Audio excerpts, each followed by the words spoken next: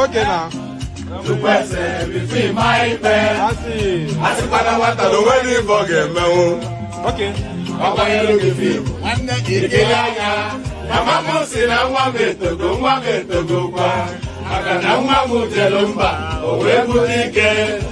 Akanilu ne butilo wanemu. Ata mwanke ya dika kwa ya jomba.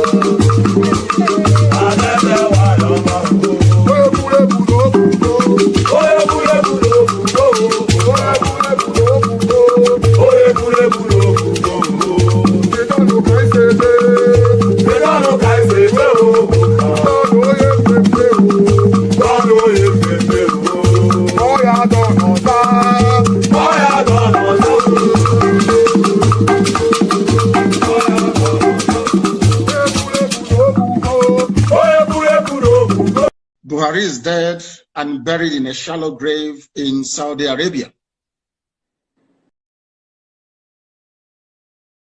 Another Savior. Holy, holy, holy, holy, holy, another Savior. Another Savior. Holy, holy, holy, holy, holy, another Savior. Well, this is Mobien. This is dedicated to the gallant heroes of the Nigerian Biafra War and IPOB families all over the world. I remember the Nigerian Biafran War, in the thickness of the Biafra genocide.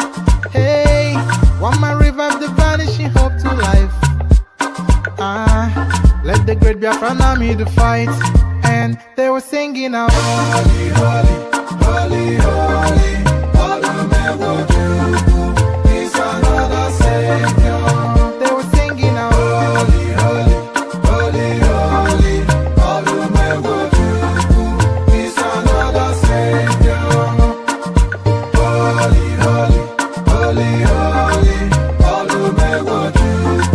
He's another Savior.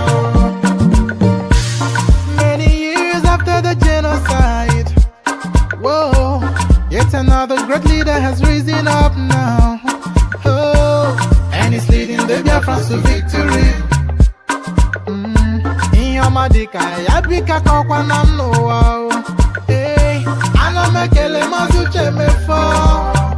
One memo. It's an honor having you on board. When I'm singing along. Holy, holy, holy, holy.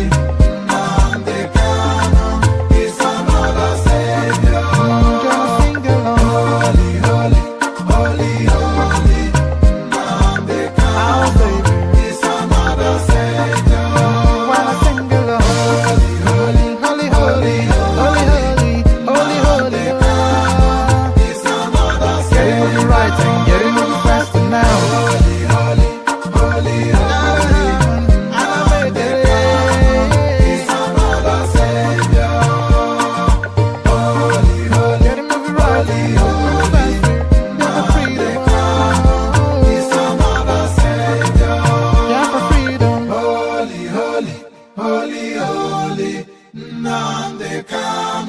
Is another Savior.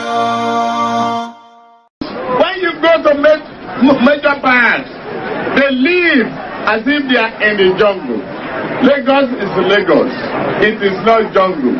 You either obey our law or go to your own jungle.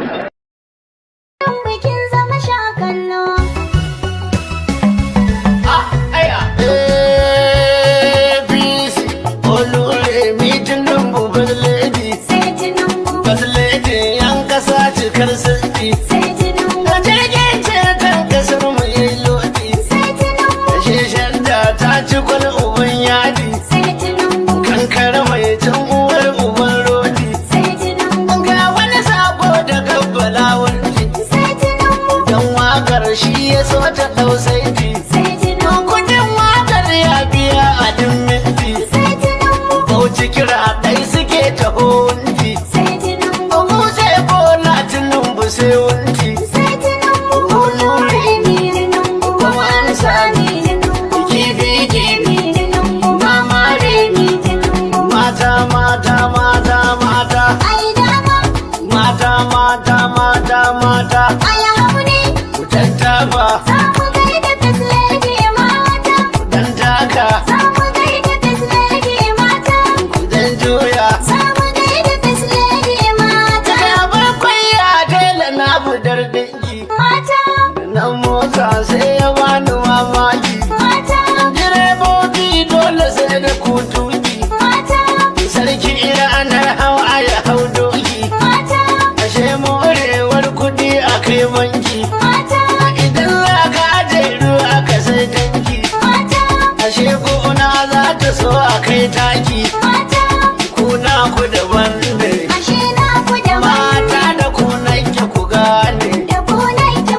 Kuna ku kullum zabari ne. Sai da kuko a ina ne.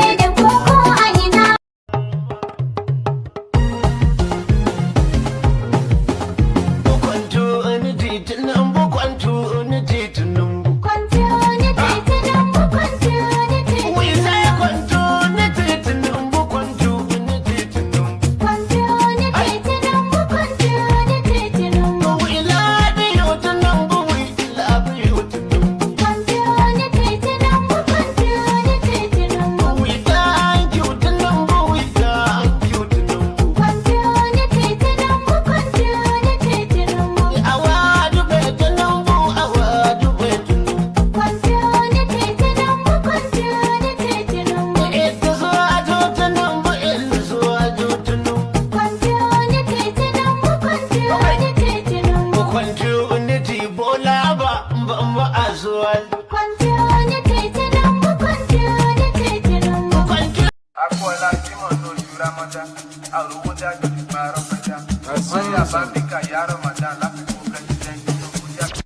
Akúọláwẹ̀ akú Ramadan àròwó dájọ́ ṣùgbọ́n arọ́pẹ́dá mọ́rí àbábíkà yá Ramadan gbogbo ẹnu ló máa gbẹ bí àsìkò Harmattan Olúwa dákun jọ gbẹ́bẹ̀ mi benefit mo fẹ́ jẹ mi ò fẹ́ jẹ̀bi ẹni tó wà nǹkan àwẹ̀ kó má rí mi ní kọ́nà bíbẹ̀ kọ́ àgbà lámbà bí Olúwa bọ́nà báríkà yá Rasulullah mákìmí pàdé lọ kí Jumat bẹ̀rù Ọlọ́run tákùlà láìlà ìlàlà báríkà yá Rasulullah mákìmí lọ kí Jumat bẹ̀rù Ọlọ́run tákùlà láìlà ìlàlà àwẹ̀ tán ojú tajọ̀sán Ọlọ́run ló mọye ládá 30 bag nothing should tamper with my ego èmi mo lẹ̀sìn mi sẹ́ mo lè fi brag ẹgbẹ́ Ọlọ́run tóbi Allahu Akbar ẹ̀yọ̀ ń bá nábì sallallahu alaihi wasallam Olúwa ló ń ṣọ́ wa àwa ò ní ìdí ajá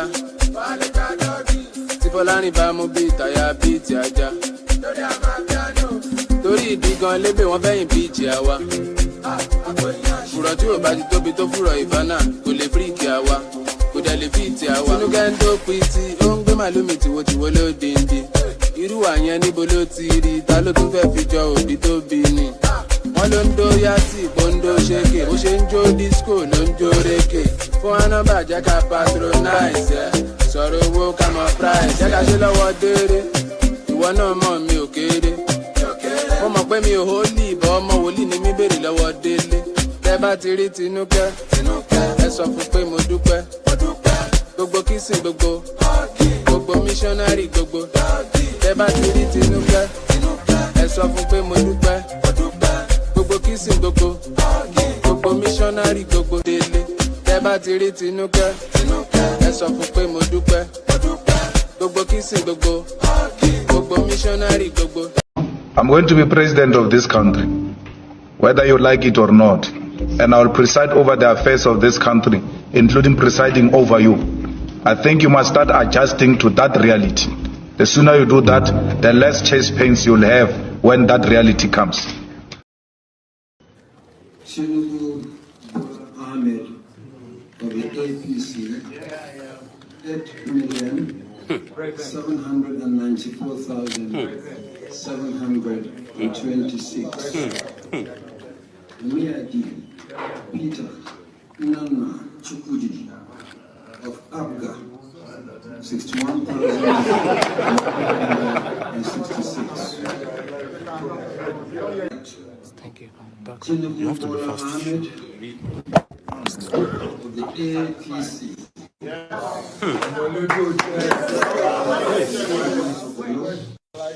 Is hereby declared the winner and is returned.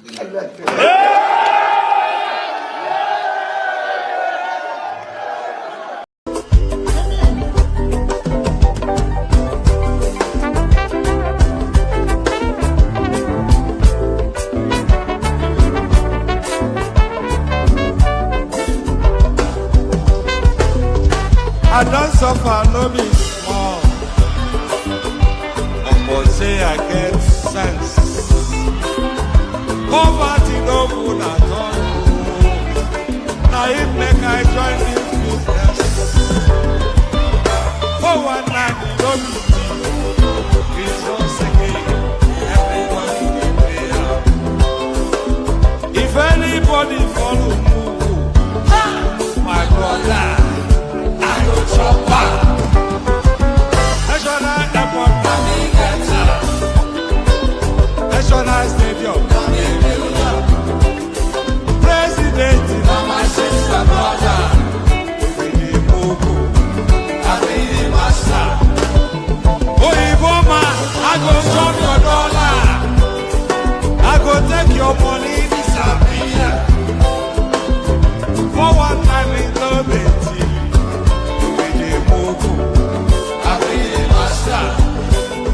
the refinery, the contract, now you Wike. But you won't pay me some more money, make I bring up. You will move, I be the master.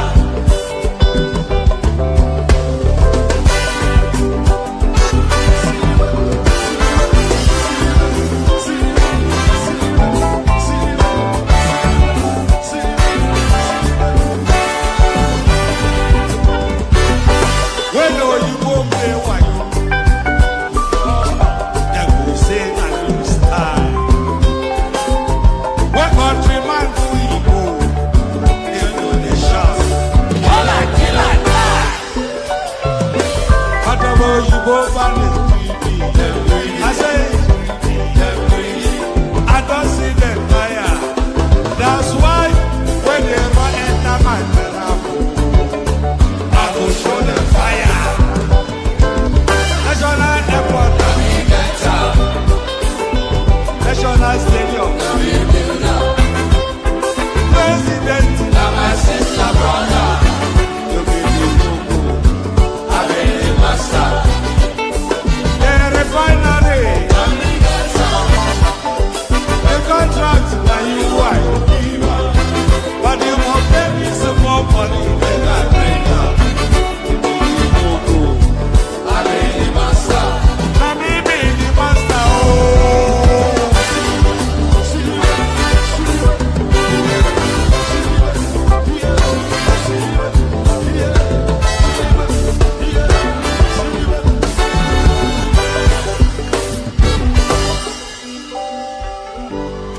I hear you.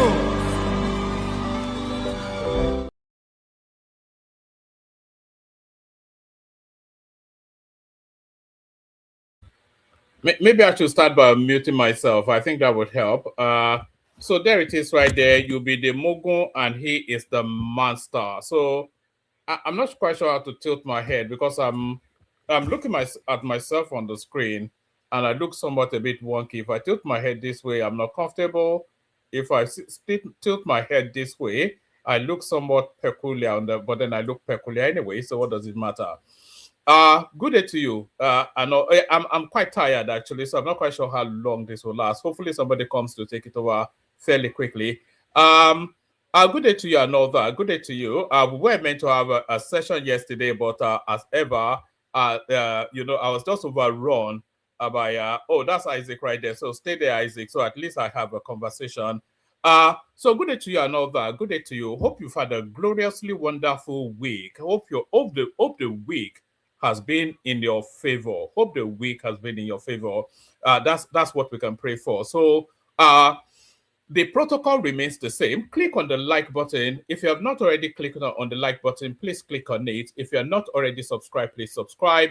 So all those things. So we're going to go through a whole myriad of all sorts. We'll be touching bases with all of the news cycles that we've not spoken on. Central piece, of course, is Fubara versus what's it called? Fubara versus Wike. So now it's decision time for Yemson Wike now. So it's been oohing and ahhing. It's been ebbing and flowing with this Fubara matter, but it is now at that point where he has to make a decision and be decisive and follow it through. And I think he has made that decision, and I think he's going to remove Fubara from that seat. And I think he's going to do it fairly quickly, fairly brutally, and then he will deal with the after spills after that. Because anyway, we'll get into all that. So we talk about Wike, so there's a lot to discuss. The potency of Yemson Wike, the relevance of Yemson Wike is that he has control of Rivers State. If he doesn't have control of Rivers State anymore, then the government, the Tinubu party, they have to go with somebody that has control of Rivers State, because Rivers State is one of the deciding states that decides who eventually sits on Aso Rock. So I think there are about 5 states. You need to win Katsina, you need to win Kano, you need to win Lagos, certainly, you need to win Rivers State, and then there is one other state, but there are about 5 states, but Rivers State is one of them. You definitely need to win Rivers State, Lagos, and Kano if you want to be the president of Nigeria. So whoever wields influence over the votes of Rivers State is who Tinubu is going to go with. And the way things are now, Fubara is wrestling quite heavily with Wike for control of Rivers State. But Wike rather, he holds the levers of that state. He holds the controlling factors of that state, that is the parliament. So he can use that parliament now to remove Fubara immediately, install the speaker of the state assembly, who is his lapdog anyway, and then regain control of that state. But if Wike loses control of Rivers State, then it's politically dead. They might even just quickly remove him as a FCT minister and just use it, because that position is too important for it not to have political leverage. So a lot at play, and Wike very much at play. So we'll be going through all that. We'll also be going through, there's a whole myriad of everything anyway. So there's already internal tensions within the ADC. The ink has barely dried on Peter Obi signing the membership form of that party, and already there's a chasm starting to establish within that space. So there's a gap already starting to open up within that space, and what we have to call the traditional historical members of that party, because they got there slightly earlier, they are pushing back somewhat against the excessive narratives of the obedient. So we're talking about Dele Momodu versus the obedient. So that's in play as well. So we discussed that as well. We'll also discuss. So Dati Baba Ahmed, like you said, like we said, he's already declared his intention to run to be president, but then he's also now claiming that Obi has not fully defected from the Labour Party. So we'll be discussing that as well. We will also be discussing good economic figures coming out of Nigeria. The World Bank has rebased their projection for Nigeria towards a positive, which is an acknowledgement of the impacts of the economic reforms that Tinubu has been implementing. But what does this mean? We'll be discussing that as well. So a whole raft of everything we'll be discussing. So sit there, sit tight. If you need a glass of water, go get a glass. I wouldn't recommend a glass of water to you at this time of the night, by the way. You are better off with either a good stiff brandy but if you let me just say this: if you drink wine, please don't buy the cheap ones. Don't buy cheap wine. It does nothing for you other than just to give you a headache and a hangover.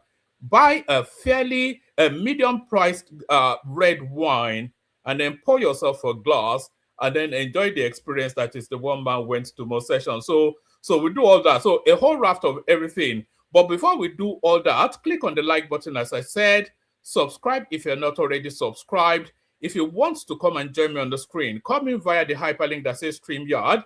Share the links to the session. Share the links, copy the URL, and share it in your social media spaces. And then come tell me in the comment section that you have shared it. So I want to know who's actually been sharing the streams. So share the streams just as widely as you can. Say hello to me in the comment section so I can say hello back to you. And super chat towards the stream. It's always important to super chat towards the stream.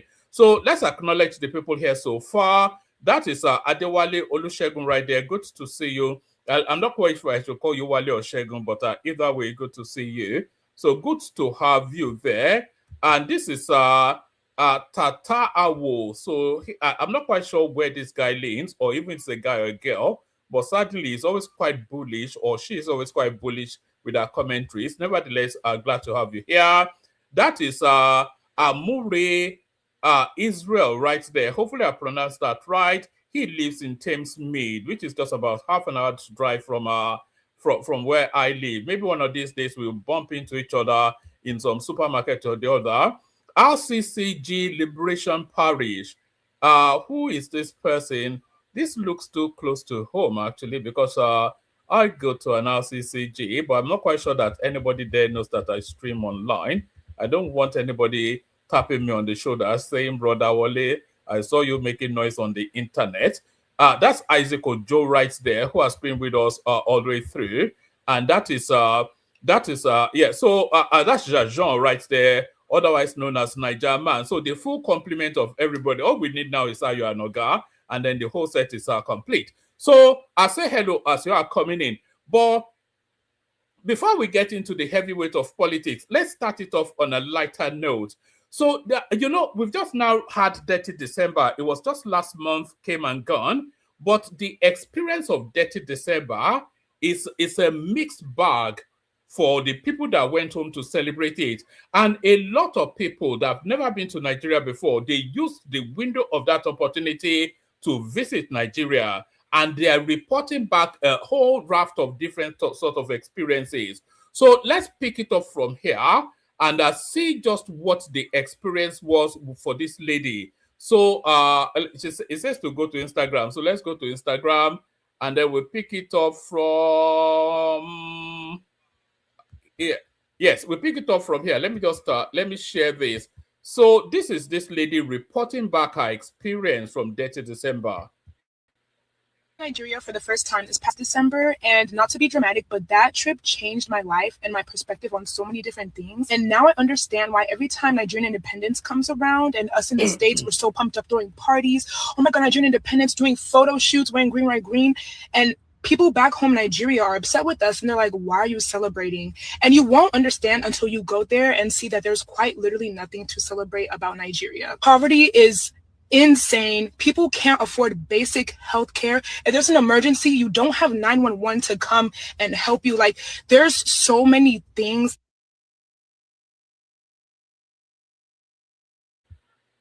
So now, if you are going to Nigeria from a westernized experience and you've not factored in your mind that you're going to a third world country, it will be a culture shock.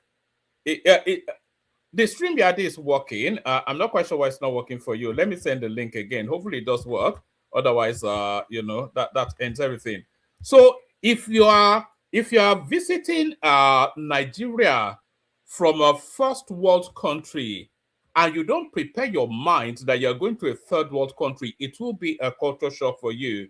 Because a lot of these people, a lot of these westernized people, they're so corseted within that comfortable structure that their society provides. They make the lazy assumption that it's the same everywhere else, but it is not the same everywhere else now. It cannot be the same everywhere else. There's a reason why we have all these tiers of country. So there's a reason why some countries are top tier countries And then some countries are second-tier countries, and some countries are third-tier countries. And those reasons rest very much in all of the insulations that insulates you in the first world country, like your emergency service, your free health service, the safety of the environment, and all of those things. That's what makes them first world countries. So if you go from a first world country to a third world country, having the expectation of the standard of a first world country to be your experience, then you come away with the disappointment being expressed by this lady.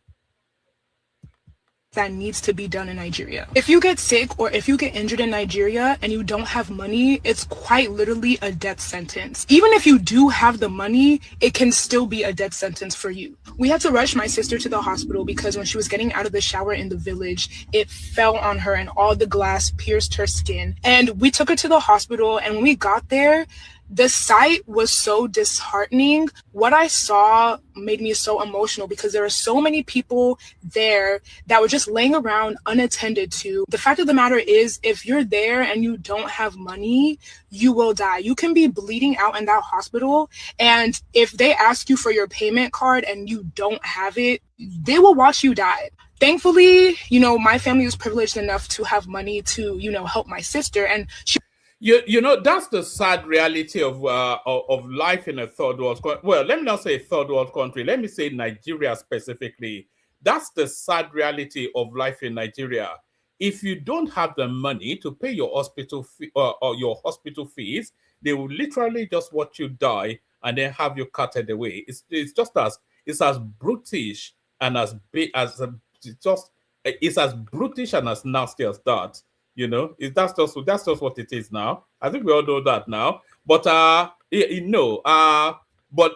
anyway, when you are going to a third world country, make sure you have your health insurance and make sure you have sufficient.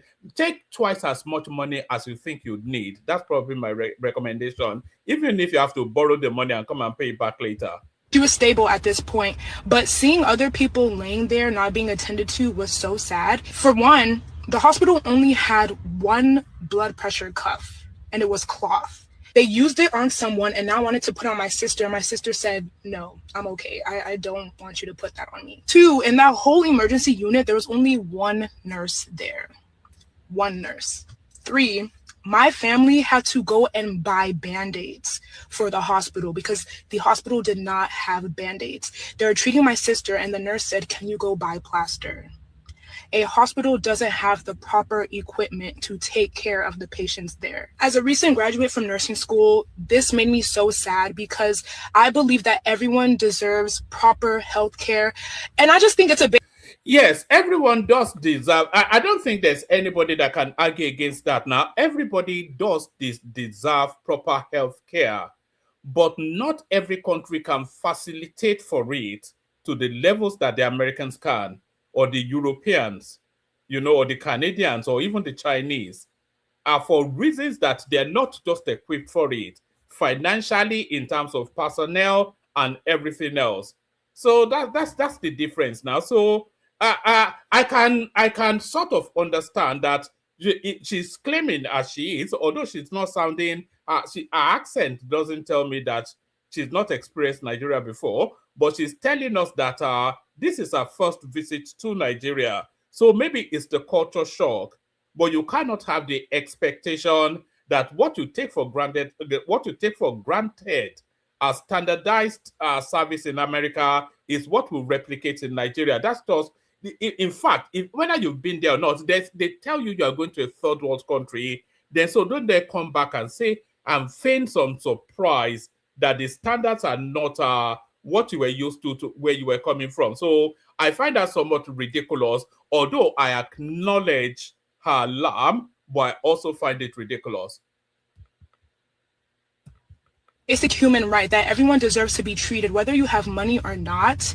Your health is the most important thing. And that just motivated me to, start a GoFundMe to raise money for this hospital, at least to start seeing the change that I want to see, because Nigeria is more than just dancing and jollof rice and Afro beats. Like, we need to tackle the bigger issue at hand, the poverty, the lack of healthcare. It's so bad. We need to stop associating Nigeria with just vibes on vibes on vibes. Go there for a good time, spend your money, come back every December. Like, there's so much more to Nigeria than just vibes. So the link will be in my bio to donate money to this hospital, get some supplies for the hospital.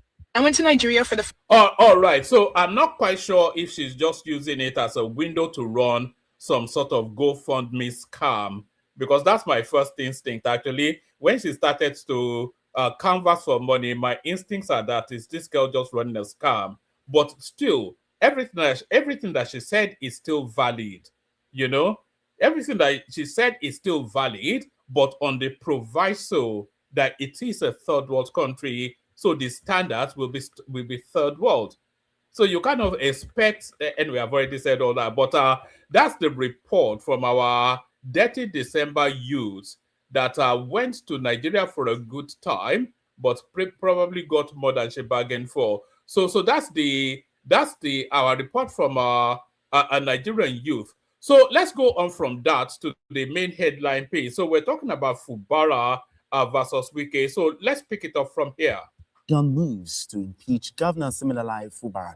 The assembly, led by Honorable Martin Ameule, had made a U-turn in its earlier decision to resume plenary on the 26th of January, choosing instead to resume on Thursday. The resumed sit-in was disclosed in an internal memo circulated to all House members, signed by the Clerk of the House, Emeka Amadi. During plenary, presided over by Honorable Ameule, the Majority Leader, Major Jack, read out the notice of allegations and gross misconduct against Governor Fubara. The Assembly accused the governor. You know, if they want to impeach any governor in Nigeria, it's just the easiest thing. They don't even have to stretch themselves now, because they are all looting money in open glare. They are misappropriating money, stealing everything, running every state, even including Sanwo-Olu. If they want to impeach even Sanwo-Olu, they don't have to stretch too far to find reasons, because they are all crooks.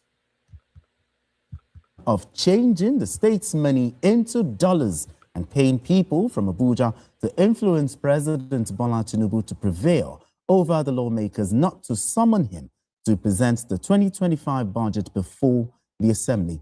26 members of the Assembly signed the notice, which they alleged was against the Nigerian Constitution. Honorable Ameule said the notice will be served to Governor Fubara in the next 7 days. Now let's share the story with you.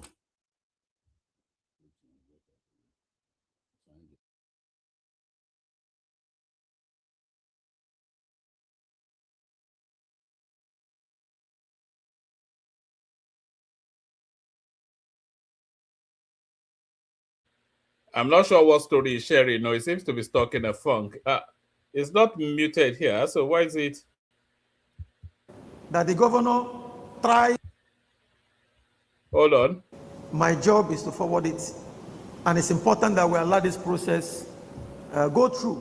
What this motion is saying is, in the event that the governor tries, as he has always tried to do, to be smart by half, to now say he wants to bring the appropriation bill or to present the medium-term expenditure framework. So that's the Speaker of the House of Assembly in Rivers State referencing his own governor. So you can see that the relationship is irretrievably broken down. Is referencing in a public press address that is transmitted nationally, is referencing his own governor as being smart by half. So that shows the level of respect then between the Speaker of the House of Assembly and the governor that he's supervising, because of course the House of Assembly are the supervisors of the governor.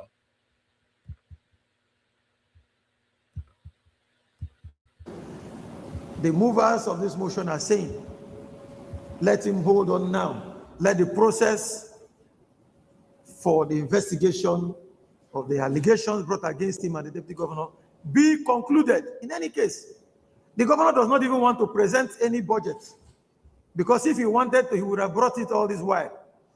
Siminalayi Fubara is a mistake. He is a mistake. Rivers State has never had it this bad.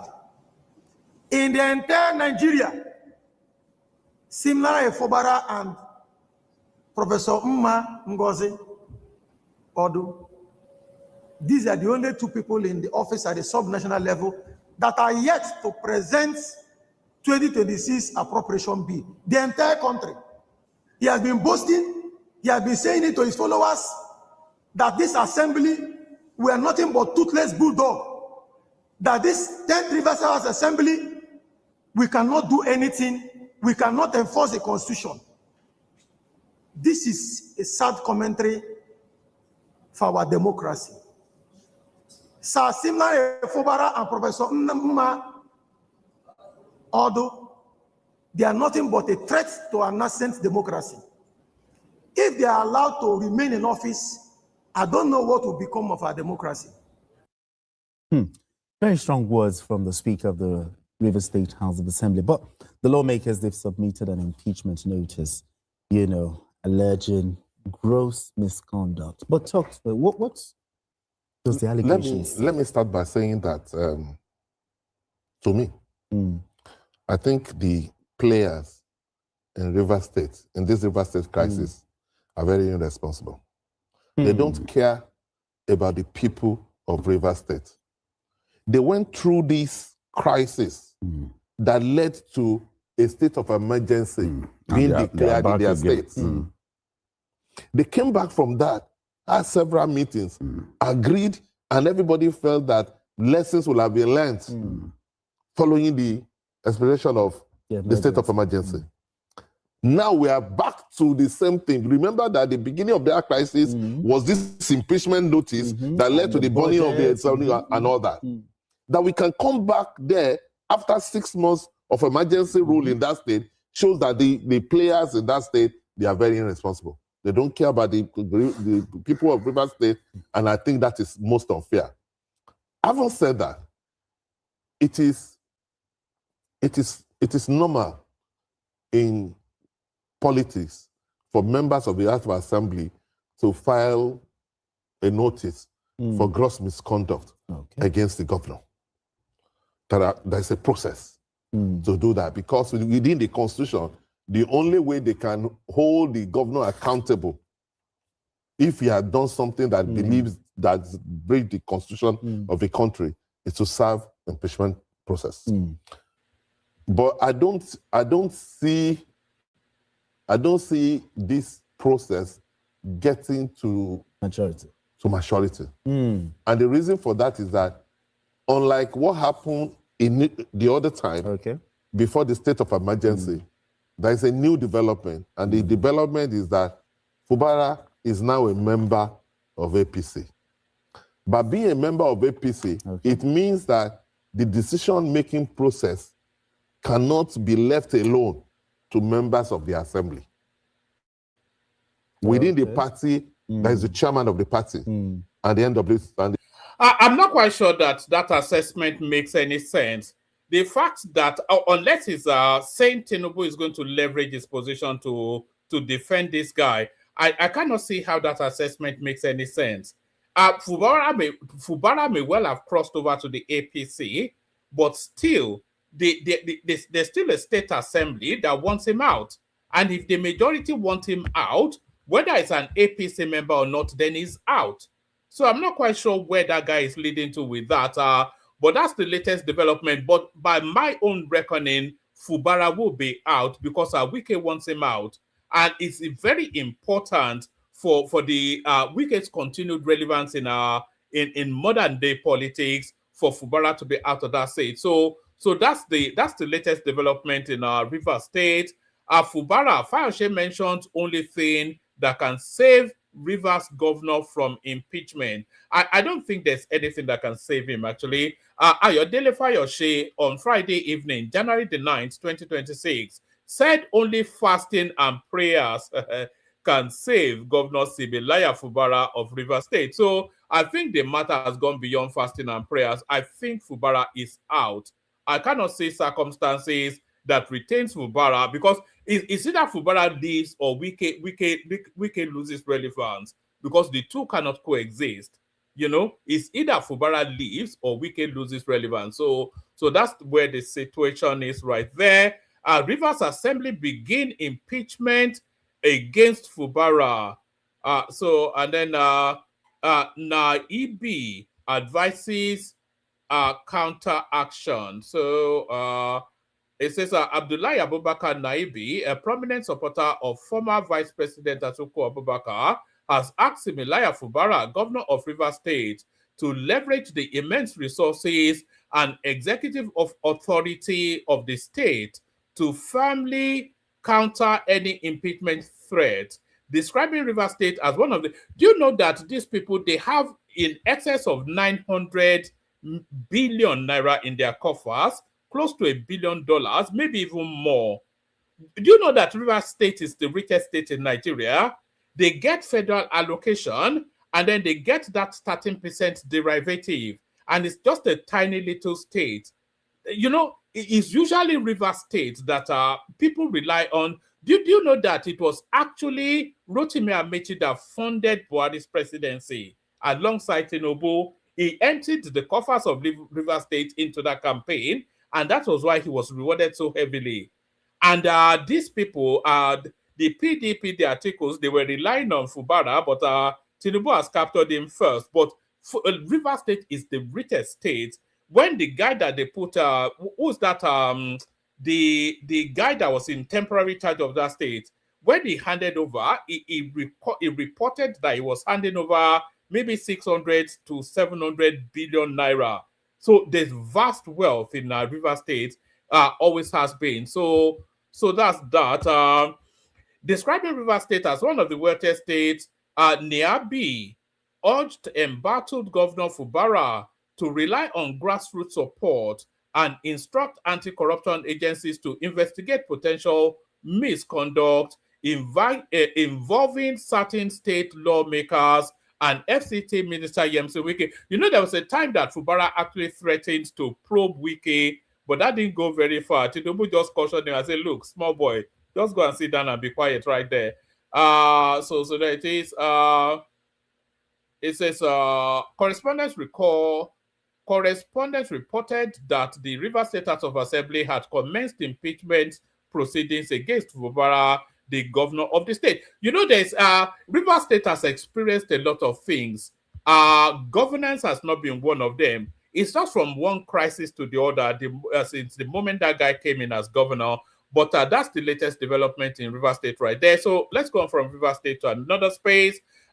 So internal squabbles, of course, already rearing its head within the ADC. Calling Obi best of us is an insult to other ADC leaders. This is Dele Momodu trying, where others have failed, trying to call the obedience to caution. A chieftain of the African Democratic Congress, ADC, Dele Momodu, has faulted calls by supporters of former Anambra State Governor Peter Obi, insisting he must emerge as the party's presidential candidate for the 2027 election. According to him, it is an insult to other leaders of the coalition when obedience describes their principle as the best of ADC leaders. Momodu spoke on Channels Television on Thursday whilst reacting to comments by rights activist Aisha Yesufu and economist Professor Patu Tomi, both allies of Obi, who had warned that their support could be withdrawn if Obi is not given the ADC presidential ticket. Yosufu had argued that Obi is the best amongst the political figures in, but then what I'm not quite sure that that's sufficient enough to take offense to. What else would Aisha Yesufu say other than to say that she's advocating for her principle, and that's exactly what she should be saying? I'm not quite sure that she will be saying that Atiku is better than Obi or Rotimi Amechi now. It's exactly that she will say that Obi is better than all of them. So she's within rights to have said, I'm no fan of Aisha Yesufu, but she's within rights to have made that statement. Let's take it from the top again, actually. Let's take it from the top. Calling Obi best of us is an insult to other ADC leaders. Dele Momodu tells obedience. A chieftain of the African Democratic Congress, ADC, Dele Momodu, has faulted calls by the supporters of former Anambra State Governor Peter Obi, insisting he must emerge as the party's presidential candidate for the 2027 election. According to him, it is an insult to other leaders of the coalition when Obedience described their principal as the best of ADC leaders.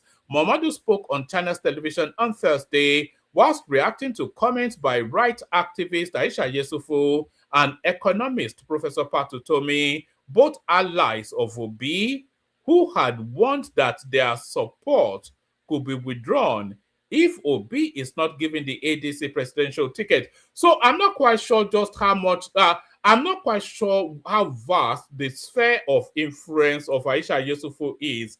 So Aisha Yesufu only speaks to one voice now. I'm not quite sure she carries the mandate or the voice of the obedient movement for her to be negotiating on their behalf. I'm not quite sure she's that popular amongst them for her to speak so categorically. Yesufu had argued that Obi is the best amongst the political figures in the ADC and should not play second fiddle to anyone in the coalition, a position earlier echoed by Utomi. Reacting, Momodu said the narrative coming from sections of the obedient movement was divisive and dismissive of other prominent figures in the party. When I talked about people being rambunctious, so that is a peculiarly Dele Momodu word. I've heard him use that word countlessly. Maybe he thinks that's a clever word that shows he speaks English. I don't know. Rambunctious. When I talked about people being rambunctious, I read stories where someone was quoted as saying, "Why will the best of us always be playing second fiddle to the worst of us?" Mamadou said. What determines who is the worst of us? The publisher of Ovation magazine asked. He described such language as insulting, stressing that the ADC is made up of several experienced political leaders. Today, if you ask me, in the ADC, there are prominent potential candidates. Number one on the list as of today is Alhaji Atiku Abubakar. Because he was a vice president, he has played at the highest level for 8 years, he said.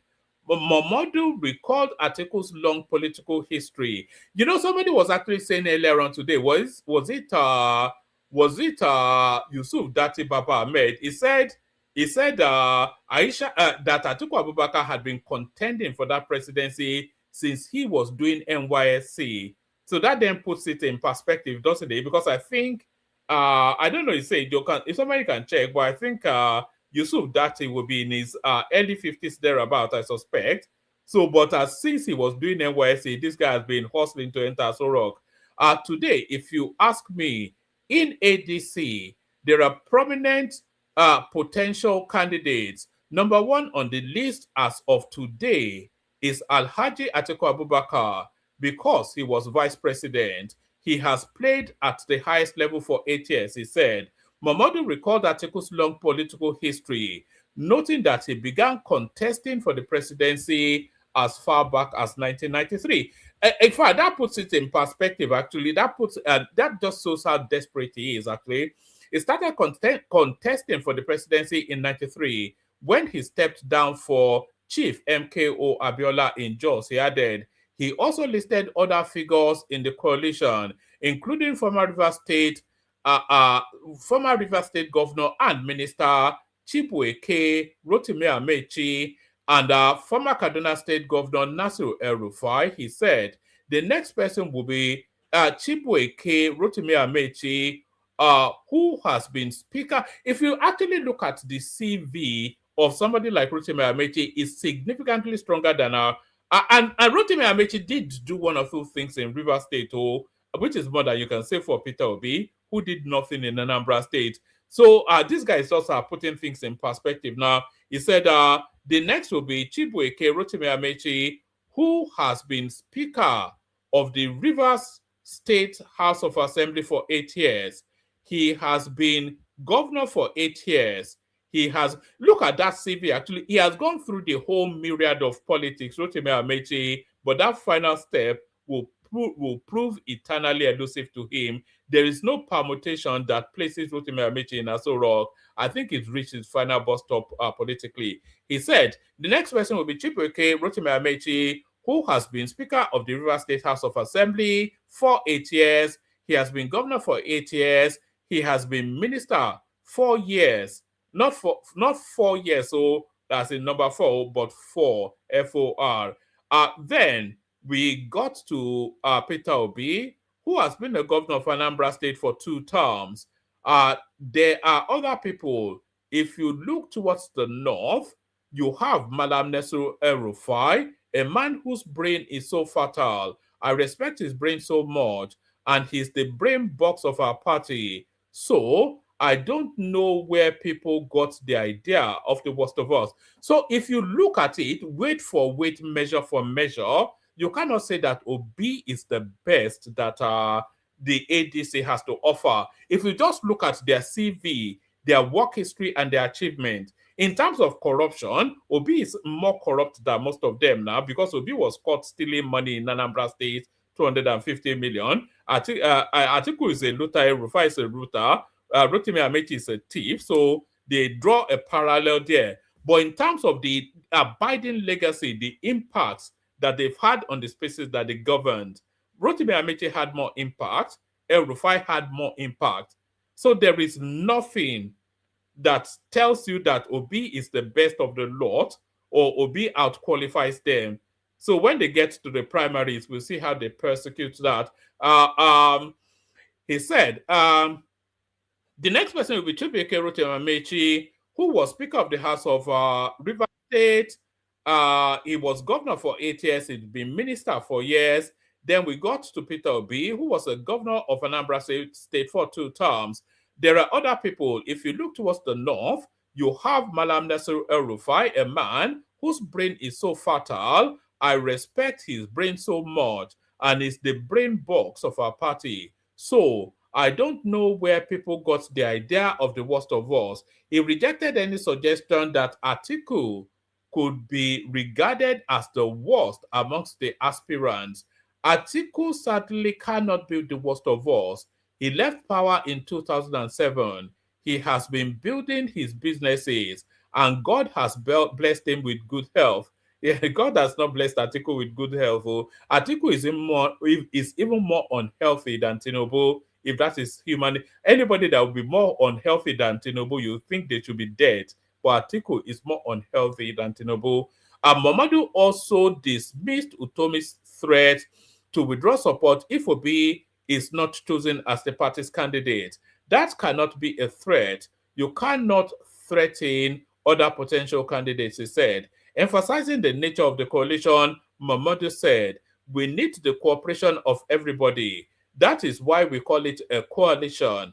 It is not a one-man thing, and Nigeria does not recognize independent candidates. Whilst acknowledging Obi's popularity, Mamadu warned against elevating one figure above others. Obi is a fantastic guy, a phenomenon, he said, but to say it's the best of all of them, when we have Atiku and the Amechis, when we have the Atikus and the Amechis, is an insult to the rest of them. So that's the chasm right there starting to open up within the ADC. So that's the chasm opening up in the ADC. But this will strike to their heart like knife through butter. This is certainly good news for Nigeria, which is always bad news for the opposition.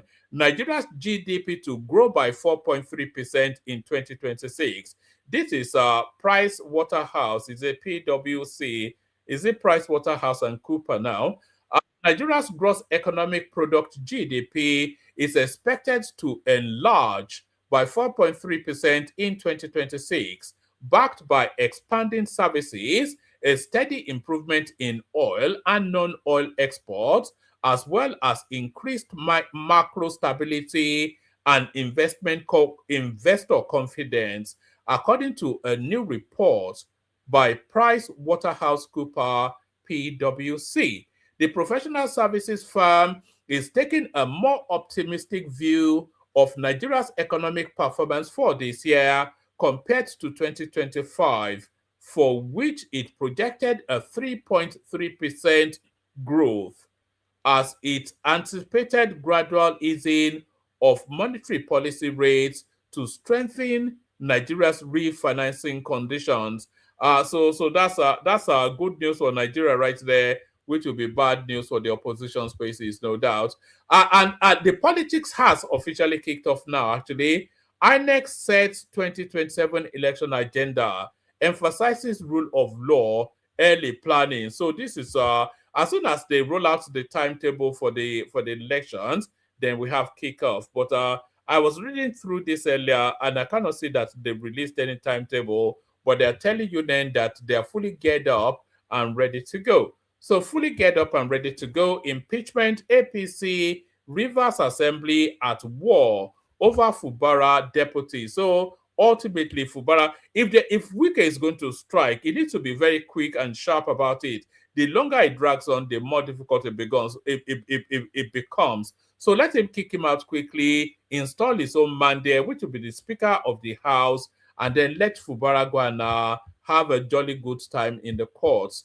So Fubara go and have a jolly good time in the courts.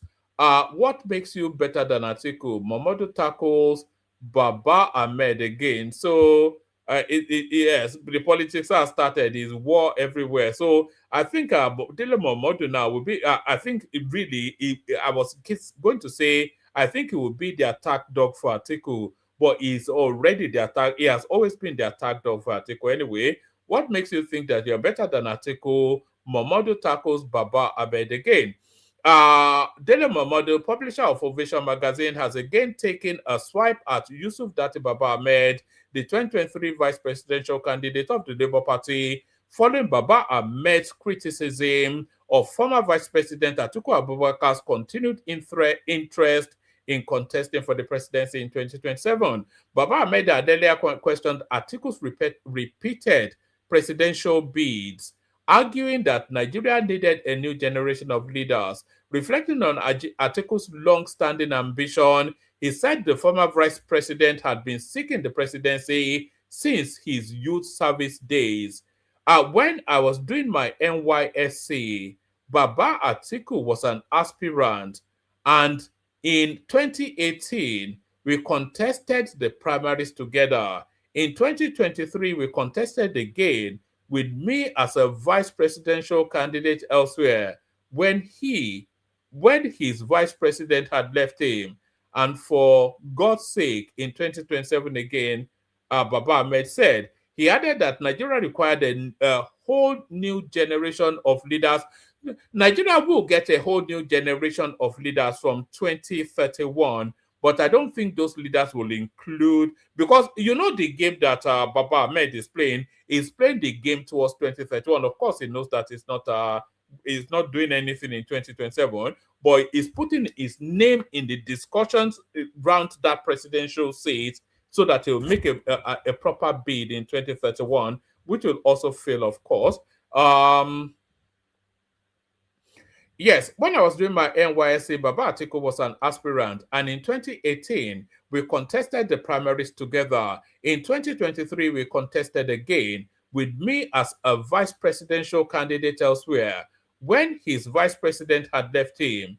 And for God's sake, in 2027 again, Baba Ahmed said, he added that Nigeria required a whole new generation of leaders capable of addressing the country's challenges, lamenting what he described as a political system dominated by godfathers and broken promises. Reacting in a post on his verified X account, Momodu pushed back strongly, questioning Baba Ahmed's line of argument and defending Atiku's credentials. Does being old mean you are no longer good or visionary? Does age disqualify anyone from personal aspirations? Momodu asked. He further queried whether Atiku had ever stopped Baba Ahmed or Peter Obi from contesting previous elections.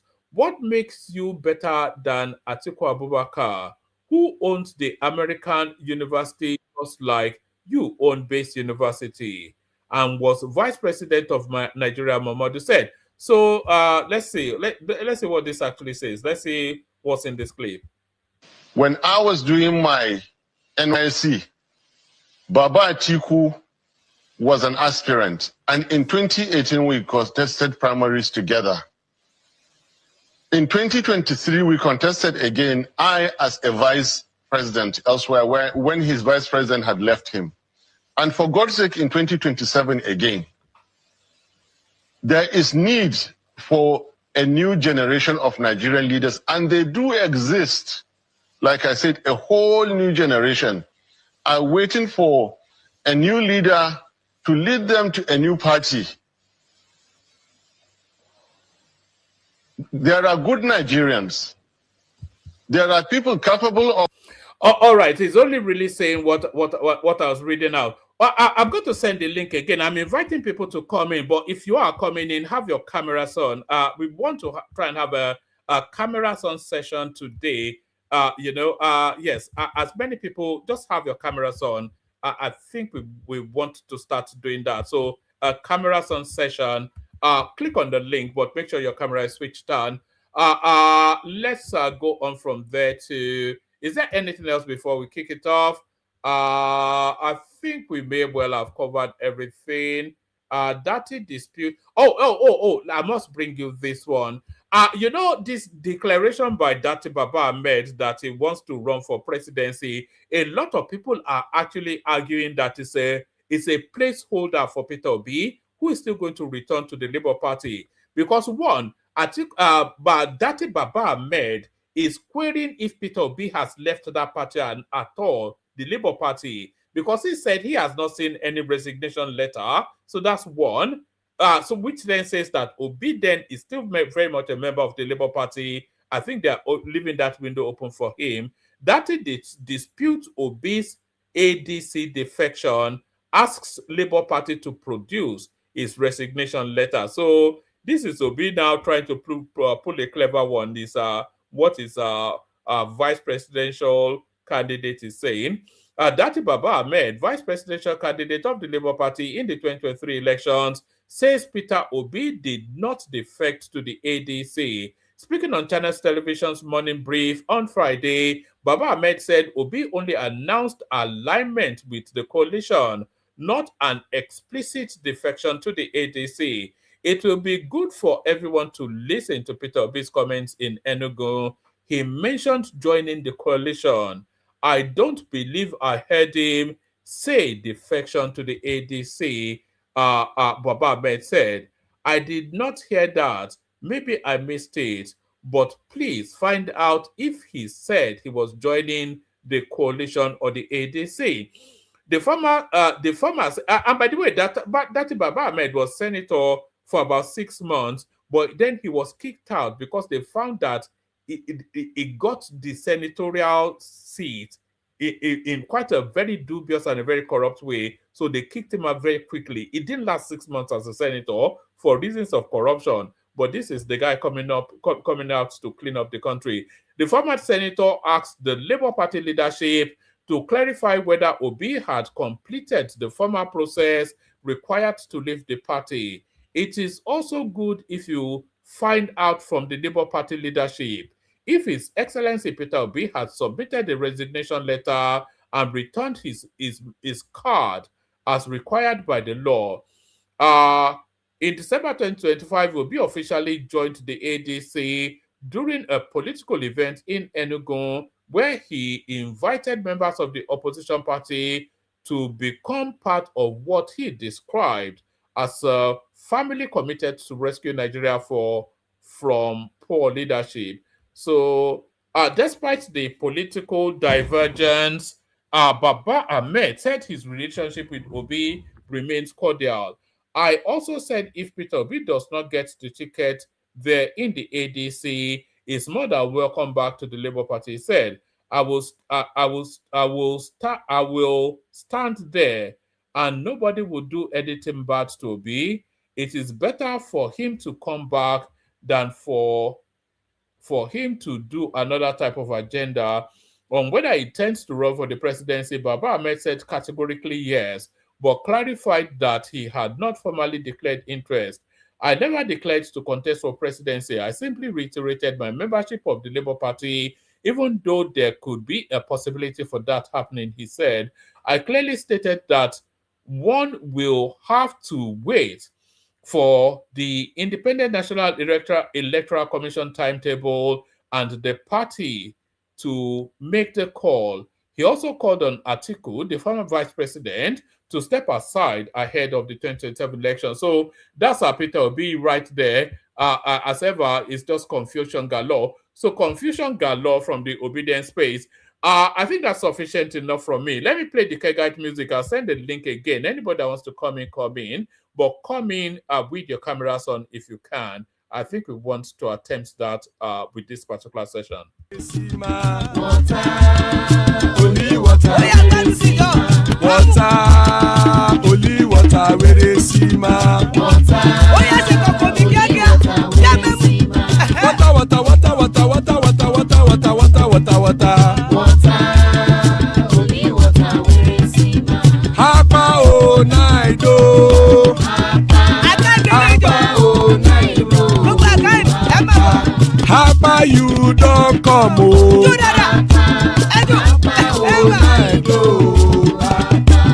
Hapa o naido.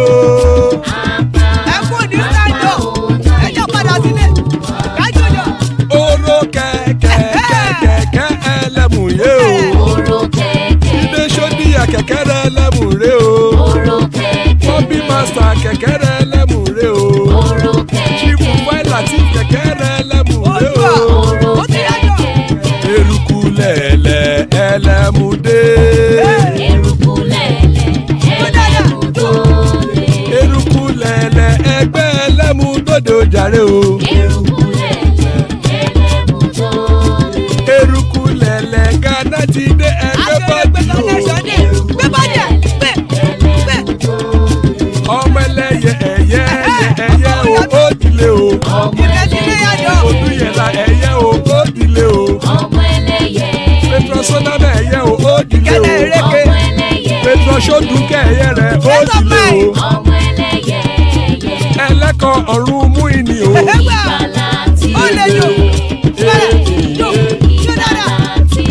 Àkùkọ ọ̀run mẹ́kọ̀.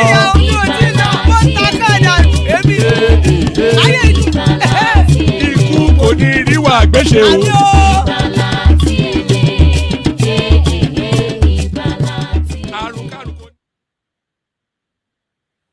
And there it is right there. Ikuku the real Agbeshe, may death have nothing to do with us. Joining us, a co-host, Kenny Mighty. I think a lot of you actually know what Kenny looks like, but who could ever imagine that Isaac was this handsome? Look at that's Isaac Ojo right there. Rich and handsome. All the girls are in trouble, and all the girls have been. That was Comrade Omoru, but I think he dropped at the last moment. So come back, Comrade, if and when you're ready. So those are the assembled so far. So gentlemen, good to have you. What are you making of the goings on? And what do you think Wike is playing now with this heavy move again? As soon as Tinubu released Fubara, Wike is back on his neck again. What is your assessment of what's going on there? Who wants to go first? Woman, good morning. Good morning to you. How you doing, sir? You see, let me start with you. Okay, let me start with Fubara. See, Fubara is a gunner. Okay, there's no return for him. I don't see how Fubara will come back from this. You know, and I don't know the reason why people keep mentioning Wike. I don't see Wike hand in this. Even if Wike hand is in this one, everybody should blame Fubara because it's like he's playing their game and he's playing to their hands. Number one, first time you are spending money without the House of Assembly approve your bill. Do you get my point? Same thing, they give you emergency, president save you. This time around, you are spending money again. You are recruiting people without you know what I mean? You can't continue doing abnormally all the time, and you expect miracles to happen. Even this time, I swear you cannot save him. simple thing to do. Okay, go back, do the right thing. Even if that person your neck, right? Do the right thing. Everybody will back you up. I didn't mean he send the bill to the house. There'll be nothing there'll be nothing for them to use against him. Now you recruit your own brother without approval of the house. You know, is ridiculous. Seriously, enough is enough. That I don't see him coming back from. I swear you not help him, and that's the truth. Wike is his own thing, no, but he's the one is playing Wike game by himself. Probably he has no interest anymore. Maybe he's giving up. That's why he's doing what he's doing. Moreover, in December you said them 100,000 naira for gift. What is that? Those boys. 100,000 naira or $100,000 naira. Right. That was to the assembly, was it, or? Yeah, to the assembly as a Christmas gift. Who does that? Those boys, they are millionaires themselves. You know, he doesn't have respect for the house. That's number one. He has no regard for them. But the house cannot move against him without Wike's. I don't think the house can move against him without a puppet master moving the house. Yes, I know. Wike. Yeah, so there has to be somebody in the background pulling their strings. Yeah, woman, Wike will give them go ahead. But like I said, is the one is like, okay, that's he has made it easier for them to, yeah. Exactly. He make it so easy for them to, to work against against him. That is the point. All those things, all those loopholes, he's not supposed to do it. Okay, at the end of the day, if you do just all those little things, everybody will be scratching their head. Okay, what is for them to use? They will not be able to speak out. Now, number one, you cross to the APC, you get this, you come out. Oh, I'm not the one. Who does that? You know what I mean? He needs to let. He's not a politician. The guy doesn't have brain. He's naive. Do you think they should move? Do you think they should move quickly if they are going to remove him? I'm saying remove him now. You know, don't let it be long and protracted. No. If it's long and protracted, it will just be messy, and it will continue to. The longer it takes, the easier for him to escape. No, they have to be sweet. They just have to cut his head off and then let him go to court. No, they can't do it legally. They've given him 7 days now. Yes. So he can wait till the last day before he respond to them. So after that 7 days, they have another 3 months. Oh. So he has to reply to them. As a great delegation. So the House have 3 months to look into that. So after that, the timing is wrong now, Kenny. The timing is wrong because INEC came out today. Actually, they started to talk about the upcoming elections. I think sometime within this month they will release the timetable. So the news cycle cannot afford a protracted River State drama because there are other dramas to occupy that space. So they either do it quickly or they don't do it at all. We don't have the time for a long, winding impeachment narrative now. Woman, see, there's no way, if at all they want to do it quickly, they still have to follow the procedure. They cannot jump one step after that because they have to send. Now they send me a letter. He has to reply to them. They have to look at it, and they have to send the letter. They have to form a committee. Committee have to look at that letter. Committee will have another 3 months to look into it before they get back to them. So that committee can delay. Delay their own results. Delay their own finding. You get my point. So it's a long process. So the solution for him is for him to do the right thing. Apologize to those guys. Let them just. Ankoi Briggs was actually coming out to ask him to resign earlier on. Do you know Ankoi Briggs? Yeah, she's one of the big names. In Rivers Police, she was just saying, why don't he just resign? Because all these 4 years have been wasted now. He's painted the last 2 years fighting Wike. Yeah, now he's fighting his assembly. And then before you know it, there's another. What governance has taken place in Rivers State? What impact has it had on his people? Nothing. See, everybody is tired. But the only thing, and what I don't actually like is people actually point finger at Wike, but they're not looking at this guy angle that, okay, you yourself, you're not doing the right thing. I listened to Babaji who told you that he's the only one, and the other guy that said the truth about all these things. He's the only one that blamed Fubara. The rest of the media, they just say Wike. And I mean, enough is enough. If he's tired, he should resign. Seriously. Or if he doesn't want to resign, he should just go and beg and do the right thing. You understand? And that's it, Fubara. All right, brilliant. I still want to hear from you about let me just say something. Let me say this. Yeah, about Obi and but I want you to have a lengthy speech on that. But if you don't mind, I want to move it around. Yeah, everybody speaks, and then we open it up. This one is for you, Choba. You know, we've been trying to find you a husband on the platform.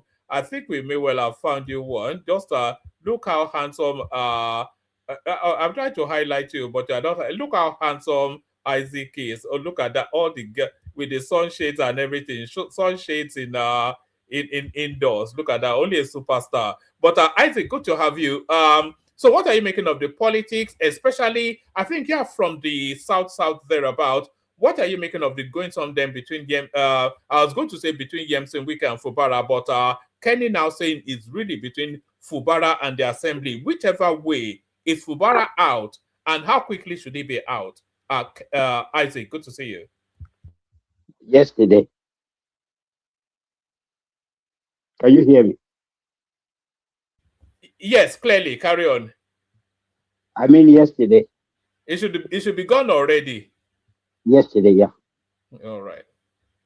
I just came in to say hi. I'm not actually going to contribute. You know how they do my things now. Yes, now you just like to sit there, but stay with us, yeah. But you are not in focus, so come in focus on your screen and stay with us. We'll you can interject as you will. I know you don't like to hold the stage and talk for too long, but stay with us, and then when it's getting too nonsensical, you pull it back and then you correct us. All right? Yeah, well, the question is, where is Milai in all this? Yes, where is Dino Milaye? Has he been arrested? It's gone quite quiet, especially with his daddy Atiku in play. Where is Dino? What's happened to Dino? Have they arrested him in Dubai or something? Okay, Wama, you are doing greatly, doing great. I appreciate. All right, brilliant. So that's Isaac, of course. It's good to put a face to it. By the way, you should show your face more often. It's pleasant to look to. At least, maybe we'll get more female audience with people like you. Certainly, we get more female of the audience. Maybe we'll get the grannies with Comrade Omorui. Comrade Omorui, floor is yours. Fubara versus the rest of the world. Is it on a losing streak, Comrade? Yeah. Good evening, everybody. Thank you, Amma, for having me. It's always a pleasure to be here. I've been under the weather. I don't know how much my voice can allow me. No, we can hear it, but we can hear it. Your voice is a bit heavy, but carry it. Yeah. Yes, it looks like that of Wike. But Wike's zone is Ogogoro now, not weather. Hold on. One piece, we are doing cameras on, so you have to have your camera on as I bring you up. We want to experiment with it today. So one piece, have your camera on. Yeah. Carry on. Yeah, I want to come from a different angle. I think for me, Wike is biting more than he can chew, and he's chewing more than he can swallow. They say a good actor leads the scene when the ovation is loudest. You can't be fighting everybody at the same time. You choose your fight. You should know when to choose your fight. This is not about Fubara. I'm not saying Fubara is a saint. I want to start by saying I don't have a dog in this fight. I'm neither for Fubara nor for Wike. I'm not even for APC that has created a monster out of a Wike. So if you want to destroy them all, let it go ahead and destroy them all. So having laid this foundation to let you know that I'm not here to side any party, just to say it the way it is from my own perspective. You fighting everybody, I don't know who gave Fubara that advice to join APC. That one was no, I think Wike did not foresee that coming. So as soon as Fubara joined APC, there were plans, from the grapevine that Wike did not, he was making everything possible, making every effort to block Fubara for coming in. So Fubara too had to go extra mile, using the likes of Opus Odima and some party executive to actualize that. To him, to Fubara, that was a big achievement. That was a masterstroke strategy for him. So now he's already part of APC. The reason why he joined APC was to be full member of that family. Don't forget, the governor's forum is very powerful in Nigeria. No matter how you look at them, whether you like them or not, they are very, very powerful. And Asiwaju knows this. The president knows this. So the reason why you see him trying to pull the governors to his side, because he knows what they can do when it comes to electioneering, as far as Nigeria is concerned. It's not just about their vote. Some people are so naive to say governors have one vote. They have more than one vote. They can influence a lot of things, financially and otherwise. So, Fubara, as it is today, is one of them. They're not just going to allow Wike. No matter how you love Wike, I know he has done some dirty jobs for APC and for APC supporters. No matter how you hate Fubara, and no matter how you love Wike, this is beyond both of them. The governors of APC will not just allow one of them to be thrown under the bus like that, and you think a peace will reign in APC. Number one. Number two, the president knows the position of a governor in a state.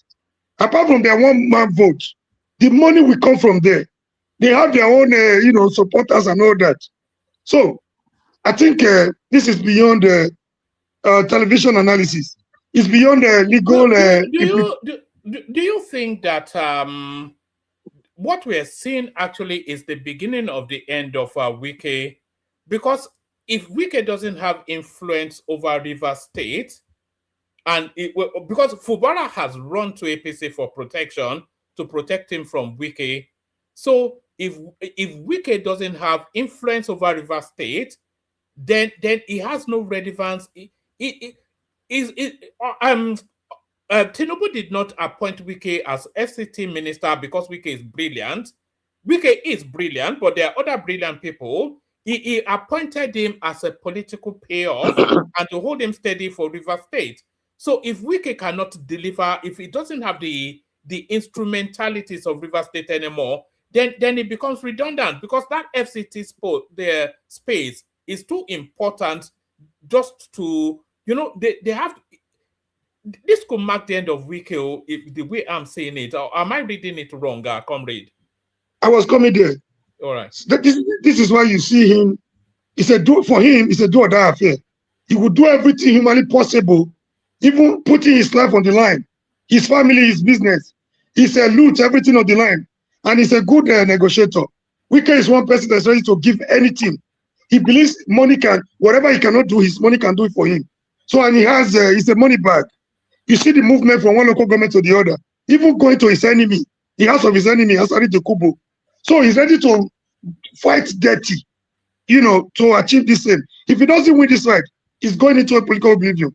He will prefer to die, to commit suicide, a political hierarchy, than to allow that to happen. This is the fight. It's not a lot of drama in the nearest future. This is just the beginning. And on the other side, he has to be very careful. To whom much is given, the same much is expected.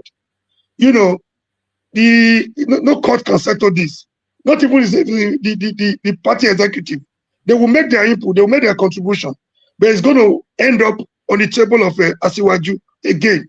Asiwaju, he's a politician, he's a tactician. He knows the implication. Actually, hold on 1 second, because I was going to take you to where you are now. So it's no longer Bola Tinubu, you are the Asiwaju now. And it's your decision to make. If you were going to, because Tinubu gets to pick a winner, whoever Tinubu picks out of the two of them, the other one goes. So if you were Tinubu and you look to the strategies of the politics to come, who would you want to back? Who would you choose amongst Fubara, between Fubara and Wike, if it was your decision to make? All right, a good question, very brilliant one, as usual. This was the catastrophe, political catastrophe, the president wanted to avoid at the beginning by trying to, to Wike, he wanted to boot. If for Wike by now, Fubara would have been a goner. But Asiwaju, being a political strategist, wanted to he preferred to hold two of them. He, as a father, he wanted to make sure he does not jettison any of them. He could settle two of them and he could make use of them because he was not too comfortable with Wike. Ajiwaju, as a master strategist, knows the implication of allowing Wike to have too much power. As an ambitious politician, he knows the implication of allowing Wike to play this kind of game he played in PDP. Yeah, in the 45 loss of power, you cannot assign your master. So the rate at which is going right now, saying nobody should take his support for the president for granted, is by implication even issuing a threat to the president that he cannot survive. To answer your question, Asiwaju, the president, wanted to have two of them because he knows he knows two of them are useful. One is a governor, for Christ's sake, and one is a political bully. He's ready to do anything dirty to achieve his goal. He wanted to make use of them, but the way it is going right now, he might not be able to achieve that. So, to answer your question, he might not be prepared to lose Wike, considering what he contributed to his success in Rivers, and he will not be willing to let go of Fubara, considering his support right now from the Rivers people, and he won't want any crisis that will damage his image further. A lot of people were already accusing him of the decision he took. You know, he went as extra mile to take that decision, even when he knows it wasn't his constitutional power. But he did what he did for peace to reign. Wike wasn't comfortable with that. Wike wanted outright impeachment for Fubara. So he wanted to retain two of them. If that one does not work, with the way Wike is going, is going to be more drama. If Wike is not careful, Wike will be a sacrificial lamb politically. Thank you. One more, real quick. Yeah, go on. Omori, I disagree with your last submission. Yeah, one more. If you know, Wike is holding two states for Asiwaju, 2 states when it comes to election. It's holding you mean Abuja? Yeah, Abuja, yes, Abuja and Rivers State. So Asiwaju, he will not afford to lose Wike. You understand? So I know Asiwaju will try to settle this thing between them, but he cannot let go to Wike go. He can't afford that, and that's the truth. All right, brilliant. You move on, one man. Can I just respond to that within a second? Can I just respond to that? Sorry. For now, Fubara is gone. You people can say whatever you people say. I'm not saying because I suppose Wike or Wike can be best, but the way Nigeria being played is very dirty. You people don't understand. Fubara has no leverage. Fubara is a known mole. It's a no mole, which APC build their ground on, and they don't like more. Now, Fubara, when he became PDP governor, immediately he tinted to the article fraction, which is against Tinubu. Accepting Fubara into APC, you just accept a more which APC is good in playing, planting more in every party to disrupt that. It's politics anyway. So you cannot accept a well-known more into your house thinking you will win. It has divided between Wike and Fubara, who's a bigger more? Hold on. Now, Fubara has nothing to leverage with. Nothing. He was removed 6 months ago and brought back again. He has nothing. Now he's just there. Is the politics that is playing in Port Harcourt is what Tinubu really want. End of the day, PDP or there's no election. There's really no election in PDP in Rivers. Rivers belongs to strong people, and when they decide who is going to be the next governor, is that person will become the governor. Even though you go and line up, is not line up. The person that they decide will win. But for Fubara, he is gone. You guys can speak all the English you are speaking, because APC don't even trust him. They say when you sell your brother to in slavery to slavery, they won't trust you. They don't trust you. That's the problem right now. You cannot just betray the person that bring into power into system less than a month, and you expect somebody else to come and trust you with your house that they've been building for years. It took them 20-something years to build APC. Then we just bring you in because you come to one governor or one thing. Delta State governor is I can listen to sure of returning to APC chairman and hold on, please. Let me land Murray. It was the APC secretary, not the chairman. But carry on. Land that point. I was actually going to go to Joel, but land what you're saying, and then I'll go to Joel. Yeah. Let me land this. So you can go to Joel. Even Sheriff in Delta State is not even sure of getting his return ticket because all his followers are PDP, and the maker of APC is not with him, and the maker of APC is with Omo Agege, and APC want to win that state. You cannot play Sheriff where is a PDP stronghold. So at the end of the day, they will put somebody that pushed on before, that dragged neck to neck with Sheriff before when he was PDP. They'll give him the ticket, and heaven will not fall. This APC are dealing with. These are not people that is going to go and speak one English or the other. They want to win and win by all costs, all means necessary. So you guys can say the beautiful things on paper, which is right, but on ground is different. Fubara, for now, like I said, I said something else changed. Is gone. I said, if you go back behind the door and beg Wike and make deal we want to make, then we'll leave him there. But I don't think they will leave him there. They don't trust him.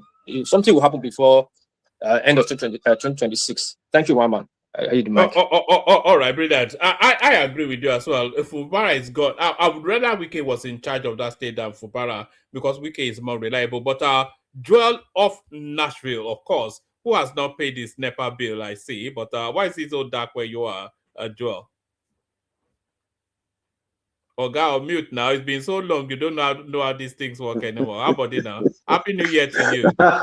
Happy New Year, Mom, and Happy New Year to everyone listening. Good morning, afternoon, evening, wherever you may be listening from. Joel of Nashville. Sorry, Joel, I thank you. Sorry, Joel. Shall we force Baba to switch on his camera? Oh yes, one man. One man. Or shall we just switch off our camera? So one man, 20. Yes, thank you. Thank you very much. Hold on. Is it humanly possible to be more handsome? Is it legal to be this handsome, Baba?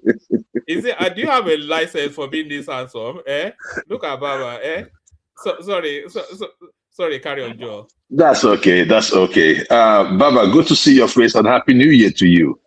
And Comrade Omori, what peace? I finally see who you are today. Kelly and Mighty and every other person. Joel, that means you are new to this, though you are old, but for you to make this statement, that means you are new on this on the platform. Because my camera has been on 4 years ago on this platform, 3 years ago. For real. But I've been telling one man that make your camera and make your show, something about the face, because it's something that has to do with you putting your face to everything you're saying. It's very important for posterity's sake. Most times people just hide behind the camera and say things that are not palatable to the public, and they think they can get away with it. So I am happy that today that we have the camera on, and and there you have it. One man, thank you very much. On the topic of today, it's unfortunate. First and foremost, it is a failure and a machination of the Tinubu government. Why do I say this? When whatever agreement Fubara and Wike has no constitutional background. How is it that you have a minister threatening a state governor? In fact, for followers of Tinubu, he threatened Tinubu when he said nobody. And none of you could listen. None of you, everybody's like, oh, it's because it's Wike. That is how dictators are built. That is how you make dictators. One man, the biggest victims of all of this are the Rivers people. I stayed in Rivers State, and I'll tell you, I'll give you a little bit of history, and it's going to take only 30 seconds. after when we got into democracy in 1999, from all the way to Amechi to Wike, every one of them wanted to be the president at the end of the tenure. And the monies of River State were spent in all of this. They are the victims. Where is the governance? They are not seeing it. So Wike, is okay for Wike to go out there, constitute a nuisance around River State. Going there, I mean, I thought that the INEC said that a campaign has not started.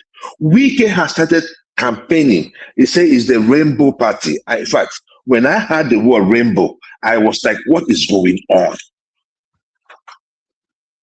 Tinubu has to be careful. Hold on. It may be right that it's a Rainbow Party. We already know what Nnamdi Kanu said about Peter Obi, and we have our suspicions about Rotimi Amechi. So it may well be a rainbow. Who knows now? A little bit. So when I had a rainbow, I was like, what is going on, right? But the one man, it clearly shows where Tinubu has placed us as a nation. This is not the thing we should be seeing in Nigeria. If the people are the focus of everything that you have to do when you get into governance, then issues like Wike, creating dictators like Wike, should not be something that we should be doing. It is unfortunate. Most likely, what I'm seeing in this is Wike. If Wike is going to fall, he's going to. I mean, any of them can go. Fubara can go. I mean, because the impeachment includes Fubara and the deputy. So if Fubara and the deputy leaves, who takes over? Amawule. Amawule takes over. So it means that they have given Wike the state in his own hands. Probably that will now make. Apologies. Apologies, Joel. Comrade, check the private chat. I left you a note. Sorry, carry on, Joel. Yeah. So that might give Wike River State. Then probably he could now go back to Abuja and concentrate on doing the job of a minister in Abuja. Who gave him the right to be moving around? One man, look, let me tell you something. Somebody said it here in 14 days of power. You cannot outshine your master. When Wike was allowed to have weekly or monthly news conferences, you were outshining your master. Something Tinubu never does. Now Wike has grown bigger than even the president, to the point that he can threaten the president. One man, look, I don't know the kind of society we want to create. I thought that with the likes of Adedibu, that this gastarism in politics would have gone with people like Adedibu. But today we have people that are worse than Adedibu. And some of us are glorifying it. Some of us are trying to, rub Wike. What has Wike done? What has Wike done to make you guys feel like we can give we can give everything that has to do with democracy to this dude? I don't get it, one man. I don't get it. I cannot figure it out. But rounding up, one man, I have to say this. In all, it falls on the table of Tinubu. I want to see what he does when he comes back from France or wherever he went to or he traveled to. For a president to leave the country on New Year's Eve, spend the New Year's, some of us here, if you spend New Year's Eve or spend the New Year outside of your family homes, you know the trouble you're going to have with your wives. Except that is something so serious. But we have our president, he did that, and everybody is like, nobody is talking. One man, I don't know the kind of country we want to live in, but if we have to They should impeach him just for that, How dare the president no. no, It's not how dare impeachable. he go? It's not an impeachable offense. It's not a, we can't be lenient on him. How dare the no. president go on One vacation man. during Christmas? The president went One on man. vacation. He should be shot. They should shoot One him. man. How dare he go on vacation? No. One man. We cannot. It's not an for me. It's not an impeachable offense. But it clearly shows. You don't think they should impeach him for going on No. vacation? No. Why should they impeach him for going on vacation? I just want to know now.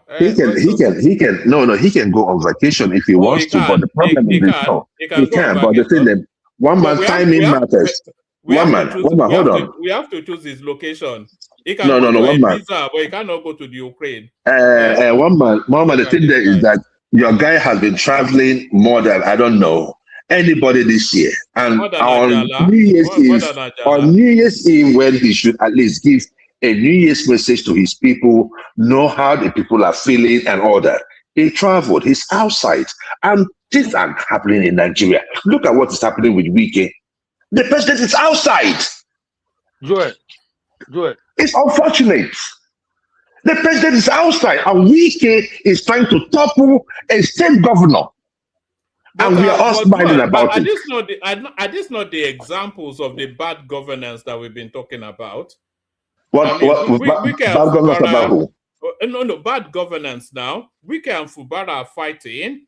The insurgents they are running amok in the north. And Tinubu is sipping champagne with Macron in. I don't care if I think that making France or bringing France into the tax system is more of an impeachable offense than he going on a vacation on New Year's Eve. But if but I think we must be a better country, one man. In the country where you stay, in the UK, your own prime minister would not do that. Thank you very much. No, he would actually. Do you know where this was during Boris Johnson? He prefers to spend his holidays in Italy, and any break in transmission is always off to Italy. It's Christmas, New Year, always on New Year's Eve. On New Year's Eve. That's where he spends his time. Yes, Boris Johnson. I don't know about this guy there now, but especially Boris Johnson. He holidays in Italy, New Year, Christmas, anything. Off he goes to Italy. So Thank you, no problem. All right, stay with us. I want to hear about the internal fightings between the Obedient and Adele Momodu. But first we hear from Baba. Baba, good to see you. The Gunners are winning the league. I think that's guaranteed. Early days yet. You don't win the league on the 21st March. Still have 18 more matches to go. But I'm not getting the vibe yet. And good evening, folks, co-panelists, I salute you. Happy New Year to all and sundry, including the folks in the commentariat. I salute you. Chi, Happy New Year. And our esteemed viewers, I salute you also. I formally welcome you. I hope you've clicked the like button and don't forget to share the stream. Yeah, one man. One thing we are we are not talking about in this Fubara case is that have we asked ourselves why Fubara is running helter-skelter? What he is doing actually, for want of a better word, I wouldn't use a medical term other than say he's behaving like an invalid. Wike has his own problem, quite all right, no doubt about that. But in this cycle of this present conflict, we will put everything at the doorstep of Fubara. The agreement is, the first fundamental of business is whatever you signed on to, you put your signature to. It behoves on you to respect that agreement. During the period it was suspended, there were several meetings. both in Nigeria and in London, including the Amewule-led Assembly of Rivers State. During that period, the Amewule people were not being paid. That is before even the suspension. Fubara wasn't paying them. Wike was single-handedly paying the assemblymen. From where? From which funds? From his pocket. Okay. In fact, from his pocket, he was paying them. But the bottom line is the agreement. The core, the bottom line of that agreement is that he will not seek second term. And he agreed to it. He agreed to it that he will not seek second term. He thinks he can wriggle in and out of agreement seamlessly because he has the purse of a very rich state like Rivers State. What did he do this time? I mean, have we forgotten? He visited Wike in his office, in his home, in FCT. Have you forgotten what he said about Wike? Have we forgotten what he said about Asiwaju? He was eulogizing them, singing their praise to high heavens. And now his term is coming to an end. He realized that he will need a second term. What did he do? He ran to the chairman of APC. He ran to the chairman of the APC Governors Forum. He ran to Asu Rock. I thought it was a kind of coup de grace that, okay, he has joined the APC. He becomes untouchable because the rules said the APC leader in any state is a governor. He came out immediately when he declared, he said, I'm number 001. Because he has the assurances of Yilwada. Sorry, Baba. When he said that, was he pointed? Because I saw that as well. It was like thumbing his nose at Wike. At Wike, yes. It's like I'm now untouchable. I'm APC. You are PDP. But he forgot that there is an agreement. And like as somebody pointed out, it was Kenny Mighty. Wike is not just holding Rivers State for Asiwaju. Is also holding the FCT. So in the scheme of things, Wike is more useful to Asiwaju than Fubara. He's been spending the state money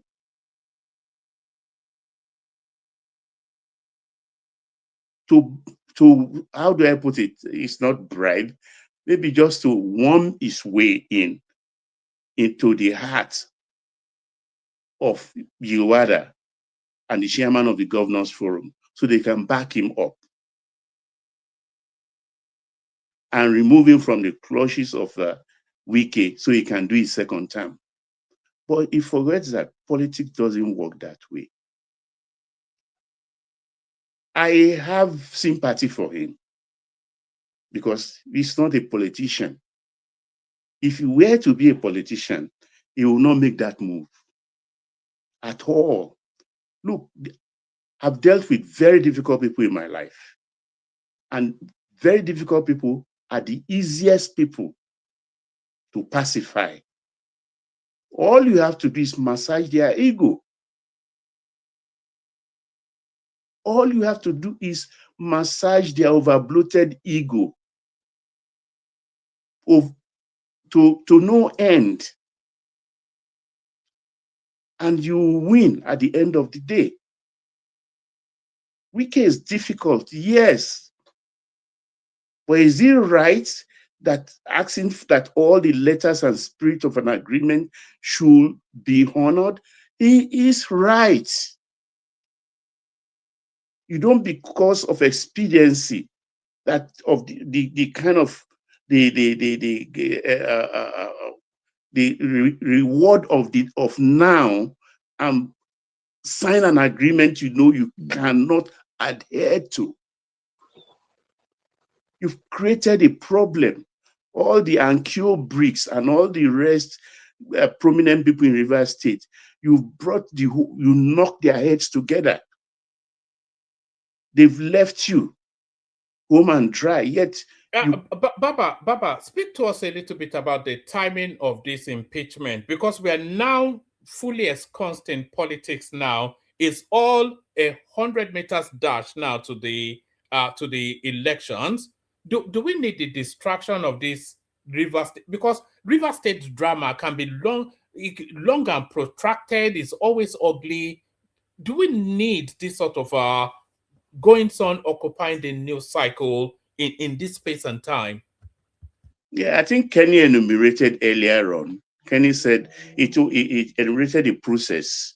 It's a very long process. It's not a happenstance. It's not an event. After all said and done with the committee, they are still going to raise a kind of prosecutor to try. It's a kind of trial. So it's nothing less than 6 to 9 months, 8 months. It's going to take, by which time we are already going into the next election, by which also there will be primary. But the APC regulation said for Asiwaju to be able to have his way easily, automatically all APC governors who are seeking second term will be allowed to. So that is what Fubara is leveraging on the rules of APC. But he's just a newcomer. And we all know that Wike in spirit is APC. In flesh, he is PDP. And he is not a politician. So there is going to be a real problem. And the only person that can solve it is Asiwaju. And it will be interesting to see where Asiwaju will lean. But I think I support what Baba, Kenny said. Sorry, Baba. It's no longer let's settle it now, because I think we've gone past the let's settle it stage. So the decision Tinubu has to make now is to pick a winner. It's exactly. You can't tell them to get along anymore, because clearly, patently, they are not going to get along. So he has to pick a winner, and he has to do that quickly. Yeah, you can see, for example, what Wike has been doing. He has not left Rivers State ever since this problem started. He's gone to visit all the ex-militants who are now traditional ruler. He went to Asari, he went to Atake, he's gone to Andoni, he was in Andoni today, and the former governor, the husband of the retired Supreme Court lady, he went to his home place today, Andoni.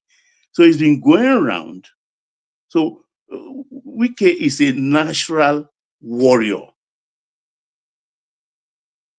And he's determined. You know, I even saw him at Asari Dokubo's palace, sitting like a dutiful little. It was quite embarrassing, actually, because he would tell you, in the scheme of things, Wike is higher than Asari Dokubo now, and he was sitting at his stool. Asari Dokubo was putting his leg on his head. You know, he forewarned Fubara.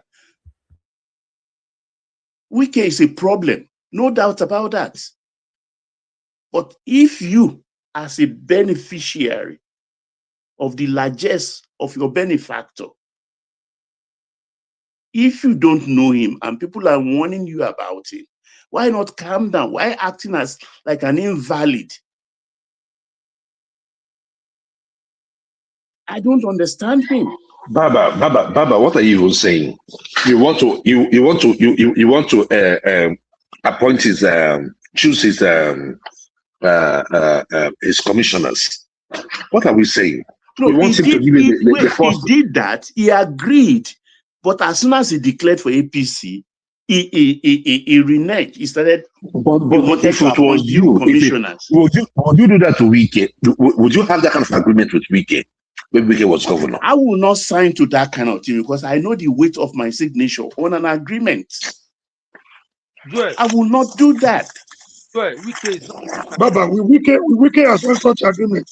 Will you throw such agreement to Wike and expect peace? I will not sign. Do you know the weight of your signature? Your signature is like your soul. Don't sign. In Nigerian politics? Don't because of the gratification of now, then you have just hurriedly to sign so that they can remove the sword of Damocles on your neck, and then you go back to your post. Why do we try to make people look like Wike's private estate? Why are we talking like this? That is the tragedy of the situation.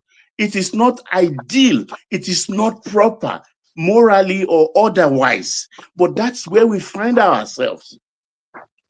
And that is what we should be solving.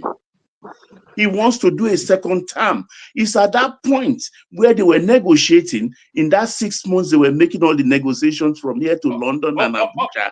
He should have dug his feet on the ground, stamped his feet on the ground and said, no, everything I agree, but I must do my second term.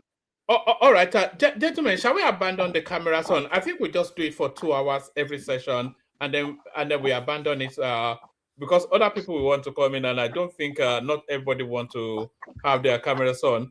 I think they are comfortable. If they come and they don't want to put their camera on, let them do so. There is no problem. Are we agreed panelists? They are the Obotes. The Obotes. Leave the Obotes alone. No, Leave hold them in the background. Shall we have the mix of people that don't have their cameras on as well? Because, it's all right. It's all right. It's all right. We've got enigmatic, but I don't think he will. I know. That's the person I did not. I know he wouldn't want to put his face. I know him. You know, enigmatic is wanted by eyes. So he doesn't want it. He's wanted by eyes, so he doesn't want them to bring him in, my brother. No, I thought you were a gentleman. Woman, I thought you were a gentleman. How do you mean? You're not gentle. You know, we're among boys now. We are just a.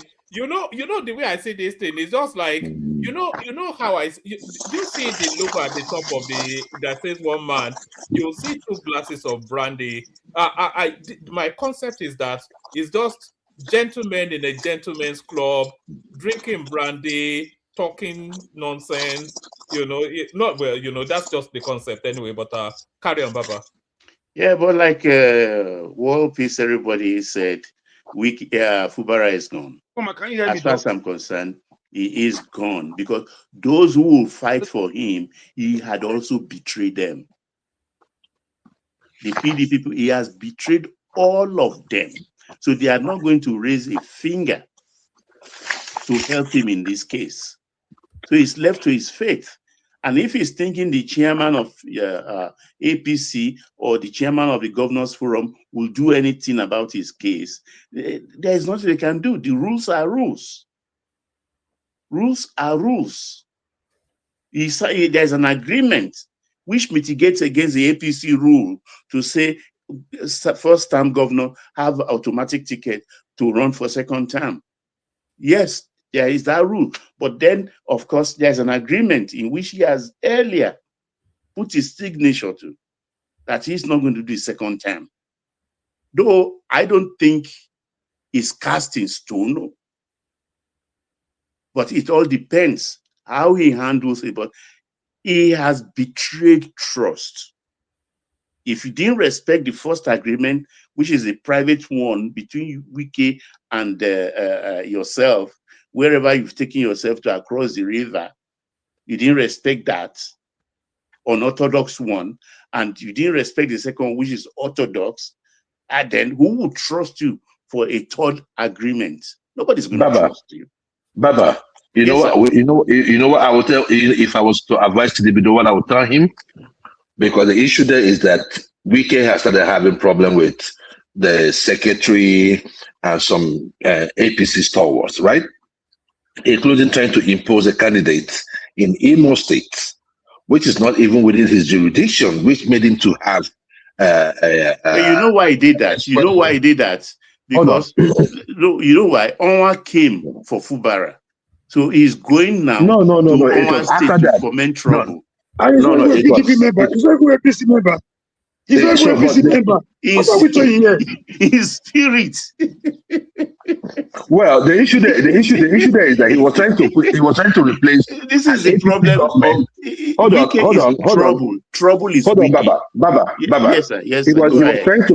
was trying to replace an APC government with a PDP a candidate in Imo State. So if he is securing 2 states for you, Rivers and Abuja, now with what he's going to do, assuming but not conceding that he's successful in Imo State, so that means it's just 2 minus 1, right? That guy is a cancer. No, but that's what it is. No, if he wins, no, I'm telling you on record. I want to be on record that what he's doing in Imo State is just political rascality. Forget that one. There is nothing to it other than because of what is happening in this state. But he did it. He tried it first. That's the reason why. Chairman of APC Governors Forum. Yeah, but he did it first. That's the reason why Onwa responded. It wasn't the other way around. That's my point. He tried it. No. He was the one that pushed that. That was the reason why Onwa responded. Now to Fubara to the president. If you see if you look at the video, the clip where Fubara was introduced to Tinubu, Onwa was there. He has always been everywhere because he knows he doesn't. You know what I'm saying? Okay, no, he was the one. He was the one. You get where I'm coming from, right? I know he's everywhere, but on that particular one, his handprint was everywhere, right? So the thing there is this: it's either you arrest Wike. If I was going to advise Tinubu, arrest Wike, make him resign. Hold on. Make him resign. Hold on. Make him fire him, and because he has a lot of baggage with all these land sales in Abuja. Put EFCC on him. Hold on, please. Let me finish. Put EFCC on his ass. Now, Fubara already has River State. He has the pause. You need that pause not only for River State, but for every other place, some other states too, that might not have the money. So you need a reverse money, right? So you secure reverse money. Abuja, I don't care if 21,000 Wike exists in Abuja. Abuja can go in any way because Abuja is more enlightened. You cannot do all those things you do in River State in Abuja. Do you get it? So trying to say that Wike is going to secure Abuja, it's just neither here nor there. Abuja is a different crowd. Wait 2 weeks. There's an election, municipality election that's going to take place in Abuja. So before you rush to judgment, let's wait for that election for you to know that Wike will deliver. He's a performer, no doubt about that. Let me quickly yield for other people, one man. I really want to talk about what is happening in ADC with Dele Momodu. Yes, Dele Momodu and I'll take Enigmatic's opinion and then I'll pivot back to you. I think Kenny wants to speak on it as well. I'll take Enigmatic opinion on River State and then we'll go on to that phase. But so Enigmatic, you are up next. We are doing a cameras on session. I'm not sure if you want to brief it or not. So, but we hear from you anyway. But as we hear from Enigmatic, I want to show you something, guys. Look at this. Who do you think this person is? Where is he? Who do you think that person is? That's Wike's son, of course. Yes. Wike's son is going into the house of... He graduated last year, if memory serves me right. This is Jordan Yemsen Wike coming to a house of representative near you. So the politics and the judiciary is pretty much family business in Nigeria. The judges are slotting their children in. The politicians are slotting their children in. So that's the nature of the politics in our country. APC, sir. Is he under APC? Is he under APC? I didn't even... Is he under APC? Yeah, under APC. There it is. Yes, under APC. Of course, that is his daddy's party now. So there it is. But Enigmatic, floor is yours.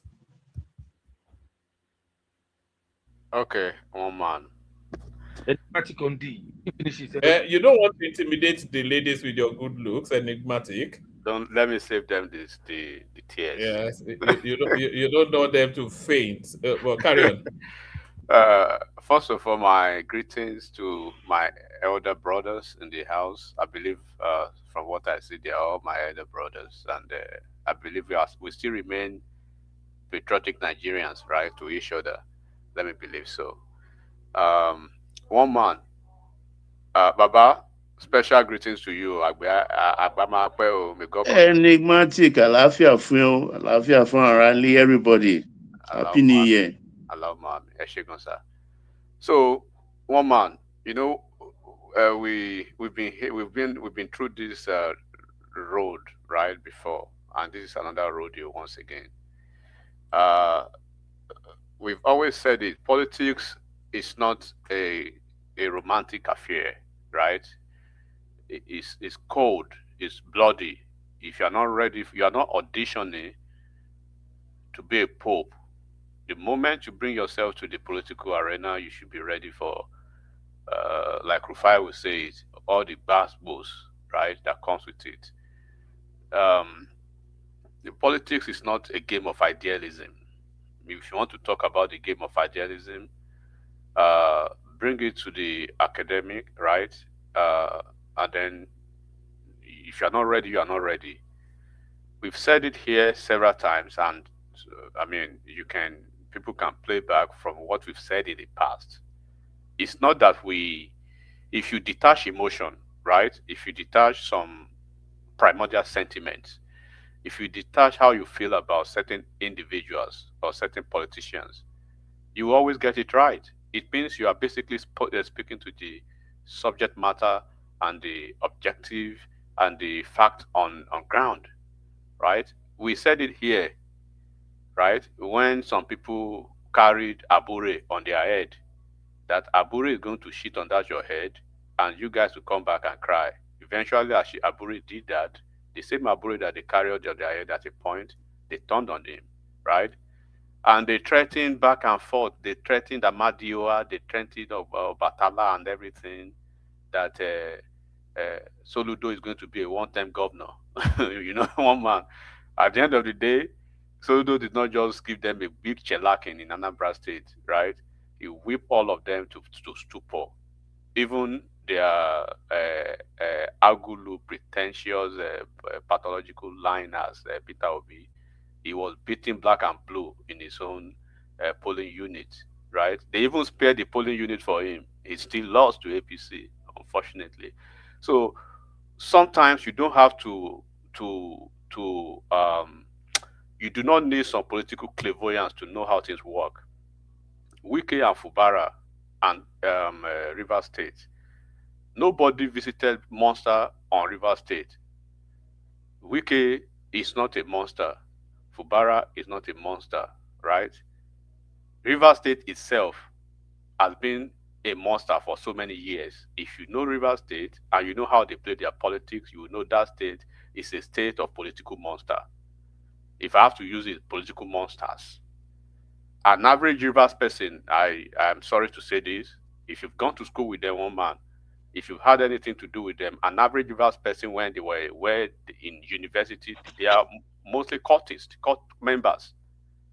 And the only ambition they have is to graduate and go into politics. While others are going into other professional life, divorce and stuff like that, they go straight into politics. You see Wike's son now already going into politics. Wike, I think, I'm not sure if Wike practiced anything at all before he went into politics. Amechi did not do anything in his life. He went straight to politics. Celestine Omeya did not do anything. Dakoku Peter side. Odile, I think he practiced his medicine for a few years. He went into politics. Sekibo, all of them. Go and look at their history, one man. Politics is their life. It is one of those states from the southern part of Nigeria where the mom, the dad, the new kids, they are all immersed in politics. They are so insulated in politics. They have nothing but politics. They are so lazy, they can't do anything but politics. So when they go into that politics, it is do or die for them. So nobody should say somebody created a monster, right?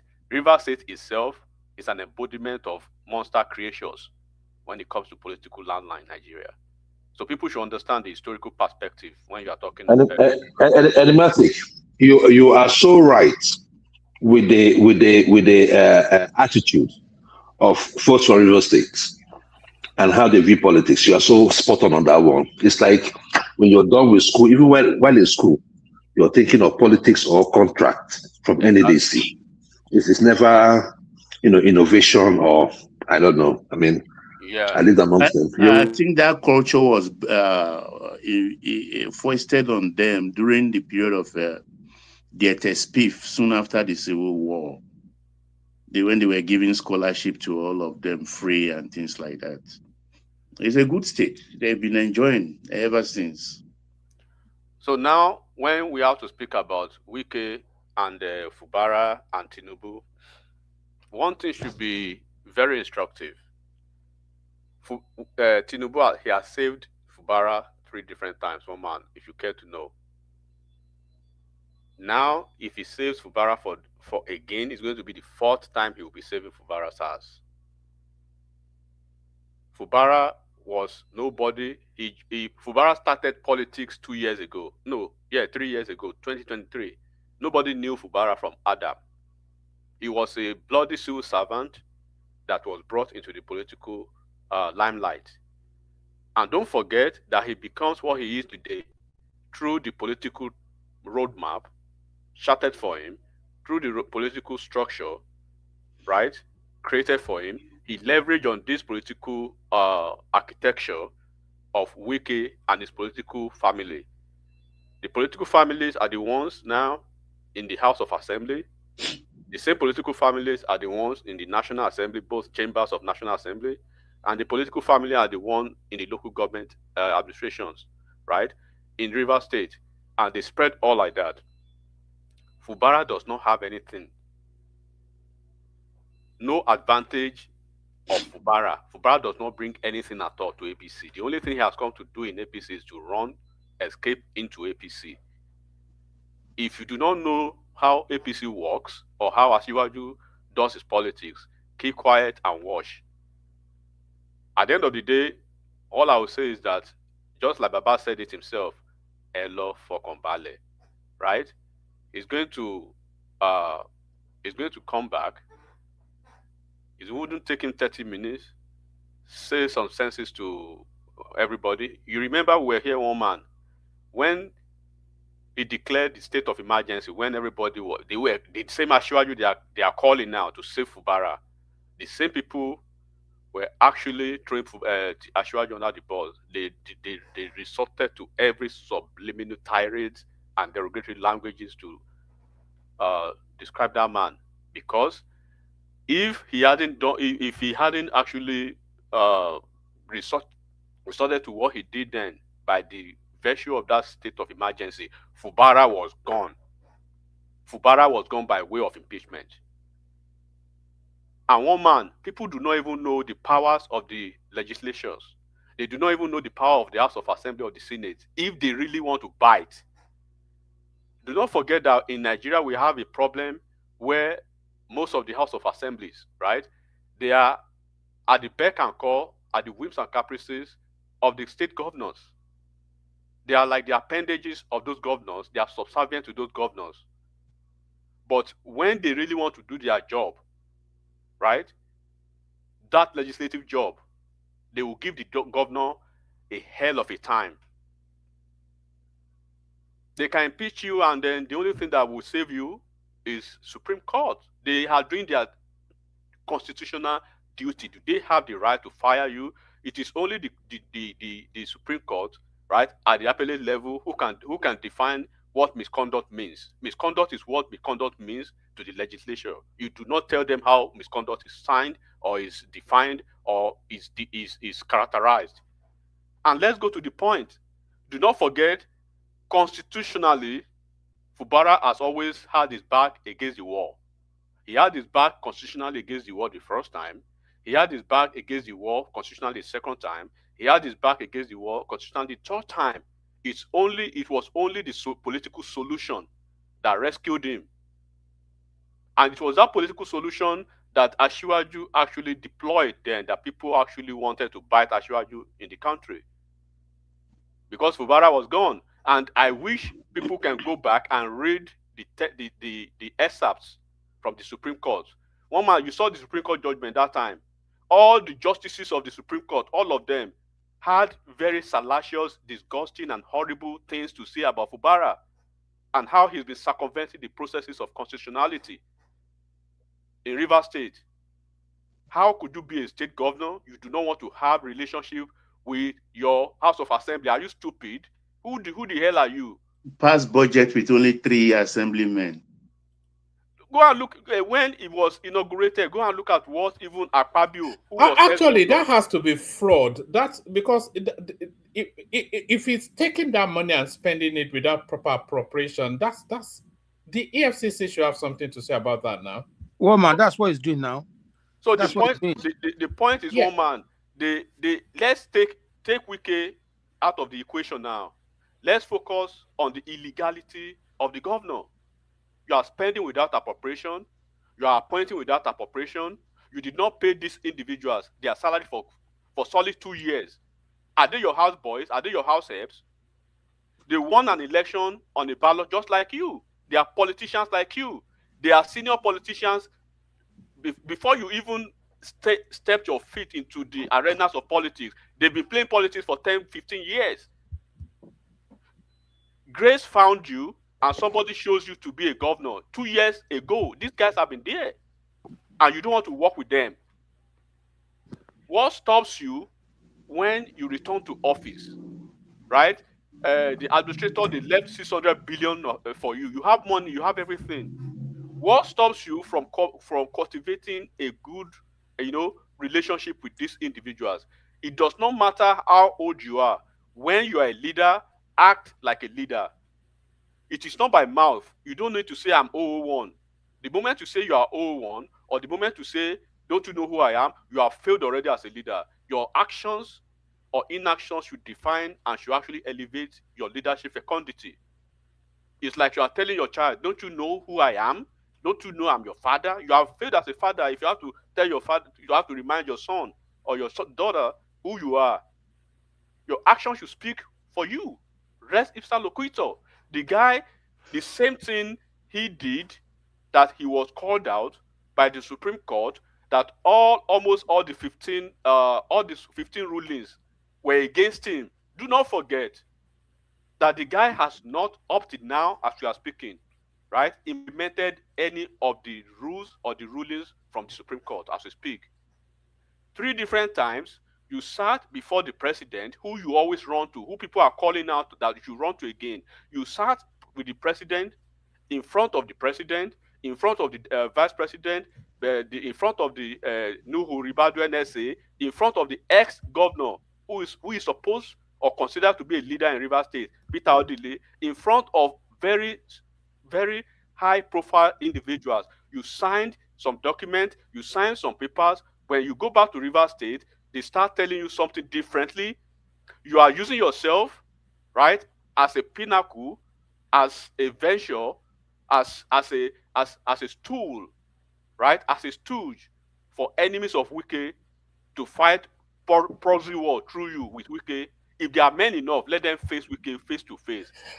Enigmatic. The latest installment is that Tinubu has summoned both of them to France to come I'm just going there now. Yeah. One man, I'm telling you what is happening because they don't even know what. It is in APC now. Tinubu is not even what is his name? Sorry, Enigmatic. Isaac and Joe, maybe we can have our cameras off now. Maybe we've experimented with it a little bit. Maybe the first 2 hours we do it, and then I don't want to, because I want to switch mine off as well, so I don't want me not to be conforming. Man, this is Ojoro. I want to see Madam Zita face. Has anybody ever seen your face? I think I'm the only one that's ever seen what you look like on this platform, Ola. Anyone that wants to see my face can just call me privately. Of course, I will show my face privately. Look at that. All of you people hiding from the law, there's voice recognition now. There's voice recognition. I drew your voice, they can identify you. But Ola, why are you hiding your face? Why are you hiding your face? No, if you want to see my face, just call me privately. Of course, you will see my face. But I don't have your number now.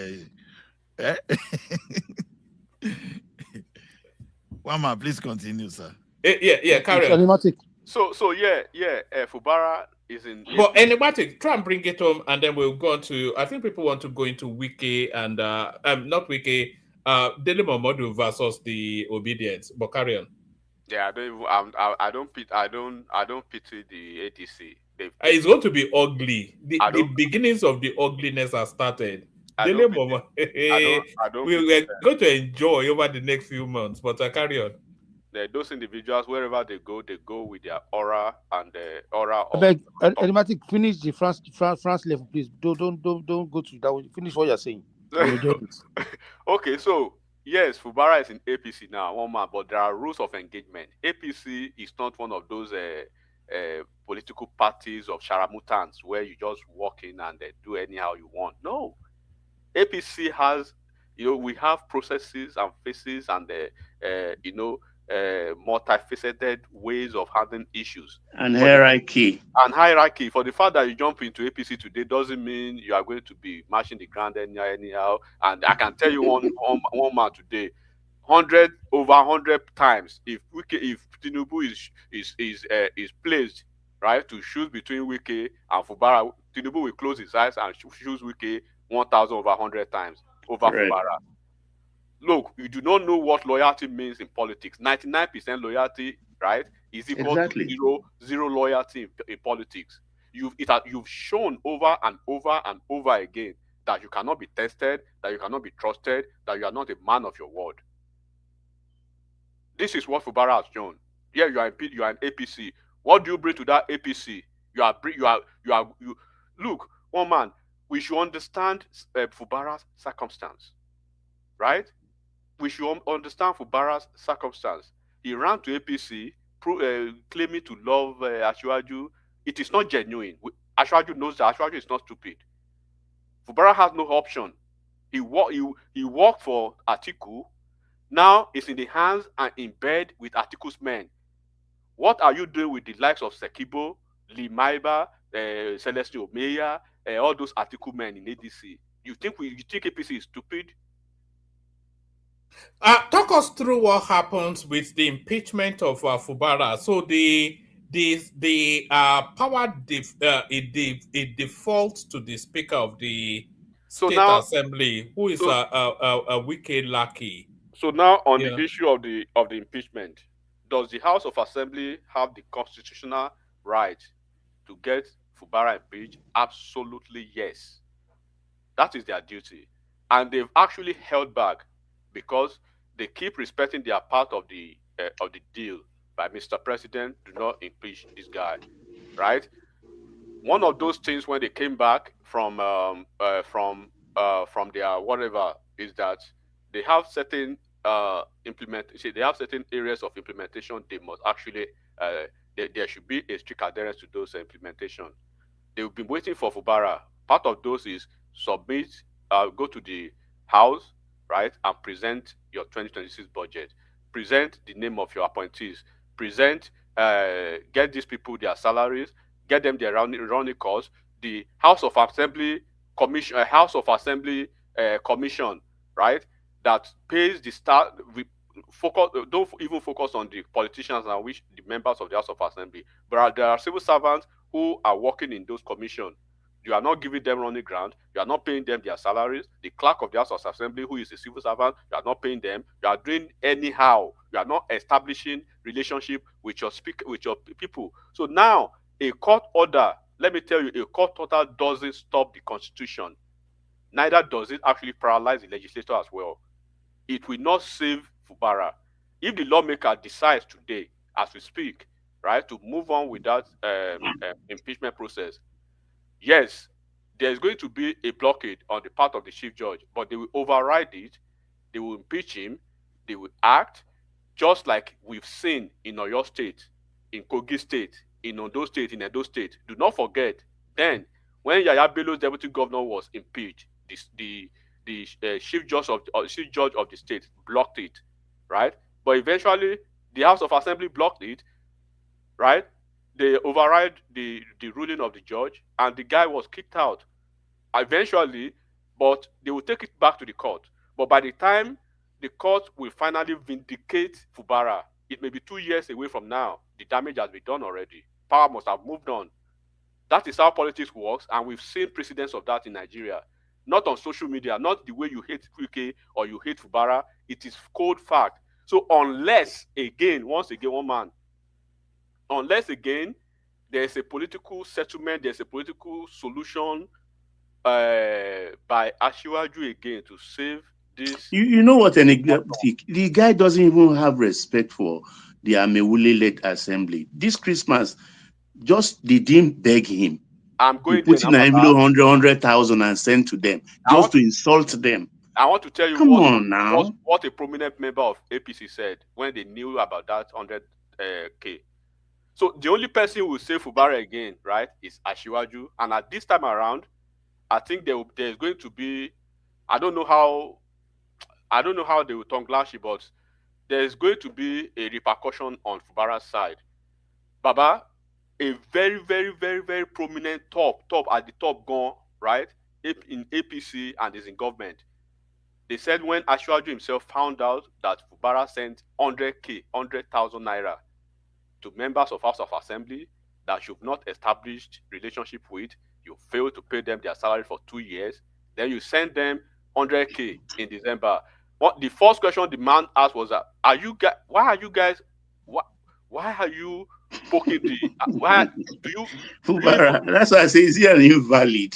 I don't understand. Do you even guys care for your life? People are fighting for you. Why are you saying, okay, if you don't want to send money, don't send money. Don't send, it's better. Why are you sending 100K to members of House of Assembly, for crying out loud?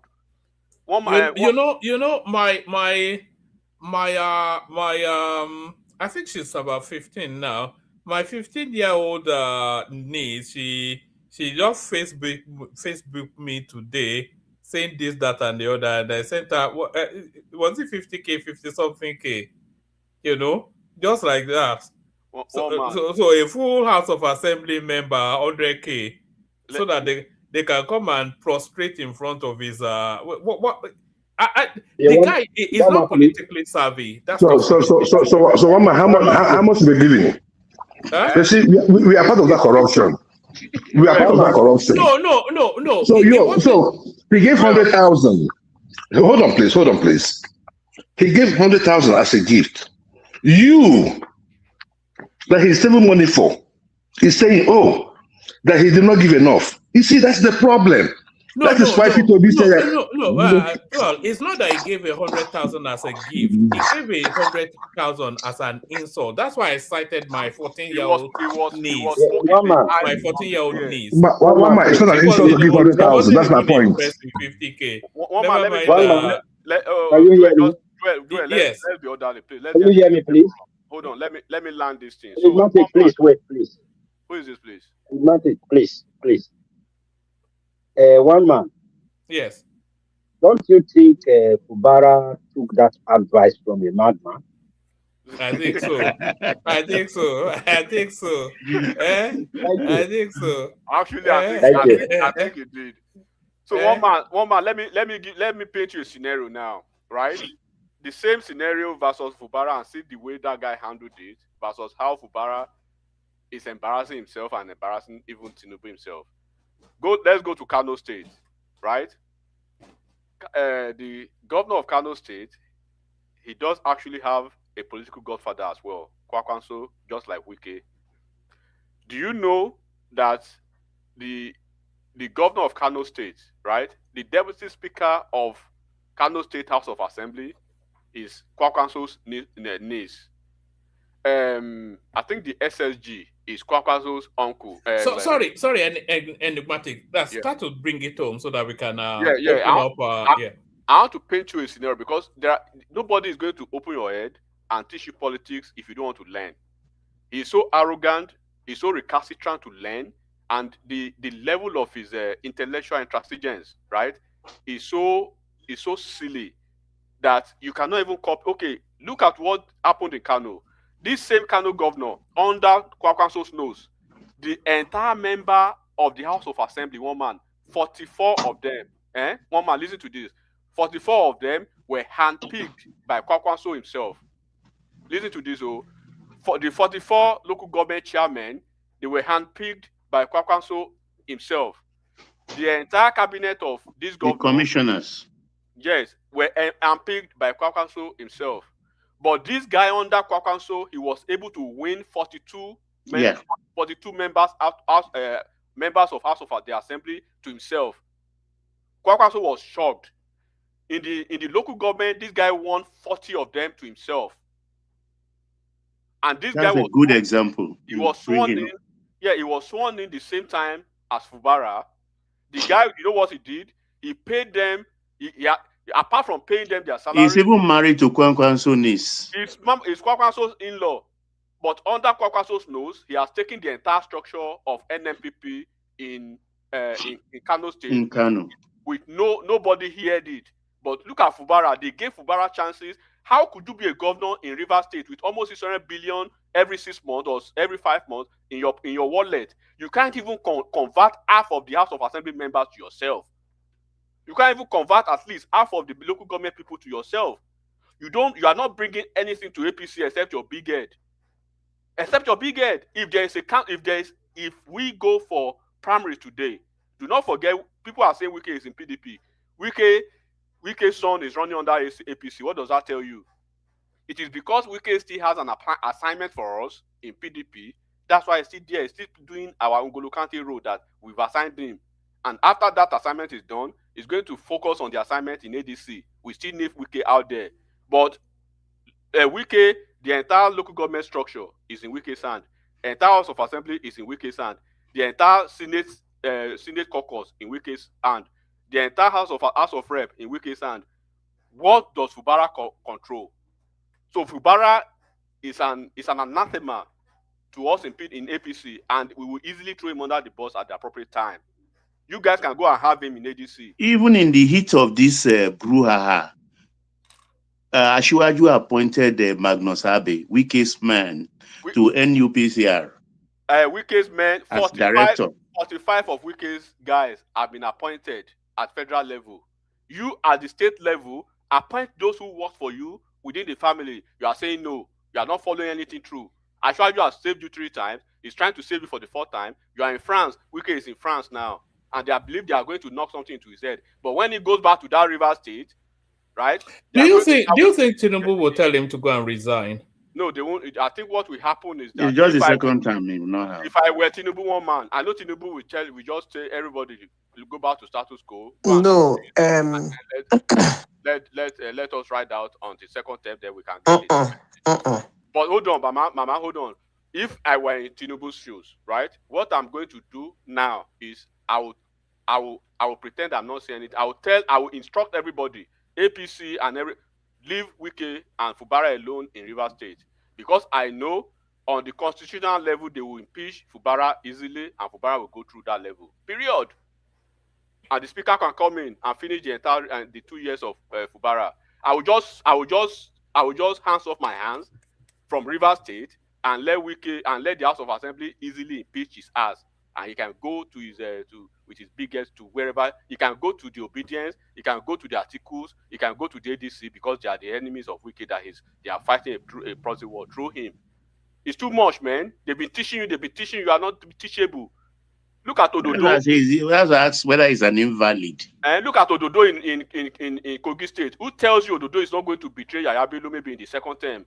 But you choose your fight wisely. You know you have. You know that was the biggest error that he made. As soon as he signed the dotted line to take his governorship, he went after Wike. I don't know quite.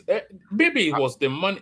Was it a rush of blood to the head? It's not the money, one man. Do you know Wike's budget in in FCT. No, I'm talking about Fubara. What made him pivot in that? Because, like you said, even us that are not politicians, I can tell you why. we know that wait till your second term and then go after.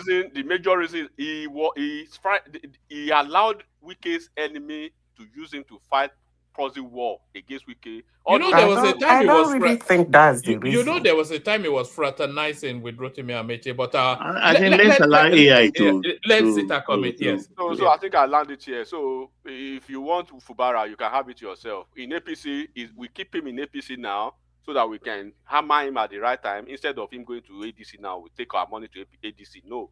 Instead of him using that money for Atiku, we rather keep him under us and at the appropriate time we slap his head. Oh my goodness. That guy now big Otoyo. All right, Zita, come in. I'll take my leave. After Zita, we go to the Dele Momodu versus the Obedience. Ola will coordinate the rest of it. The Super Tatas are Isaac Ojo and Tima Jack. So thank you to the two of them. Other people can Super Chat as well. We are not getting as sufficient as we usually do. But thank everyone. See you tomorrow. Ola takes charge. The conversation, because I think Baba is quite keen to speak on this fight. They've not even lasted 1 minute and they're already fighting. I can see that the biggest ugliness this year is going to be the ugliness that comes out of the ADC. I have already bought my popcorn. Hope you have as well. Introducing his entry into the stream. That's Uncle Beno right there. Of course, you all know Uncle Beno, the superstar of the social media space. So thank you all that. Others can join as well. We used to do an average of 5, so let's see 2 more people do it. Thank you, everyone. See you tomorrow. Zita floor is yours, and then we open it up to the Dilemma module. Try to tame the untamable beast that is the obedient movement.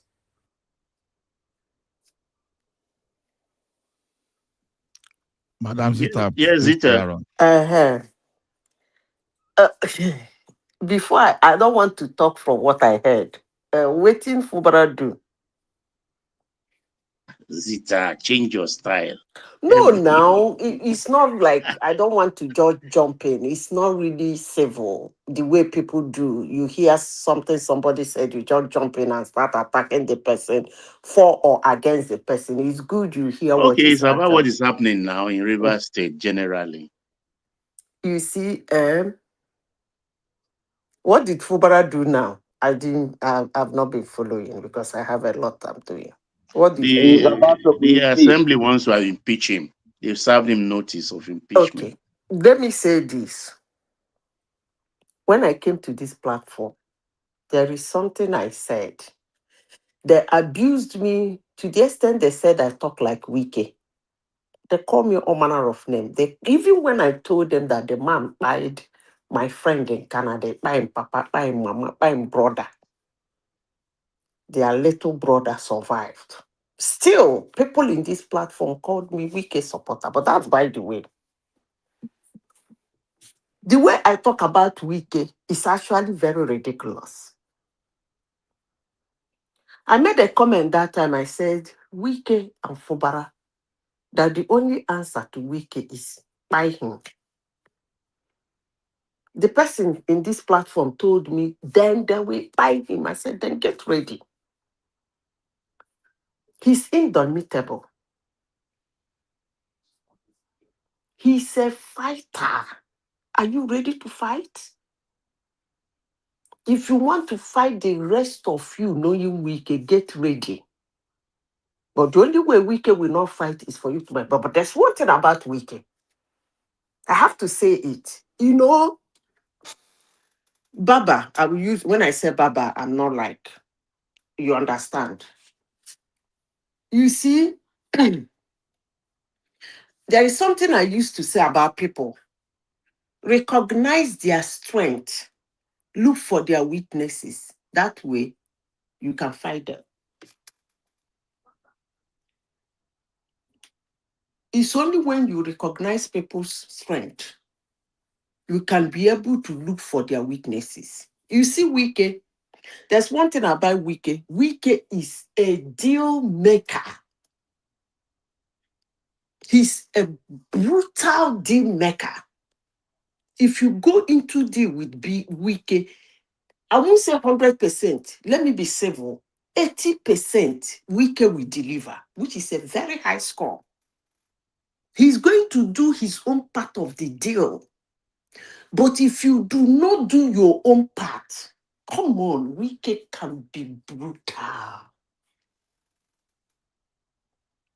And he can go brutal too to achieve his own part of the bargain. Now, do you know, people say it's because of this, it's because of that's why Fubara is behaving the way he's behaving. No.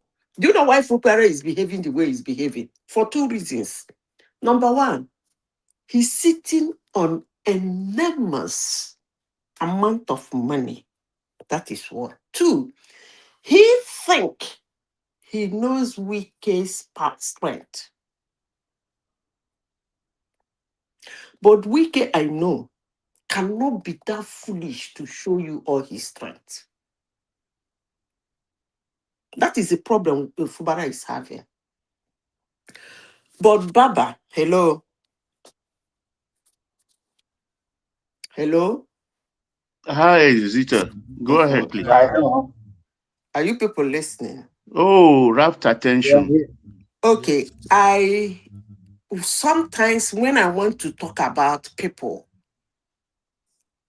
I don't want to talk about moral, political, or things like that. Let's face fact. In 2023, Wike put Fubara inside the cupboard and lock him. Fubara did not campaign for that election.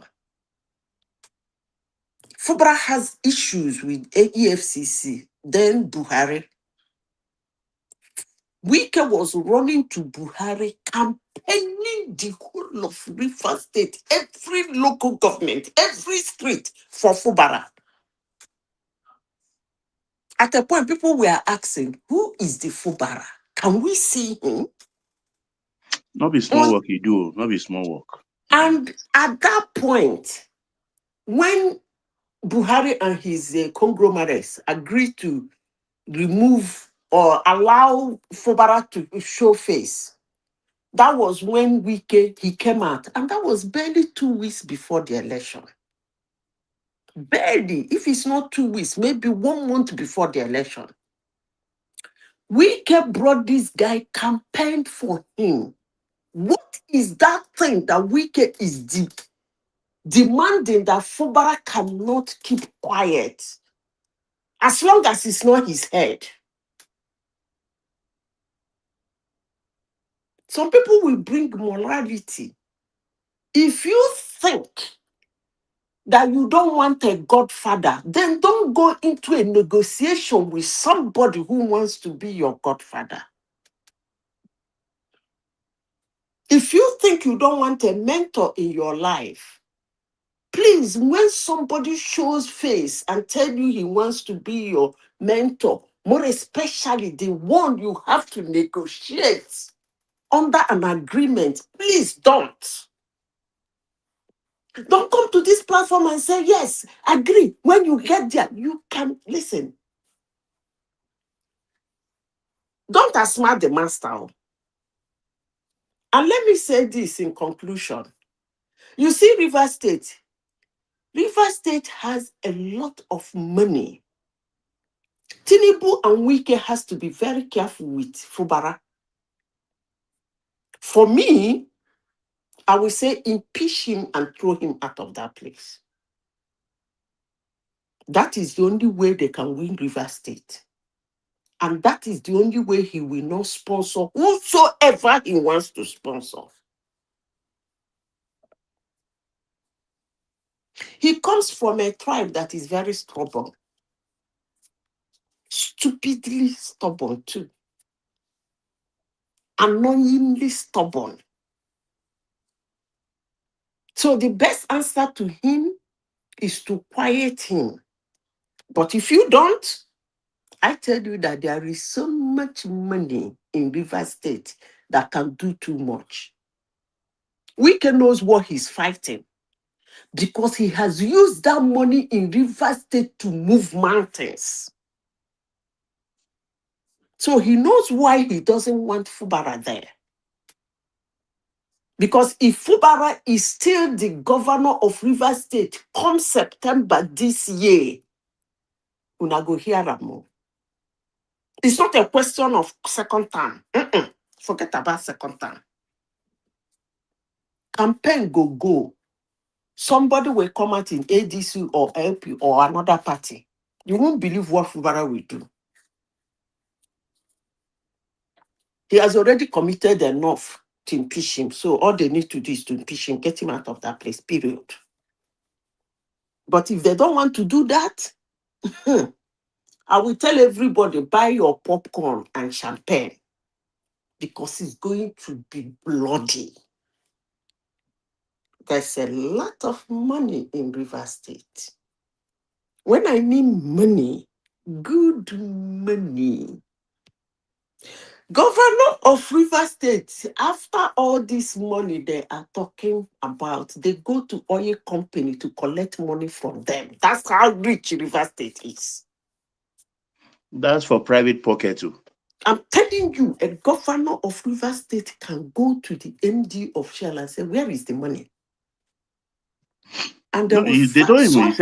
I mentioned it several times, right before my eyes. It's every month. If they And don't they can get that call for money any to him amount on anytime. time, you Apart from can't that stop him from entering the gate. You one. get mad? Amechi will drive into Share IA like a madman, walk before you know it is in the MD's office. Amechi is even worse because he worked in Shell as a contract staff, so he knows his whereabouts in that vicinity. That is how rich Rivers State is. So, and the companies will not tell you because Tinubu is quarreling with you, we will not give you that money. They can't try it. So the best answer is to kick the bagger out of that place. But if they say they don't want to kick him there, whoosh, you people should buy your champagne and buy your popcorn. I pity the people their head will fall. I don't think the president is that foolish. He will not fashion weapon against himself. Not this period. Look, Tinubu has a lot to contend with. He shouldn't add Rivers State to it. You see that Fubara? He will stupidly mess them up. Trust me. Foolishly, stubbornly mess them up. You shouldn't be campaigning and be fighting Rivers State. It's not gonna work well. So get it done and done over with and put the shadow behind you as you are approaching the campaign period. That's my advice to them. When is the next election? It's in February. Campaign starts in June. Okay, it's not going to be this year.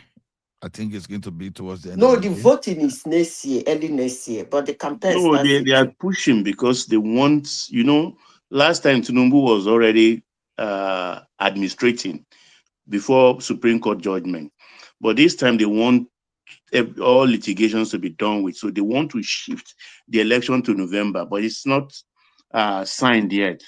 It's No, an they option. can't ship. You see, such a thing, you have problem with it. No, Because there's Supreme in the Court, constitution. The constitution say 185 days. Listen, let me tell you. You know, Amechi won that case in Rivers State. You don't give you if you want to do it, you don't redo it during the electioneering year. If you want to redo it, you would have done it immediately you enter office. You rearrange this thing. You know, what is his name?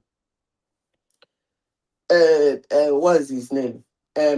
Jonathan wanted to but do this it. is time. I think this is timetable matter now. Jonathan fought the living hell out of him. You don't do it because if you do it, somebody might take you to court. No, Madam Sita, hold on. Baba, are they going to make a major amendment to the to the Electoral Act, or is just different? Of course, for the Beavers and then the IREV, I think they are going to make it into law now They're properly. trying to adjust the date. The date is the problem, not other things. I think they need to do that because of the dangerous narrative from especially the graduate group. I think they need to do that because already I see them already. No, you don't adjust the preparing. date in an election year. That one, somebody will take you to court and win it. No, I but mean, but they but tell but, you. but, but You can date, change but date other is things. Don't adjust the date. but the date is not fixed in the is the date fixed in the It's in the INEX. It's in constitution. INEX purview.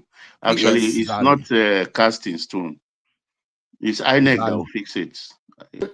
But I think that Beavers they and IREV, calculate. This is what the law says, Zita. No, they calculate. Wait, See, let me tell you what when the I law mean the says. date, what did the law say? How many years are you supposed to serve The law says before you are re-elected?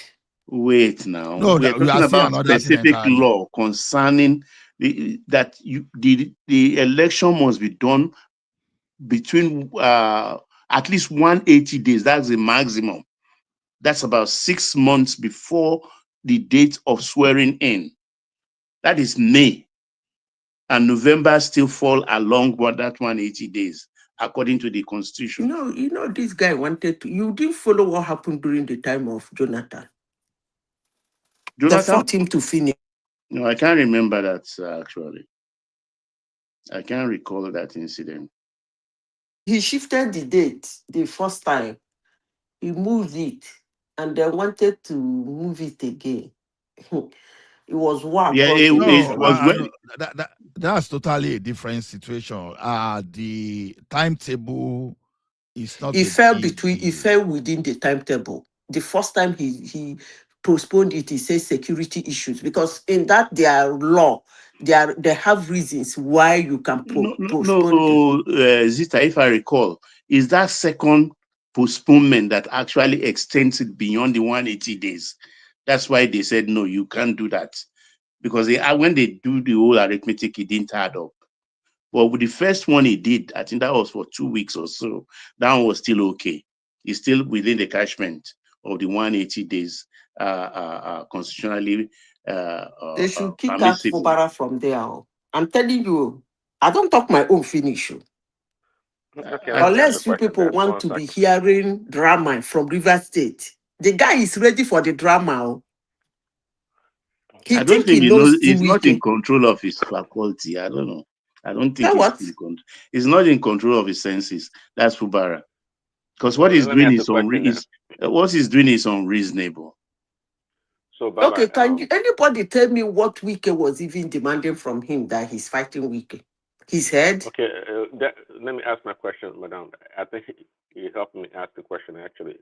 So the question, Baba, sometimes you make a deal, but you're not able to fulfill the stipulations in the deal. So to Madam Zita's question, she took the question out of my mouth. What exactly is the deal that Fubara cannot deliver? Or, I mean, what is, I mean, do you know? Because I don't know why, if it could do what Wiki wants, that it will hold back. Or is the deal, sometimes again, you make a deal, but you can't fulfill the obligation of the deal. Is that what is going on, Baba? Oh, well, the ones we know, I think Wike was supposed to appoint the commissioners. In the time of the local government election, Wike also will supply those who will administer the local governments. You understand that Baba, much? Yeah. Baba. To answer Prince's question, Prince, if you look at Fubara and Wike critically, if you were monitoring the election in 2023, you will know that there was a deal signed, which both of them did not tell the public the deal. Looking at the arrangement, how that election went, even if you are redundant in politics, you should understand that there was a deal signed. So who is not doing his own part in that deal? That should actually be the question. I don't want to talk about the moral, because if you are Zita, morally upright, you wouldn't be going into Zita, a deal. you put it well, and I'm like that too. If you are morally upright, you For shouldn't be 80%, going I to would that deliver. bullshit. But when you go out of step and you didn't convince me enough why you doing it, I will come after you. Even at the risk of my own life, I will come after you. Agreement is agreement. Agreement. That was the problem. The same problem Wike had with Amechi. When Amechi had problem, he won an election. Obasanjo came and did his kalukalu and put Omeya.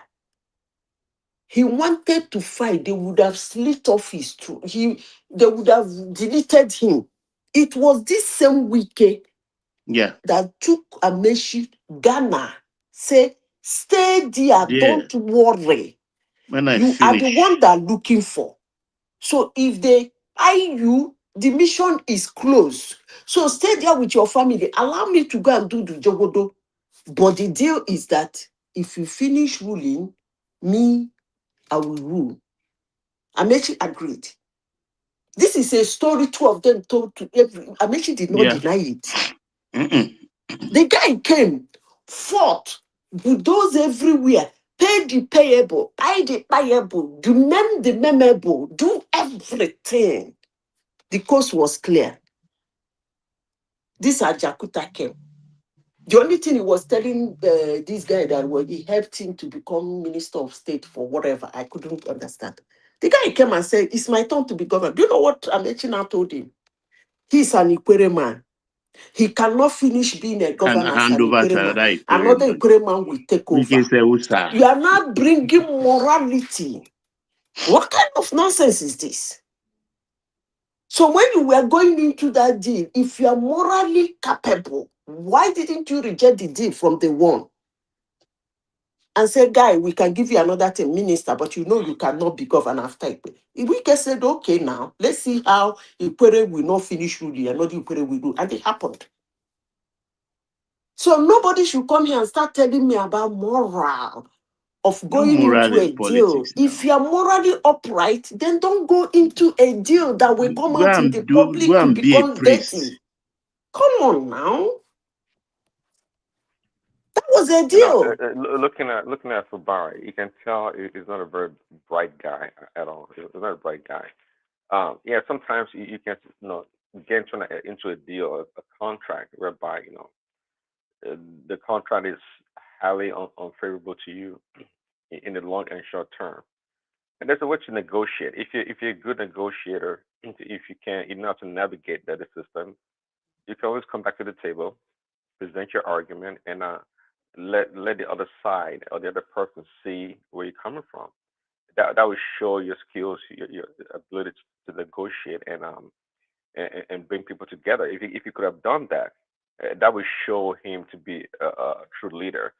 Wike, see, the Wike is Wike is loud, is all those things that you probably don't want in a person. But that's why I can't say nothing about this their feud, the feud between the two of them, because to me, yeah, a deal is a deal, good or bad. If you sign on it, um, you have to fulfill the deal. So I don't feel sorry for Fubara, but probably looking from the outside, if you don't know, the way Wiki goes about stuff, it's always rough and radical, and always uncouth in every way, shape, or form, and that's But Wiki's Prince style. Daddy, we all know that Wike is like that now, and he went into a deal with him. So why would anybody Yeah, will be saying the way Wike goes about it? Obviously, no, no, everybody knows he's going to go about it like that. Come yeah, on that's why I now. say I don't feel any sorry for Barra, not at all, not a scintilla of any pity of any form. No, to me, a deal is a deal. You should know, I think you should know his true position in that place, especially in relation to Wike. You should know better.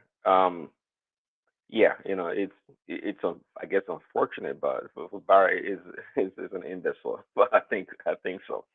Somebody said it earlier. Well, why don't you pacify Wike and try to go the second term? I mean, why do you want to It from the just onset? it just doesn't know how to do it. From the To me, onset, people think Wike is difficult, but difficult people are the easiest people to pacify. I can agree. I agree with you. I know exactly what you're Even saying, at the Baba. heat I of do that agree. trouble, you, Fubara, you went to him in Abuja. Even we are all surprised. We went to his home, maybe even slept overnight. You were eating together. You acted responsibly. So why didn't you continue in that line? Yeah, I think you're right, Baba. There's something wrong with Fubara upstairs. There has to be something wrong with him. It I looks like think there's something. so. It looks like a person that something's wrong with. It's a funny character. Yeah. He's a So I, I, character. don't- I don't It I don't blame Wiki. Prince, when he started acting with Wike, all my friends in River State, we were saying, if you like say this guy get morale somewhere, let's see where his power is. We were even thinking Tinubu was siding him until they threw him out of office, just like a bag of Gary. I was like, so why was he behaving the way he's behaving if he doesn't have that clout to Fubara fight? get problem. Who did they throw out of the office? Fubara now for 6 months. Okay. But He was someone is thrown out saying in the of comment office for section, 6 months. And I was is it like, true? so Adeni, why was he making Adeni, why was he fighting if he doesn't have the clout? Exactly. So actually, No, I don't know what his at the end, problem is. Maybe that position as the governor is okay. intoxicating. Is this true? It's a Someone is powerful position. saying So maybe you Tinubu get has stopped the confused. I impeachment. mean, Go ahead, Prince Daddy.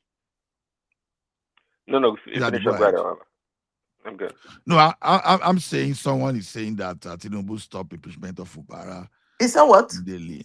Someone said that Tinubu has stopped the impeachment of In fact, in the that comment person section. doesn't know what. As I'm talking this evening, in fact, they are tripling down on it, not even doubling down. They are tripling down. The reverse is the case. I don't know what that person is talking about. I don't know where he got that information from. Okay, thank you. Prince Daddy, you may continue, please. Yeah, it's again, Fubara is just he shows himself as an amateur in every way, shape, or form. You don't even have to be a politician. You just have to know human Look, behavior Prince, and how to. anybody who wants to survive politically, stay in politics should not keep Fubara with that kind of money. If Tinubu and Wike wants to keep their legacy, you see that Fubara, they should not let him stay there till September this year.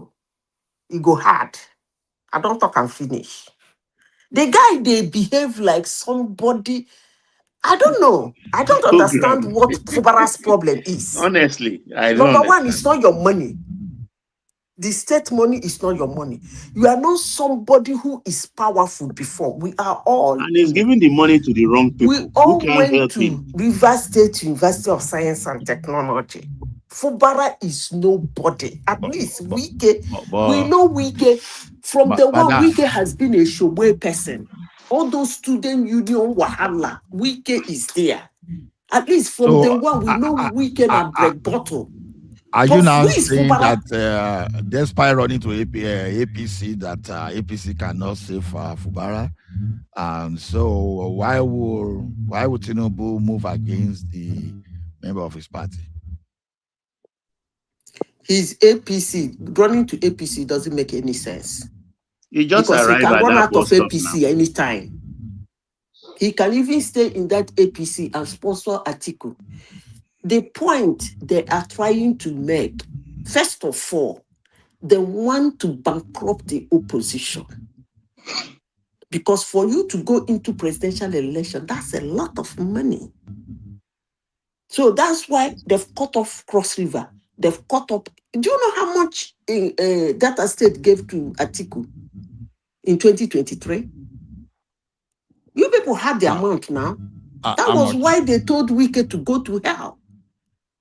He picked the guy as his vice, and then he won that money. That was the money they were flaunting about campaigning. It was Delta State money.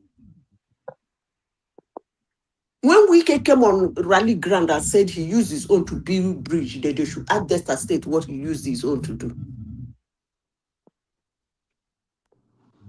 Okay. Most states have a lot of money. So Rivers State alone can sponsor a president. They have done it severally. They've done it before. So you shouldn't leave that kind of person with that kind of money. You don't do that. Okay, madam, in case anybody has any other topic that wants to have security, so they say tell him to do what? Huh? Who is saying Amotekun? Amotekun. Isaac Ojo is pronounced Amotekun. Amotekun. Mm-hmm. No, are you a Yoruba or you are impersonating? Because we want to finish out. Okay. I think whether na Fulani from Futajalo. Okay. No, I'm an Edoma. Amotekun. Amotekun. Okay, sorry, Amotekun.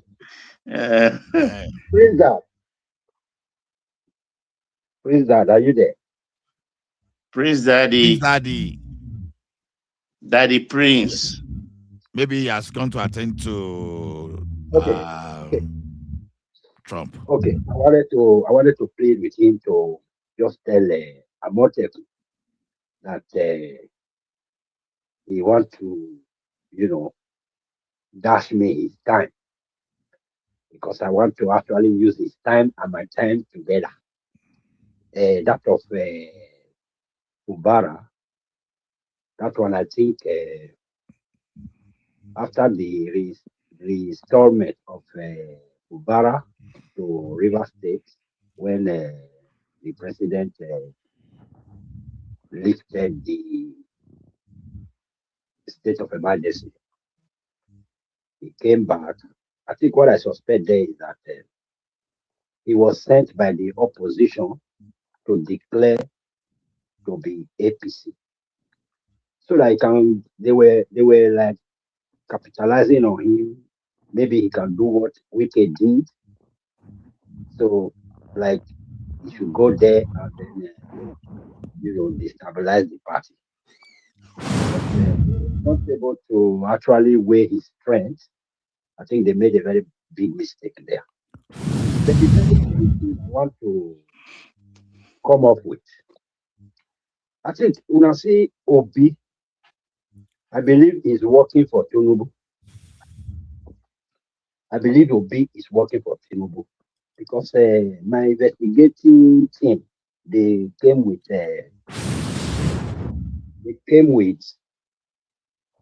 their reports.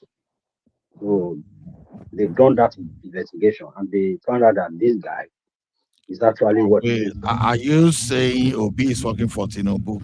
And how did you come across that? Because I have the facts. Let me go and wear my helmet, because let me go and wear my helmet. Yeah, I have the facts. Don't worry. I will bust your bubble now. Obi is working for Tinubu because Obi was in the PDP, and when the primary was about to begin PDP, he saw the man Atiku, and after all his studies, he knew the man Atiku. He ran away because actually he knows what Atiku is capable of doing. He ran away. He went to Labour Party. So it's not void of the knowledge of whom Atiku is. So when he went to Labour, he did his best. Then he failed. So I believe right now, the president himself already had the G. Who told you that? Who told you Obi failed? Obi won that election, 10 million votes. If you don't know, Obi won that election. Some say he fell. When you get to your turn, Some say that. okay, when you get to your turn, then you will now counter my Now people who want that election, if you don't know, so like I said,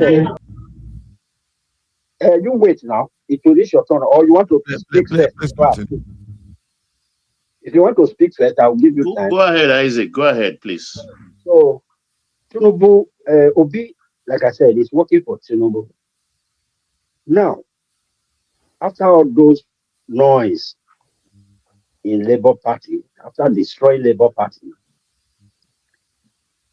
he had a deal with Tinubu, and then Tinubu now asked him, now you have to go to ADC to go and cause confusion there. Because I don't see any other reason why Obi will go to ADC when he already know that Atiku owns that ticket.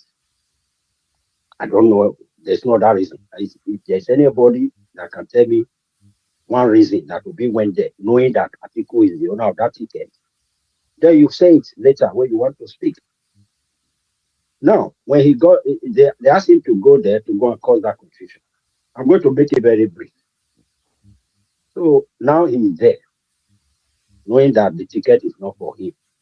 And they advised him to make sure he take all the obedience with him. Oh. That's why you see them Aisha, what do you call her? Aisha, Yusuf, and all that. Yusufu. Yeah, Yusuf. And this guy also went there. What is it? Kenneth Okonkwo went there and all that. So they all went with him. Now, Tinubu's plan is this. This is Tinubu's plan. By the time they now run the primaries and Atiku gets the ticket, which is the fact, then the obedience now will begin to fight with Atiku. You will start hearing comments like they saw the dollars when he was giving out the dollars to them. All those narratives will come. So they will now be fighting. Then at the end, there will be a very big war in ADC. Possibly, you might not even have an opposition. By the time they start printing, what do you call it, banners and all that, all you see all over the space will be Tinubu for president. And the Atiku himself will be so tensed up that already you know it's already a failure. I think that's just the main plan. That's why I know that this man called Obi has signed a deal with Tinubu just to go and cause confusion in that party. But are you not trying to praise Obi for the capacity and the type of initiative that this guy lacked capacity for? My dear, without Tinubu can never be president today. If you don't know. Without Obi, Atiku will win that election. If you don't know. That's why he was sent there. I'm telling you now, that is why Obi was sent there so that he will go and disrupt Atiku from winning the election. That's his mission in the ADC.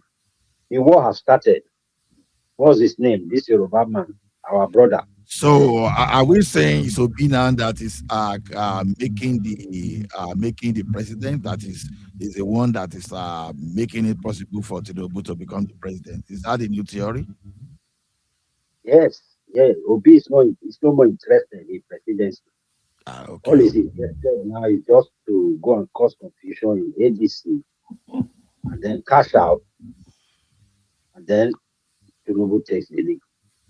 That was just it. Okay. Thank you, Isaac. Larry. Conspiracy theory. Okay. Because the way they look now is this that they say, okay, it will be Obi just went to ADC, collect the vote, and just Adam join for Tinubu. So, what says you? No. I've just said it now. It's a conspiracy theory. It's not. I can't say any facts to that. Right? Obi wants to be president, right? And Atiku wants to be president. Tinubu wants to be president. I think the major thing is just that all of them tried, and at the end of the day, somebody won. So if we're saying, oh, Obi knew that Atiku was going to win, why didn't Atiku step down for Obi in that case? So it's still the same thing now. Everybody have ambition, and all of them are kind of like following their ambition.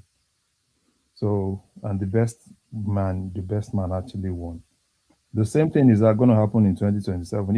If Atiku really believes that, Obi is popular, right? Looking at, because that last election, right, Obi has significant vote from the south. All Atiku just needs to do is just to support Obi now, and probably Atiku just step down.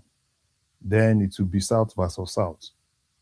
So I do not really think that probably it's Tinubu that sent Obi. No. Obi has an ambition. He wants to be president, just like Atiku wants to be president, and Tinubu also wanted to be president at that time.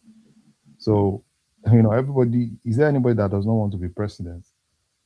But all of them wants to be president now.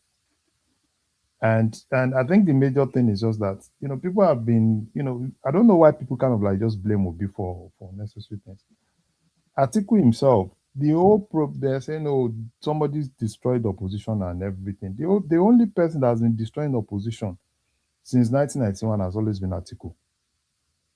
Because Atiku, he's always fixated on his ambition. He wants to be president. And at every point, when he sees that there's a problem here, he runs to this other place. Atiku has basically been running from one place to another since 1999. So everything that people are now seeing today, probably Wike is doing and everything, they learned everything from Atiku. Atiku has been the genesis of disruption.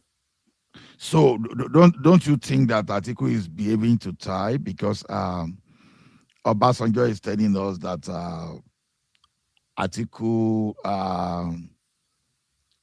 what do we call it? Where Atiku ancestral origin is somehow confusing. You understand? So, in other words, people have been saying Atiku is not a Nigerian. So, is he not behaving to that type? Because I think he's the only person among the politicians that doesn't behave like Nigerian, because he's so desperate because Nigerian politicians don't. I really don't see it like that. I say Atiku as someone that knows the power of the president. He knows the power because he's been very close to number one, right? He knows what the president can actually do. And Atiku is this guy, he's a business guy. He knows he needs that power, not because Atiku wants to help Nigerians, right? He needs that power, or because he needs that power. He has a lot of for his own interest. Look at when Atiku was vice president. Look at everything. So if anybody is talking about Atiku today, probably that person should just go back to that point, those periods in 1999, 2000, when Obasanjo was almost, traveling everywhere for debt forgiveness. Look at how Atiku was able to really do things. Atiku is just a capitalist that believes, like Atiku and Tinubu are kind of like close, but the only thing is just so, what did Atiku do that you say how he was able to do things? What exactly did they do? No, what did Atiku do? Atiku is just like Tinubu now. If Atiku gets there today, his boys, are gonna smile. That's just it. It's not like, oh, probably Atiku is going to go there now and start thinking. If Atiku, take for instance now, if Atiku goes there, all he wants to do is to. Atiku has always been saying something ever since, right? He wants to, before even all these NMP, wants to go there, sell this, sell this.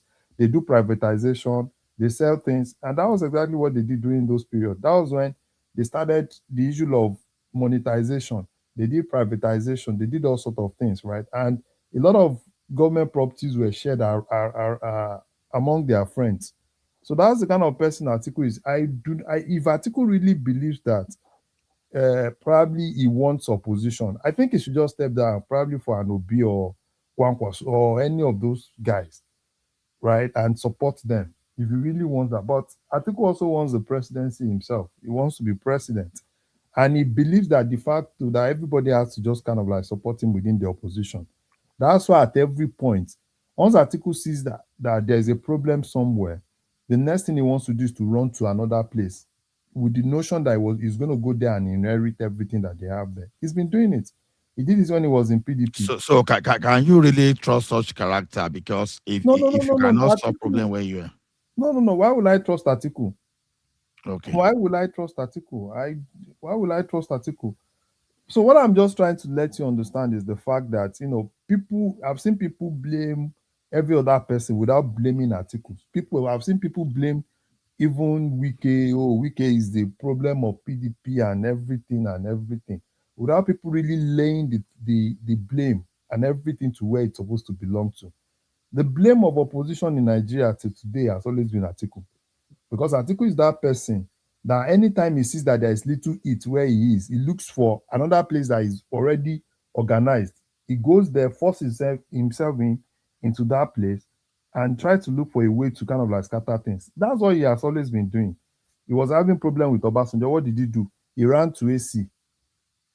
He ran to meet Tinubu. He inherited the structure in that place. When he knew that he couldn't get anything from that place, he left that place. He went back to PDP with the notion that, Obasanjo has left. He can go back to PDP and inherit things. He saw that, there was heat in that place. What did he do? He left that particular space. He quickly rushed to APC with the notion that, probably in APC, he felt that he has the money, he has the dollars and everything. Buhari does not have the capacity to withstand him that time. And even when that was why they had to go do that primary then for Buhari in Lagos. Tinubu had to like do everything because Atiku already felt that he has all his boys and everything, dollar for dollar. Nobody was as at that time, dollar for dollar, nobody could even match Atiku. If not that all the logic and everything that Tinubu used with his boys, that they collected all the dollars and they still did what Tinubu wanted to do.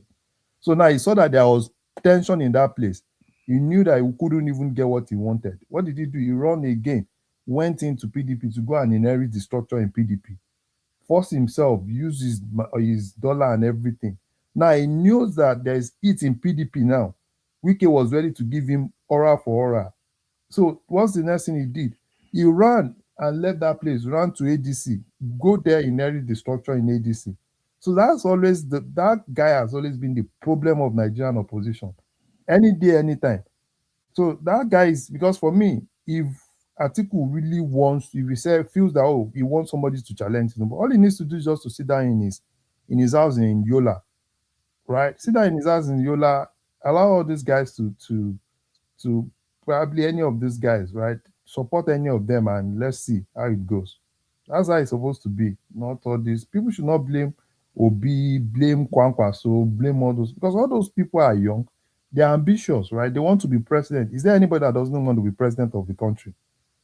Me. So it's not like Tinubu is probably because Tinubu is a special person. Presidency is just meant for Tinubu. Every other person has right to be president. I don't want to become the president now. So no, that's you now. You might not really want to be president, right? But a lot of people want to be president if they have the opportunity. Okay. I will still come back to you because I need to ask you some question on the economy and how it's going to affect the election this year. There's this one prediction forecast by the PwC, so which I disagree with. But before that time, let's go back to Prince Daddy. Prince Daddy, are you there? Do you have anything to speak? Aro Gidigba. Yes, sir. Good day, good morning, and good afternoon. Bonjour. Bonjour. Comment ça va? So, Fiele. Va bien, merci. Fiele. So the thing is this, I don't know if you'll be following us and on this article and or this Fubara and Fubara is a mean one. I already wrote it there. He's a neophyte, and he's a disgrace actually. Fubara is disgrace. Yeah, it is, and I'll explain. I'll explain very, very, as best I can. So, Fubara has not managed to actually administer Rivers State. We are in essentially an election year, and essentially he has wasted 3 years already. And you would expect that an individual that had a second chance, because if Tinubu did not declare the state of emergency, Fubara was gone. As of then, you're looking at an individual that has seen the numbers. Constitutionally and legally, he has seen the judgment of the Supreme Court. You would expect that such an individual will come into this situation. Okay, he has a year left. Will come into the situation and that he would make adjustments. Why is Fubara refusing to bring forth the budget to the House? Okay. The House that has been recognized by the Supreme Court. You said why is Fubara refusing to present the budget? Why would he present the budget when there is already an existing budget? So there's an existing budget there's an existing budget for 2026? Yes. Okay. Now, even if you say there's an existing budget, okay? Larry, I know there's not. 2026 budget. There's no 20. I know, but Baba, I know there's no budget. There's only a 2025 budget. There's no 2026 budget. Wait, there's a budget, right, that was passed that was supposed to run from that July till August 2026, which was passed which Tinubu presented to National Assembly immediately after our normal budget, and which National Assembly passed. No. That budget. No. That's for 2025. 2026 is 2025 budget. 2025 administered by IBAS. Is supposed to fact check it. IBAS cannot even. The 1.something trillion budget, right? That was presented to National Assembly was to run a life of 1 year. No. That is, Baba, you can go and confirm. Wait, that is the budget. Go and look at the budget that IBA presented. That budget is still live. Okay. And even at that, Fubara has the ability to even spend within a fiscal year for as long as 6 months without budget. So I don't understand all this. No, I think you are wrong, Larry, but I'm checking you. I mean, in the constitutional democracy, in the constitutional democracy, you are proposing that an executive should neglect. I mean, come on. Did you listen to Goshiere today? Well, Goshiere is not from Givers. What is his business? He's a member of National Assembly, and the thing come on. No. I don't see. Let us not deceive ourselves. Everything that is happening in Rivers State now is rubbish. And Wike is kind of like, I don't know what Wike believes he's trying to do. And Wike is even demarketing the president. Okay, let me even consider, Baba, let us even consider tonight, okay, that there is a subsisting budget.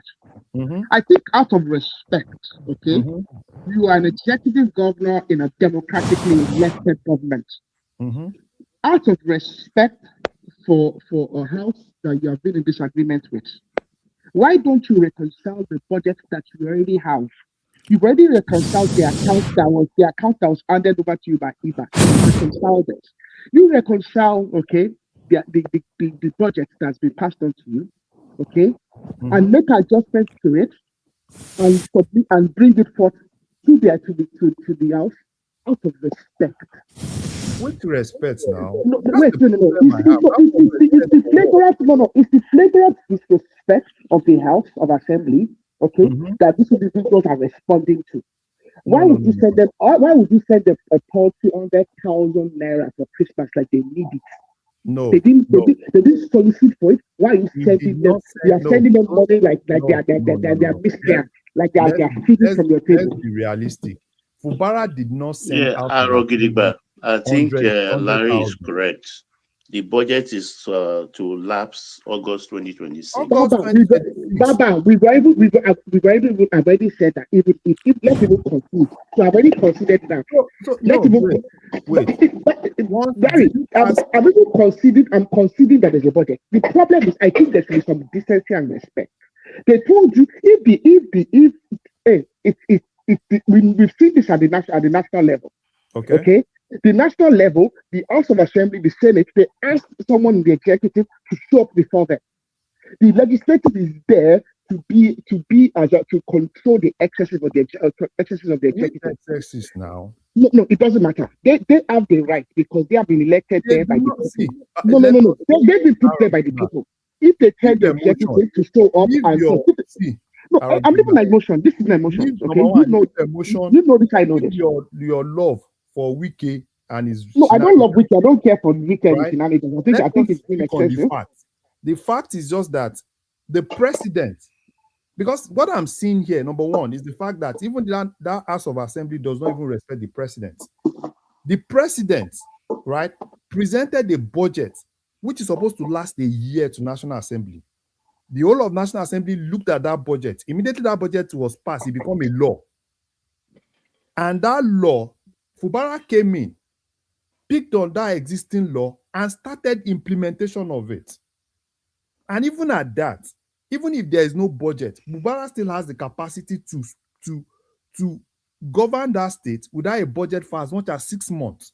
Okay, but why would you do that if you don't want to disrespect? Need to do that. If you don't have flagrant disrespect for the house. If there is no so budget, Larry, you are telling me that this is the kind of place, this is something you will do. That is if there is no budget, but in this case there is an existing budget. No.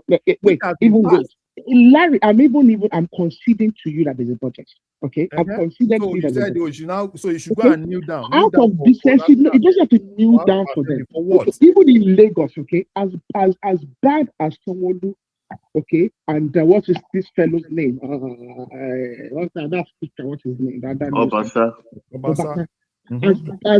As disagreeable as their position was, to the extent that Sanwo-Olu organized the removal of this man, okay, and as contentious as their position was, Sanwo-Olu still presented. I mean, out of decency and respect, presented the budget because Sanwo-Olu does not have any other budget.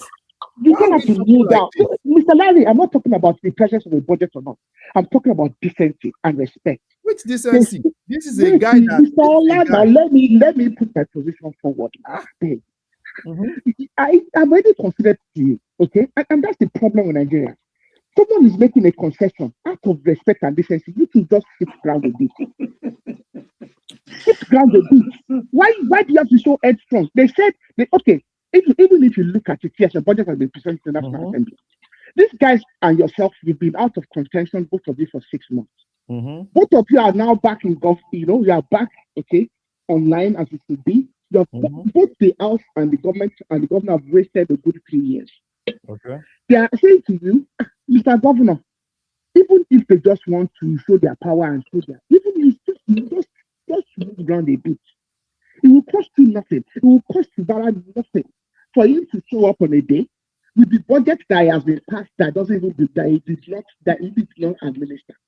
Sorry, that he did not plan. Okay, so that budget is not his own plan, but he's administering it. Okay, show up to the House of Assembly with that same budget and say, this is what I've been given. These are the places where I think we could make some adjustments.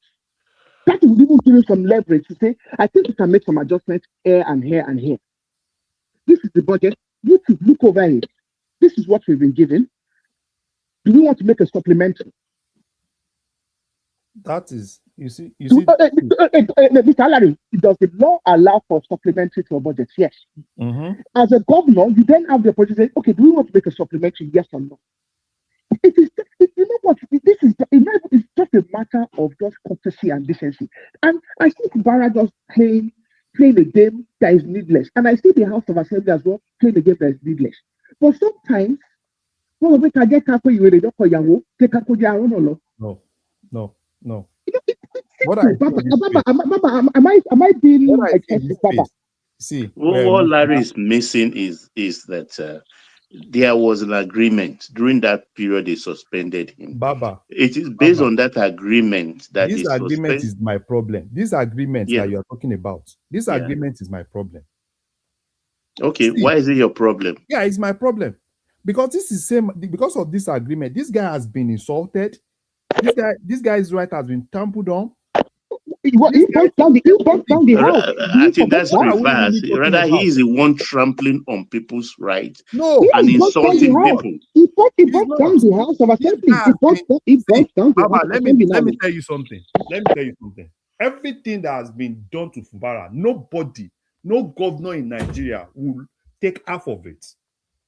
The last time I checked, Ladoja took a lot more than Everything that. that has been done. Forget about respect for president. Mr. Larry, Ladoja took a lot more than that. Everything that has been done to Fubara.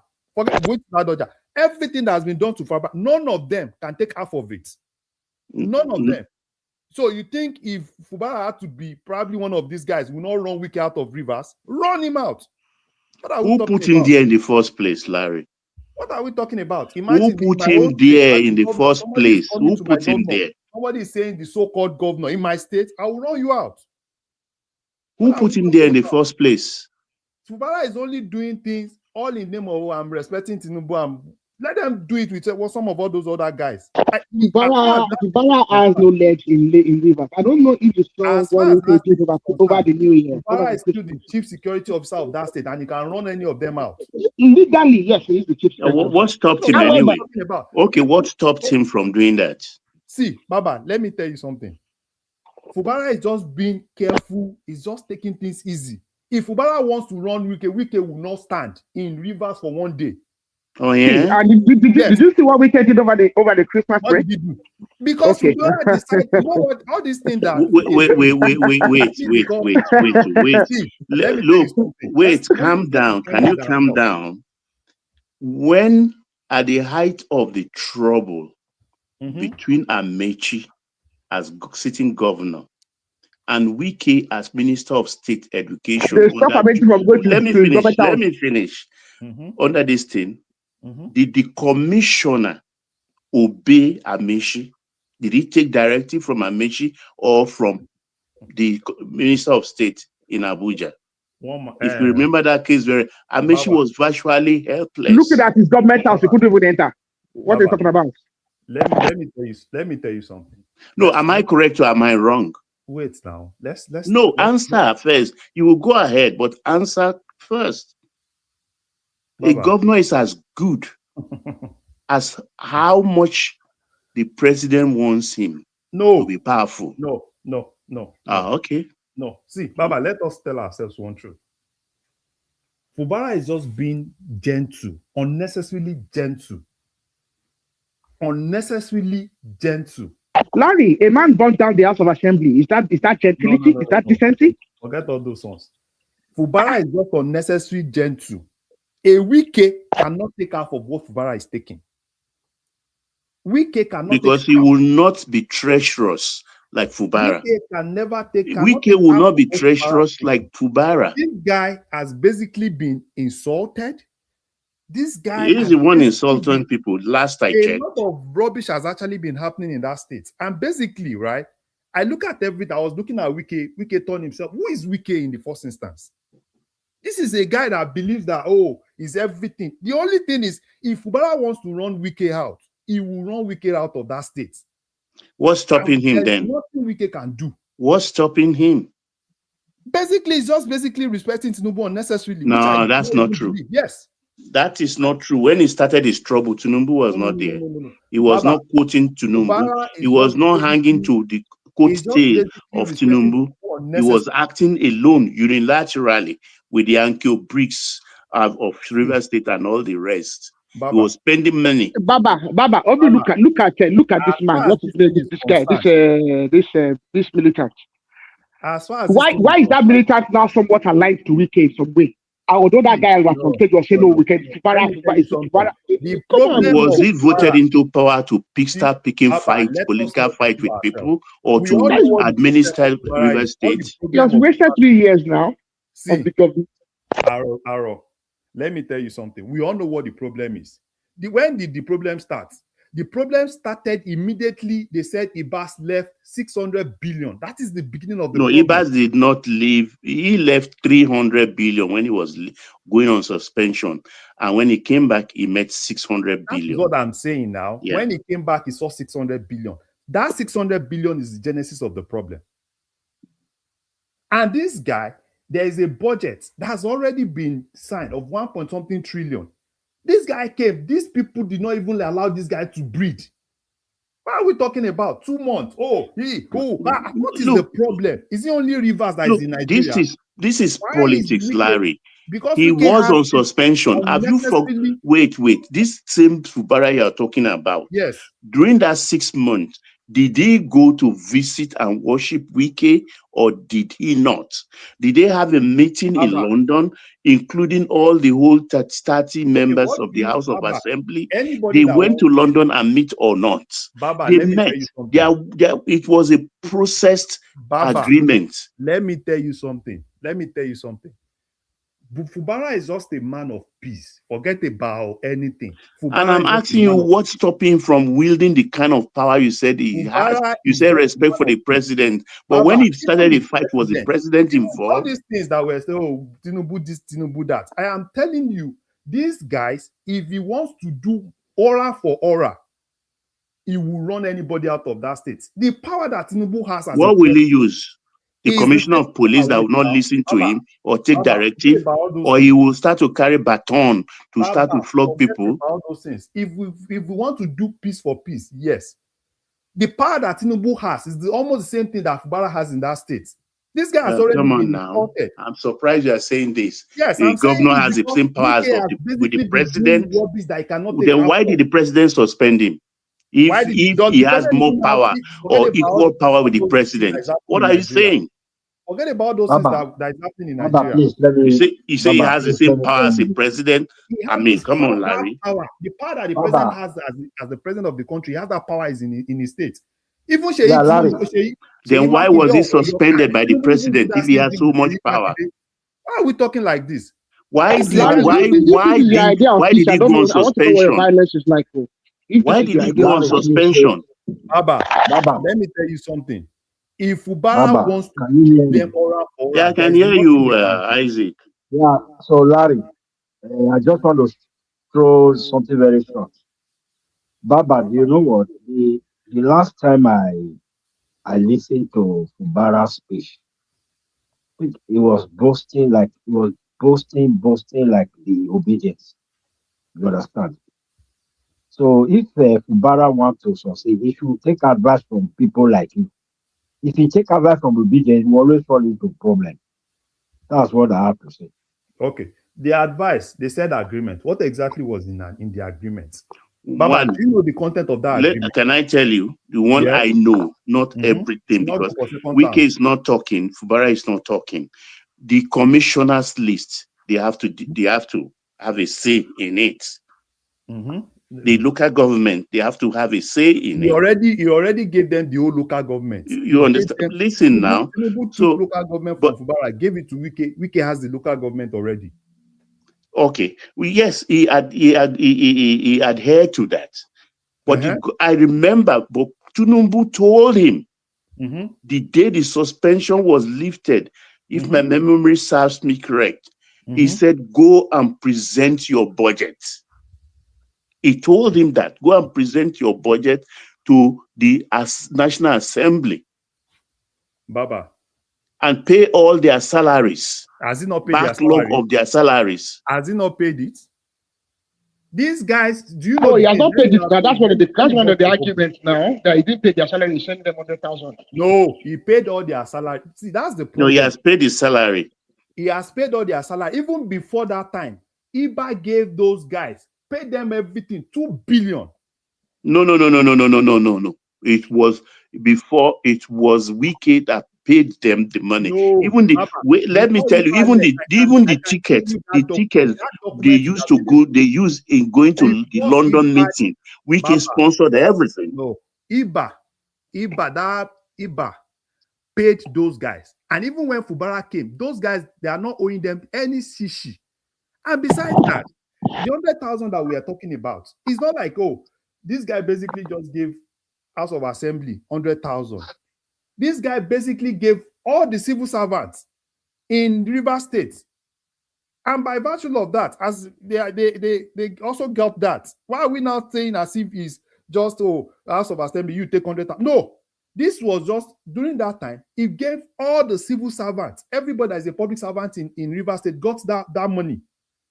So why are we now talking as and House of Assembly and Permanent Sex are the same people? They are civil servants. They are civil servants. They are civil servants. Getting something. Are they civil servants? Are they civil servants? Are they civil servants? And he doesn't know The the difference executive and the executive and legislature, are they not equal? Larry, you're shifting, you're moving, the way you're moving around they have today, their own budget, right? They have their own budget. They shouldn't have given them anything. They don't need it. Exactly, they need something for it. Don't insult them. If they don't need it, they return it back to the government. That's what they did. And that's what they did. Oh, wow, for where? Keep your money to yourself. Don't insult them. Why are we talking as if, the problem I have, and this is the problem I have in that country, right? A lot of rubbish happened in that country. And all in the name of, because this person, because, I don't even get it. Because everything that is happening to Fubara, sometimes I just look at that Fubara like, I beg, do some shaka now. You can't run everybody aura for aura.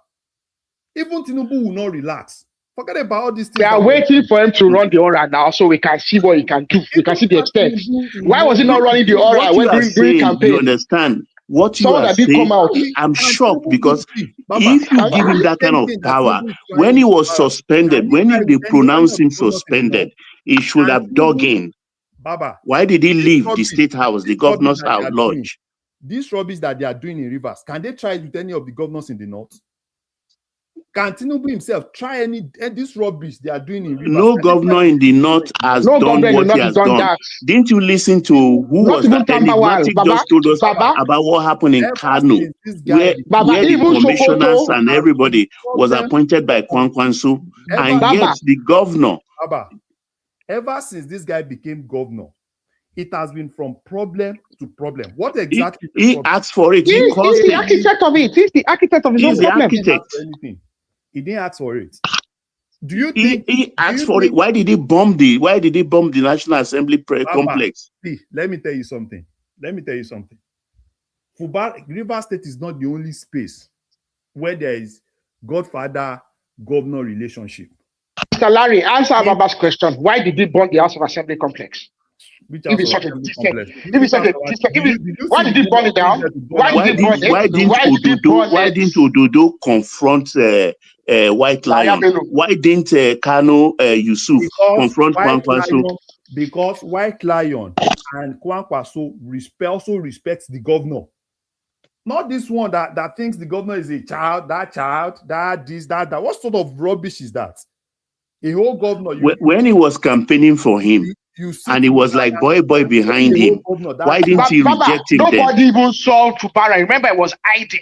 It was Wike that was speaking, that was doing everything. Wike does not own Rivers. That is just it. Wike only has. He doesn't own Rivers, but he owns you because he put you there unilaterally. Wike only has one vote in Rivers. Forget about all these rubbish. But is that one vote that pivoted into the governorship position? If you say it's one vote, is that one vote that piloted him to that? That's a very important vote. Everybody look at what is happening. If Rivers they say no to Tinubu and no to Wike, there is nothing. Wike cannot even enter that. Can I say something, please? Yeah, go ahead, please. By all means. The last speaker, Larry, this thing you're saying, that is actually why there is trouble in places like Rivers State in Nigeria. Exactly these things you are saying and this attitude you are putting up, that's actually why there is problem in Rivers State. If you do not want to, there is an adage in Ebola that said, who fetched an ant-infected firewood, instantly you invited the lizard. It's either you do the deal or you are not doing the deal. There is nothing like, oh, why am I being so quiet? Hey, Fubara is so calm. He will fight and scatter everywhere. Everybody will run. He can't do it. He doesn't even have the power to do that. And he can't. That's why they kicked him out of the office for 6 months. And if care is not taken, they're going to kick him out. Because you know why? He went and fetched ant-infected firewood. If you don't want to do the deal, when Wike brought it to you, you said, look, all these things you listed that I'm going to do, if I become the governor, my spirit will not let me go into this with you. Sorry, look for another person. He wouldn't have forced you to the extent of hiding you and campaigning in all the local government, And in shielded you all from the counties EFCCs. for you while you're hiding under the Warrants. bed. You see It the must point. have been a You very doing concrete shielding him promise you from made to EFCC, him for or him which to stake out his neck to do that for you.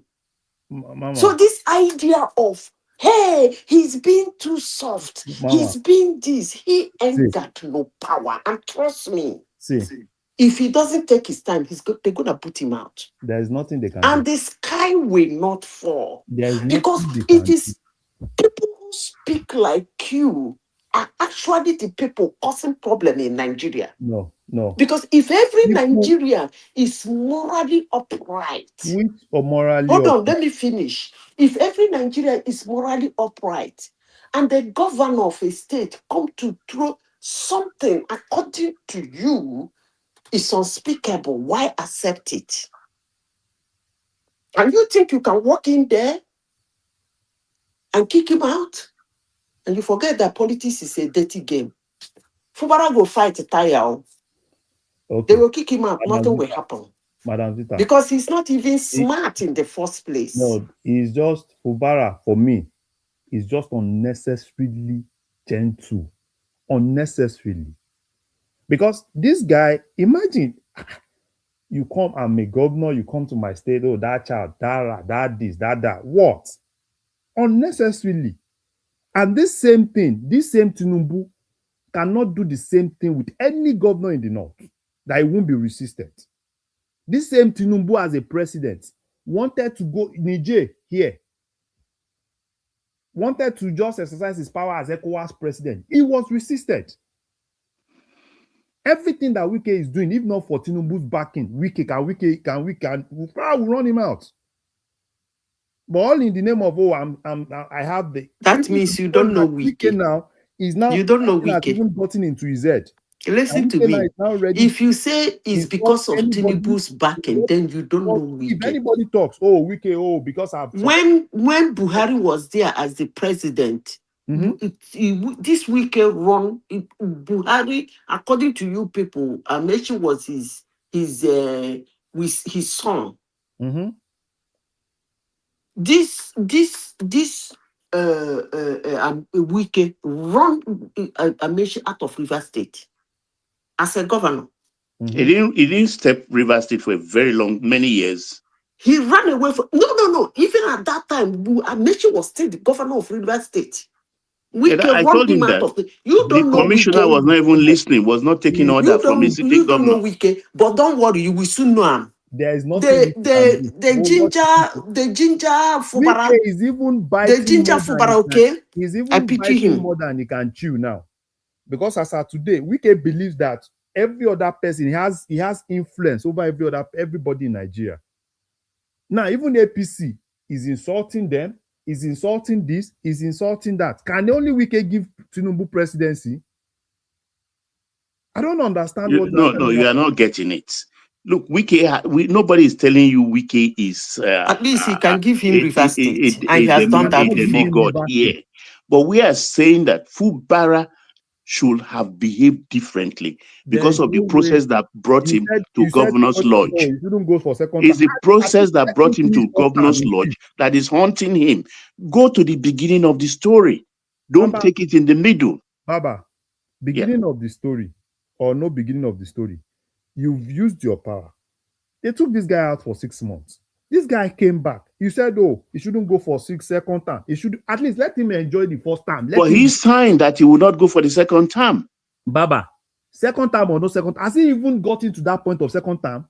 Why are we doing all these things? Larry, is at the heart of the problem. Larry, Mr. Larry, do you understand Yoruba? Now, It's Do you just understand basically Yoruba, Mr. Larry? depriving River State of good governance. Mr. Larry, do you understand Yoruba? Yes. Do you know what the Yoruba says about Odale? Which No, because when you come, because Madam Sita has said something very clearly. We are talking If about you Odale. cannot, Exactly. if you can, Mr. Larry, let me say my own part now. If you cannot fulfill an agreement, do not come it. If you cannot satisfy it with the consequences of dining with the devil. That's the okay. That's the Do problem. not approach You it. said somebody should not go for second term. Second term. No. Forget the second. Mr. Larry, like Baba said, you are approaching this matter at the midpoint. We are asking you to look at it at the inception. Which inception now? What exactly? Okay, we are talking about. Okay, let's wait from that inception. Mr. Larry, you know what? I think this topic is already. We've spent too much time discussing it because there's no progress. Tinubu and Wike, because basically what Tinubu and Wike are basically doing is to deprive the people of River State governance. And Fubara is not a participant in that action. No. What they are basically doing now. Is he a bystander in that particular interaction? What are you talking about? What are you talking about? No, you claim that Tinubu and Wike are depriving the River State people. And I'm asking you, is Fubara a bystander in that particular action? A little bit gentle, looking at him. Wike has been going from places to places. Oh, I am doing thank you. I am doing this. I am doing that in somebody's state. What are we talking about? Is he not an indigene of that state? No. He's even going against the electoral law. Do you know, I hope Fubara is not listening to you. No, he needs to listen, because if Fubara let me tell you, let me talk again. From Tinubu and Wike. Listen, let me tell you, I hope he's not listening to you. No, you should listen to me. You see, in a world where, hold on, in a world where people will sit down in their comfort zone, in the social media, just as we are now, and start to boost somebody's morale to the extent of urging him to go and act, actually it is suicidal. Honestly, sincerely speaking. Because you see, this thing you are doing now, that's one of the things I'm seeing that is happening in the United States. And people are dying. Congressmen, congresswomen, mayors, governors sit down in their comfort zone and screw trash about ICE and tell people to resist them. Those people that are telling to resist them don't even have power to resist ICE. Madam, hold on, let me finish. I'm trying to push. Hold on. I'm trying to push a narrative. Don't correlate the rubbish that ICE is doing.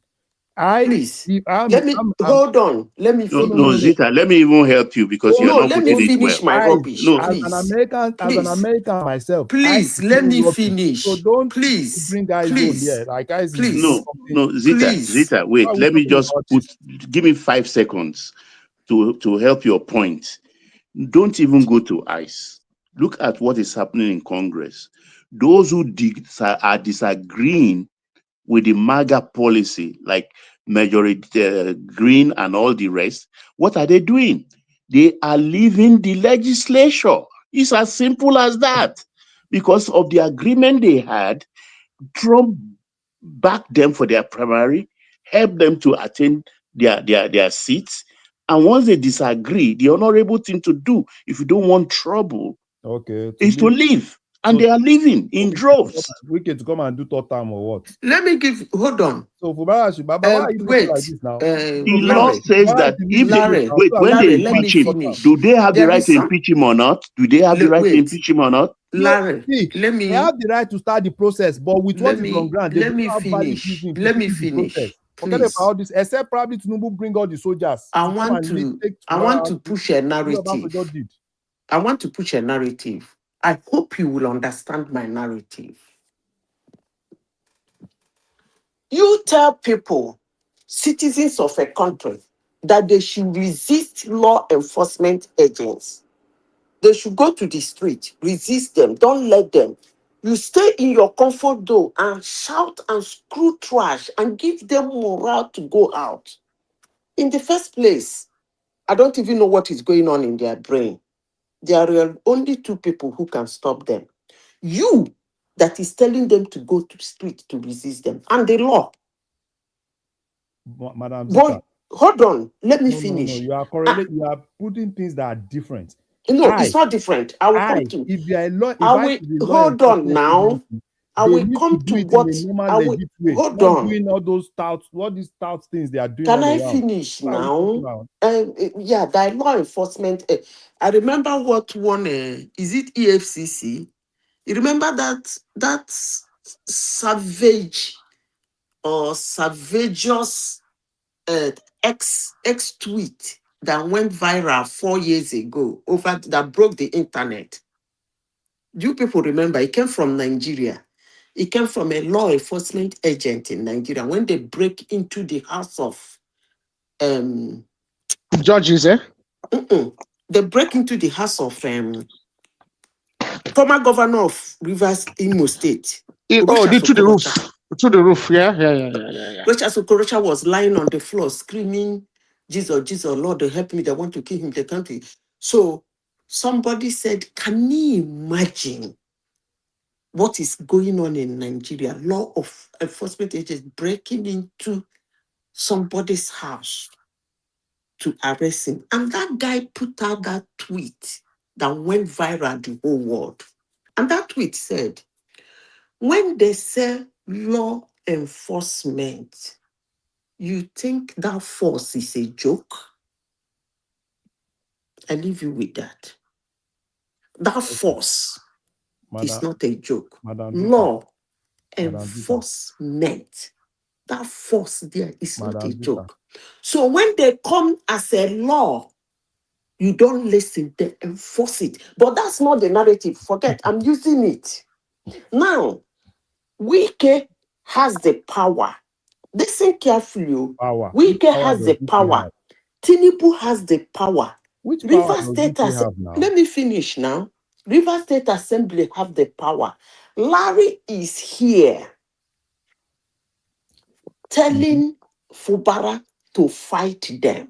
Yes, he needs to fight for the benefit Good. of the people No of Rivers problem State. now. That Tinubu and Wike have Just as when you go to just as when you go to mayors and governors and house members in US, tell them to go to the street and they use their car to run over law enforcement, they buy them. That's your Fubara. If You go soon hear his If story. Fubara loves the people of Rivers State, he needs to resist Tinubu and Wike. Because they've actually, Tinubu and Wike have deprived the people of Rivers State governance for up to 3 years now. And Mr. Larry, the question is Fubara a bystander in that interaction? I don't want to answer that. Come on. You don't want to that because you get morale, you get strength. You went and enter into a deadly agreement. But I don't know why and you are telling him to fight. We don't know what is really happening in that space. No. Well, that is not the question I asked you, sir. I am asking you, is Fubara a bystander in that particular interaction? That's the question I asked you. I don't want to. I don't want to answer that. The problem I have is this. Arogedigba, please. You see, all this kind of argument is what made Obi to see Atiku's ticket and he carrying 2 legs go enter there. All this kind of argument. Now make Obi see Atiku ticket, he can't carry 2 legs from his house, go waka enter. See, as far as me I'm concerned, the problem I have is leaders in the Niger Delta. They've lost a lot of leaders that can stand and speak. Because all the rubbish that is currently happening in that space, Wike is basically doing things as if, nobody can challenge me. I have Tinubu. And because basically, right, what exactly is happening in that space is the fact you are that actually very funny. Yes, I'm not funny. You are very funny. You are saying, hold on. You made a comment now that sounds.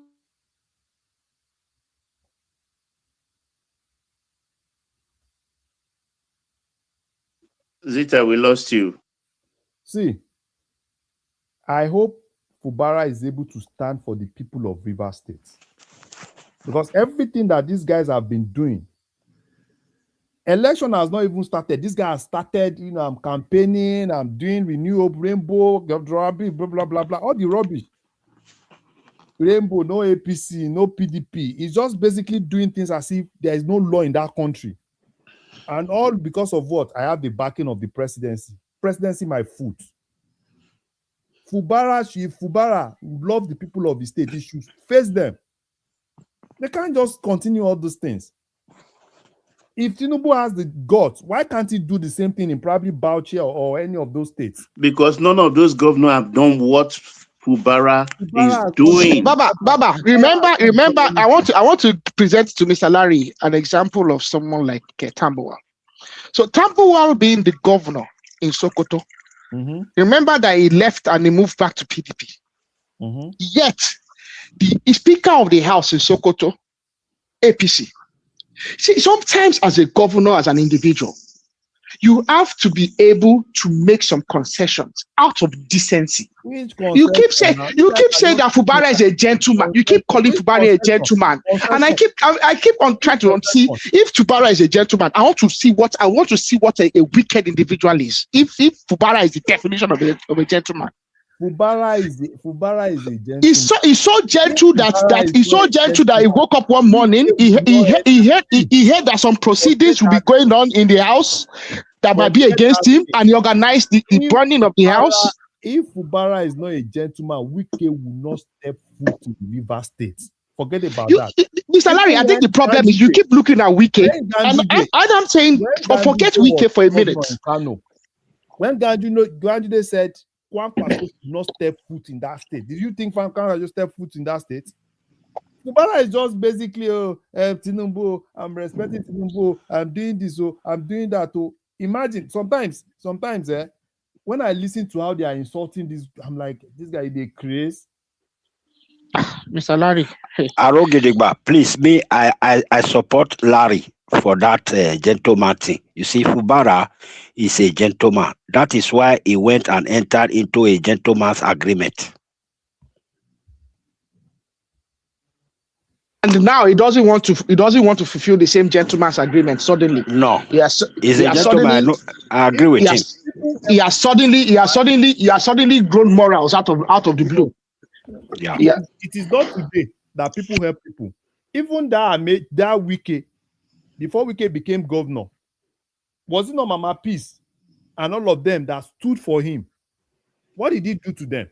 He served them before they became. He served them. Even insulted them. Even the Chibike Amechi.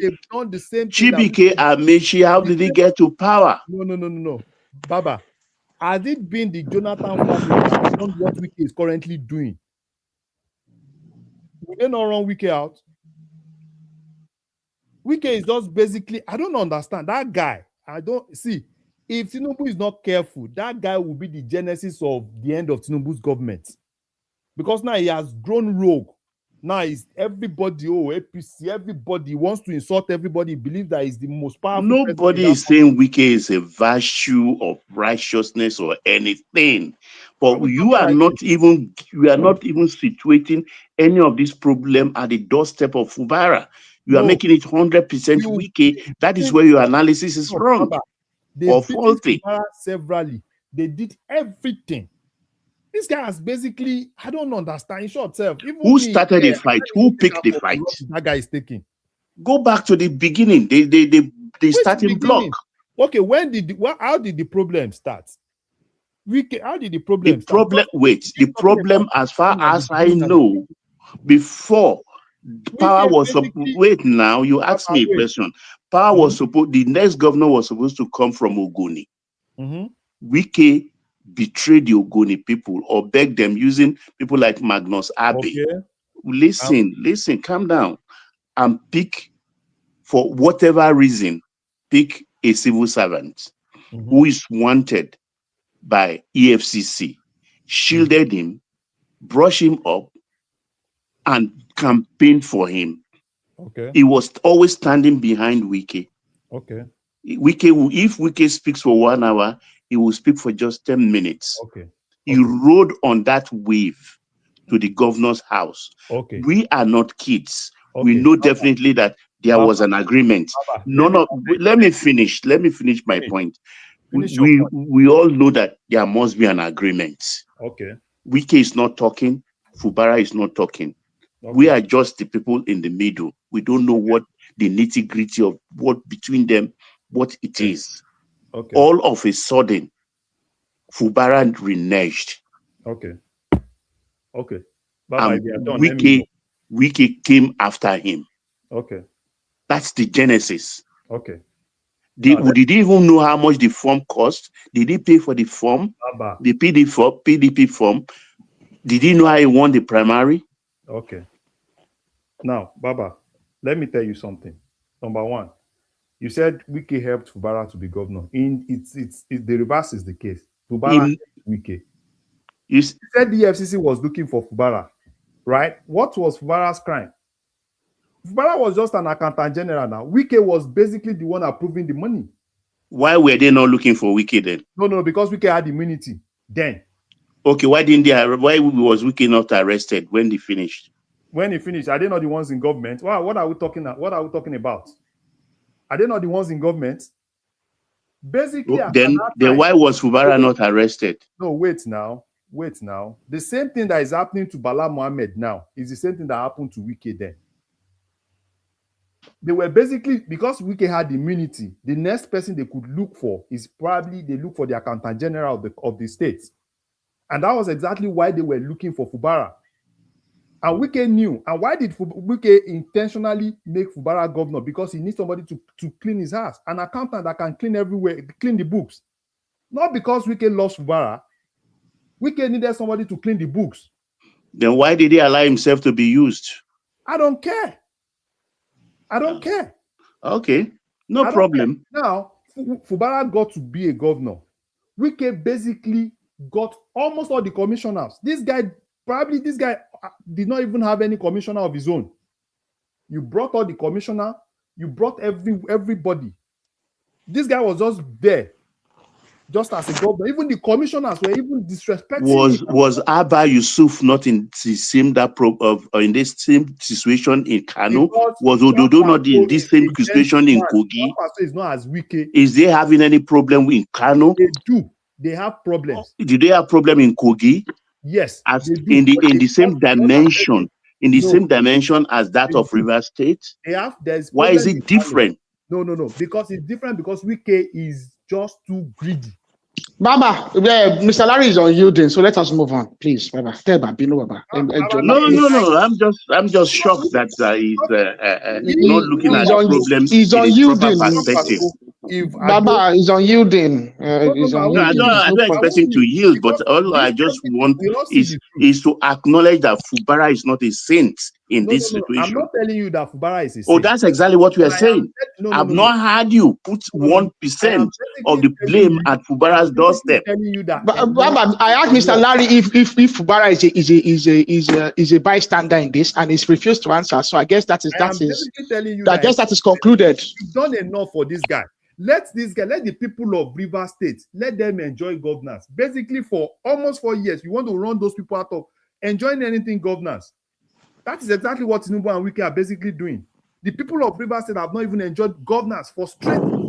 That's much I agree with you. But please, Mr. Larry, I just want to quickly leave the stage, but I just want to address the outings of Dati Baba Ahmed in the last several days, which I find to be rather peculiar and rather interesting.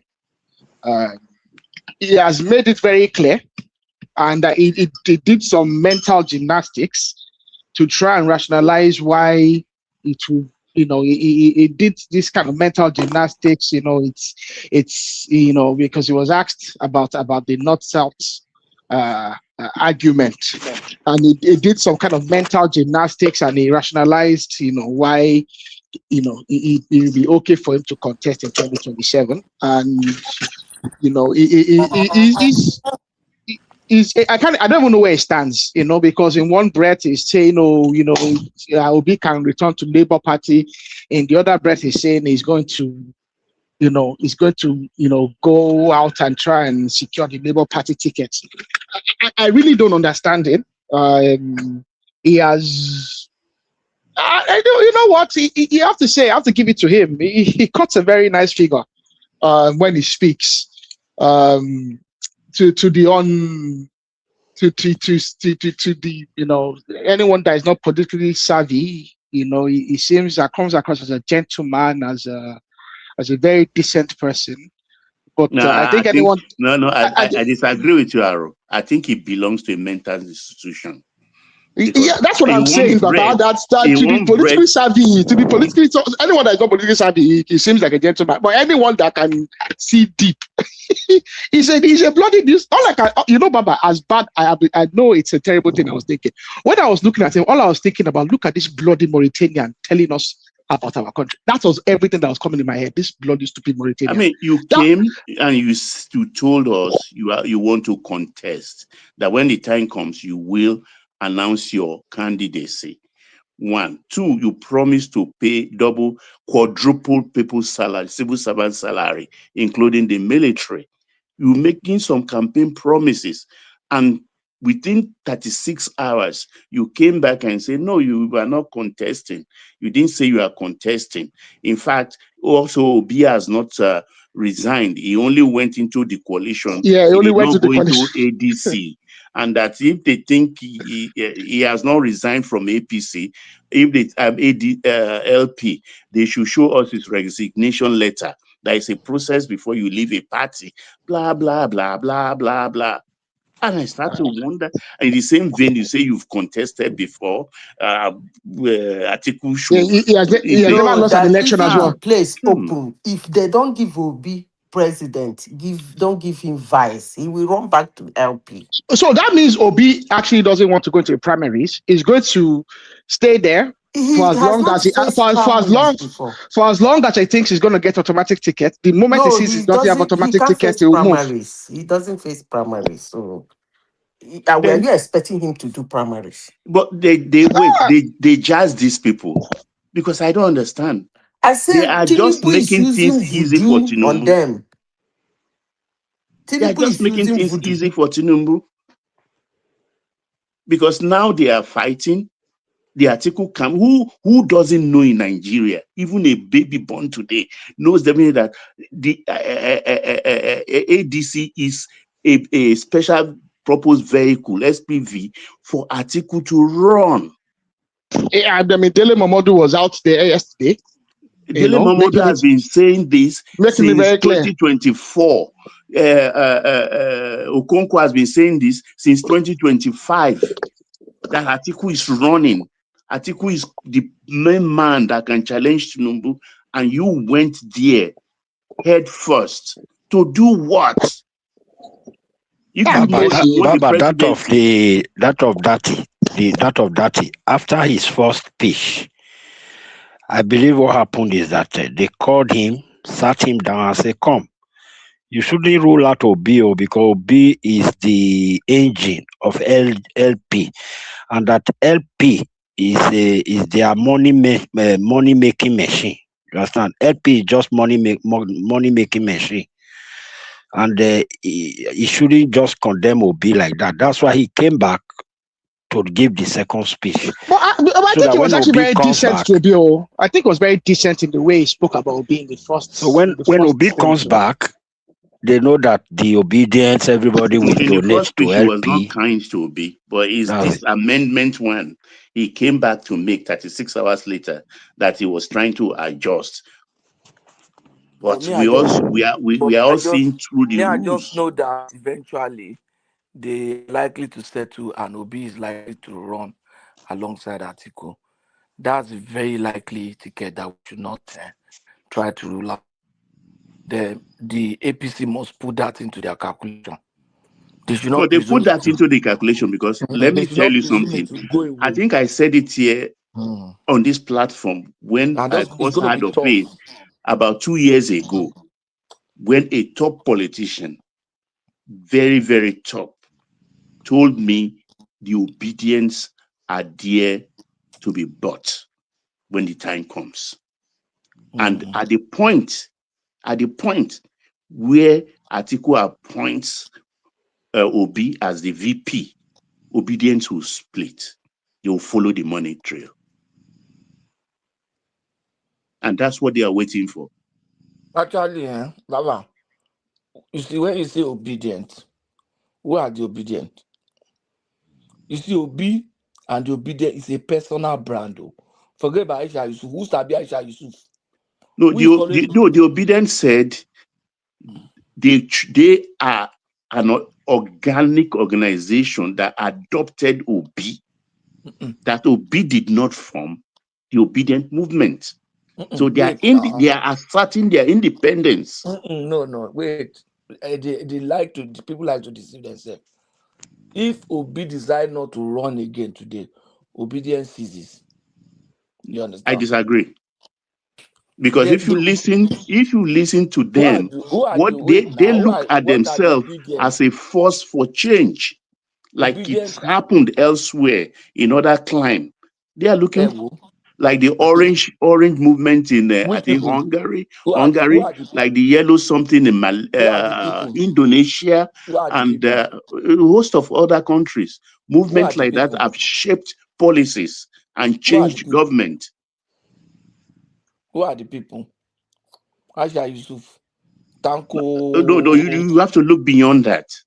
You have to look beyond that. If we look, let's look at it the way it is now, not what they are telling us.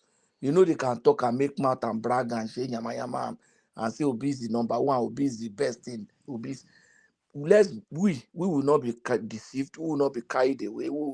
We are trying to objectively look at things, and if we must evolve a strategy, if I am a PC analyst and a strategist, I will just be realistic. Obedient is a personal brand of Peter Obi, and the fire in obedience is Peter Obi, and every other noisemaker around them, they are just trying to catch him on that, including the Labour Party and their group and their leaders. Now that Obi has left Peter Labour Party, that means their feeding bottle is gone. They are feeding bottle in the sense that not that they are going to Obi is going to give them his personal money, but the weight of Obi is the one that is making the party meaningful and the ones that are putting food into that party. That's why you see all of them say Obi, they are so angry, then angry attacking Obi. If Obi leaves that party, the bottle is gone, and Obi is not going to stay in that party. It doesn't make sense for him.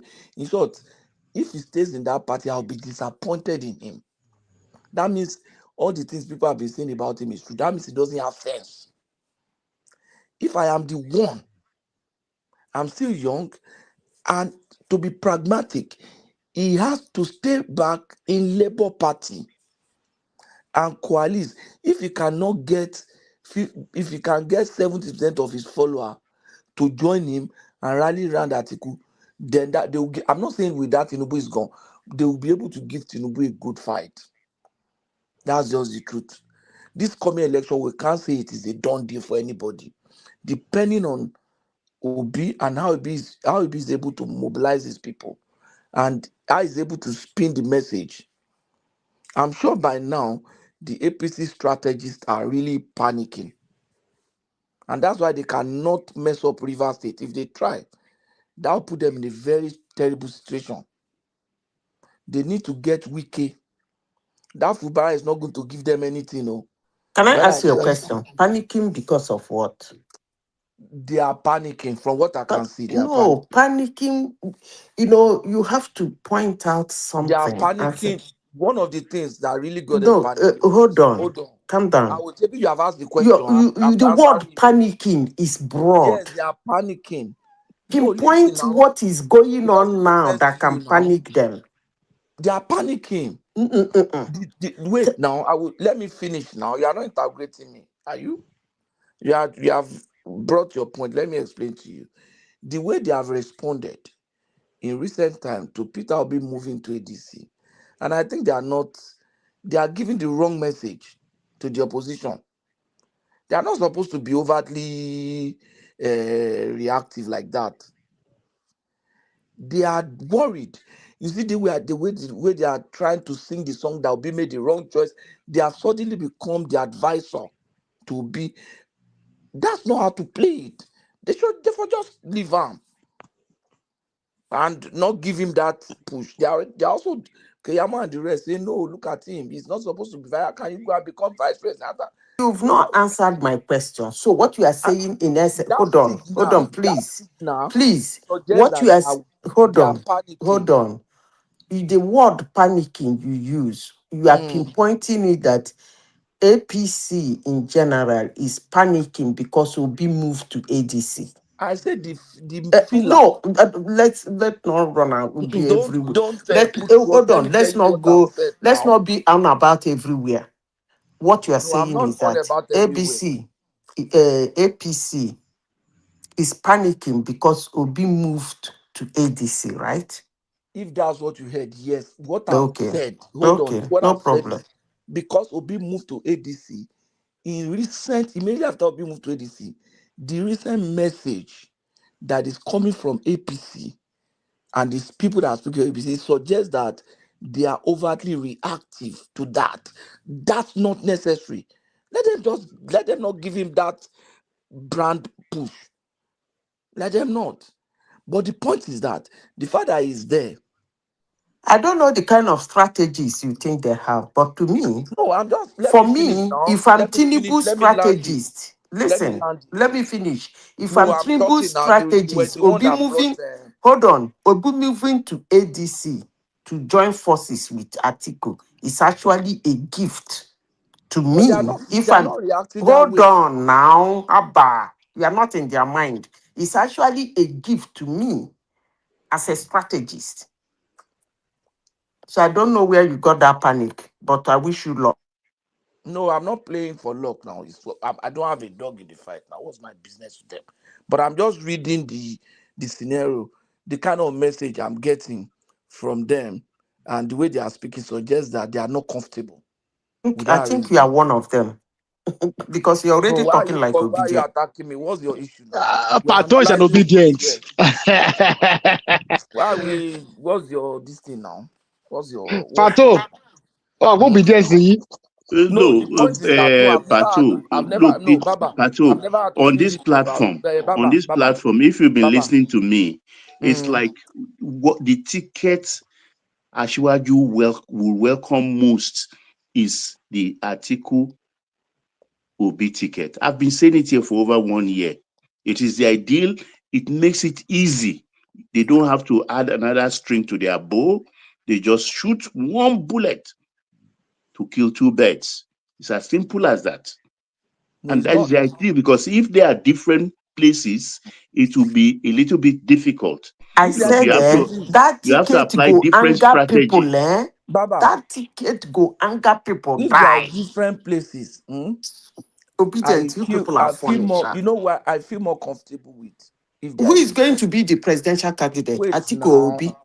Wait first Oh now. no, I asked a simple question. You He have asked me moved a to question. You didn't allow me no, to no, no, answer the no, other no. one You you're said, asking me. hold on. Okay, You said continue. he moved to ADC and they are panicking. Now I ask you a simple question. Who is You have going to asked me be the the first question. You didn't presidential? allow me to Calm answer down that now. question. Who is You didn't going to allow be me the to answer that presidential question. candidate? Is it You just allow me Obi to and answer that Atiku will be question. his vice? I'm Or not ready to Atiku will answer. be the I'm not ready presidential to answer candidate, that. If you Obi are will not going be to his allow me to vice? answer the first one, I'm not ready to answer that question. Madam Tita, let Pato flow for a bit. I think let You Pato have flow. asked the question I was trying to answer you, like you are questioning me, like you are, and then you ask me another question. What kind of disrespect is that? Pato now, expatiate, Pato, please I do. didn't What ask I'm you another saying, question. No. somebody moved to another party. You understand? What we are trying to do, we are all trying to read them. We know none of us is in the party there. Some of us might have people in their in their midst, but for some of us who don't really have people, we have to read and then try to analyze and see what is happening. The issue. There's one thing that I've worked in the past, and that is Obi and Atiku in separate group.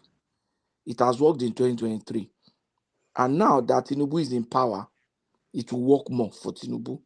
Because then, despite the fact that Tinubu was not in power, that ticket split the vote and Tinubu was able to leverage. And post-election analysis, the DG, the communication team of Tinubu, that was the argument that, look, you shouldn't expect that there will be victory because Obi in PDP split the vote. And that was what happened. Now, the point is that now they saw it and they felt that, oh, the best way is not to repeat the mistake of the past. Let's come together. Unfortunately, Wike is already positioned in PDP. That would not have been possible for them to just select the back to PDP and re-strategize. Now they have ADC. My challenge with ADC is one, ADC is just like Labour. They don't have structure too. They don't have local government chairman. They don't have structure in those bases. I don't know how they want to be able to do that, to work around that. If they don't, then ADC is dead. Whoever they put as a presidential candidate. But what I'm thinking is that if ADC gets sense, instead of arguing among themselves now, let them try to settle. I thought you said the APC is already panicking. APC is panicking. That's the message that we are getting. I said the message that I'm getting from the speakers, people speaking for APC in recent time, APC in recent time is that they are overtly reactive. I've repeated that statement severally. If you choose to hear another thing, that's your business. They are reacting. They are overreacting to this thing, and they don't have to do that. They don't have to do that. But if ADC get brain, they should not fight among themselves, build structure, try and put people in those bases and see what they can get. It still does not guarantee their victory. That's what I'm saying. Because if you work against someone that was hated by his party, president was against him and everything, and you still lost, now that you are together, but he's in power, he has resources, he has decimated your structure and systems. And mind you, ADC still get a case for court too. It might not be easy for them. So this is not the time to fight among themselves. They get brain. You understand? But from what I'm hearing, seeing the other time I'm seeing the APC, that move, they are a bit uncomfortable with that move, and it makes sense to feel that way. I mean, they are the one in the fight now. We just there, they analyze. Now they know where the thing. Now they know what them will lose if they eventually lose the election. So they have to look for a way to make sure that that coalition did not work. If it does come together and work, that it is weak. They have to weaken that coalition if they want to get Pato, actually, on the contrary, and I will tell you why I say this. I think there's a fixation on 2023, and I think there's a desire to superimpose the realities of 2023 on the current realities of 2027. I think the first question we need to ask is this. Obi had about 6 million votes, and we all know about the obedience movement.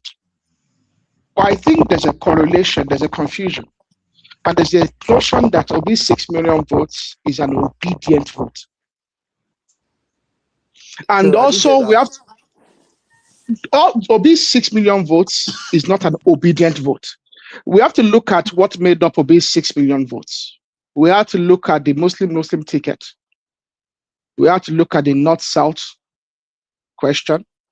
We have to look at the Igbo question. We have to look at the different sentiments that built up the 6 million votes. And when you look at the 6 million votes, and you look at the 2023 election, I think the voter turnout was less than 40%.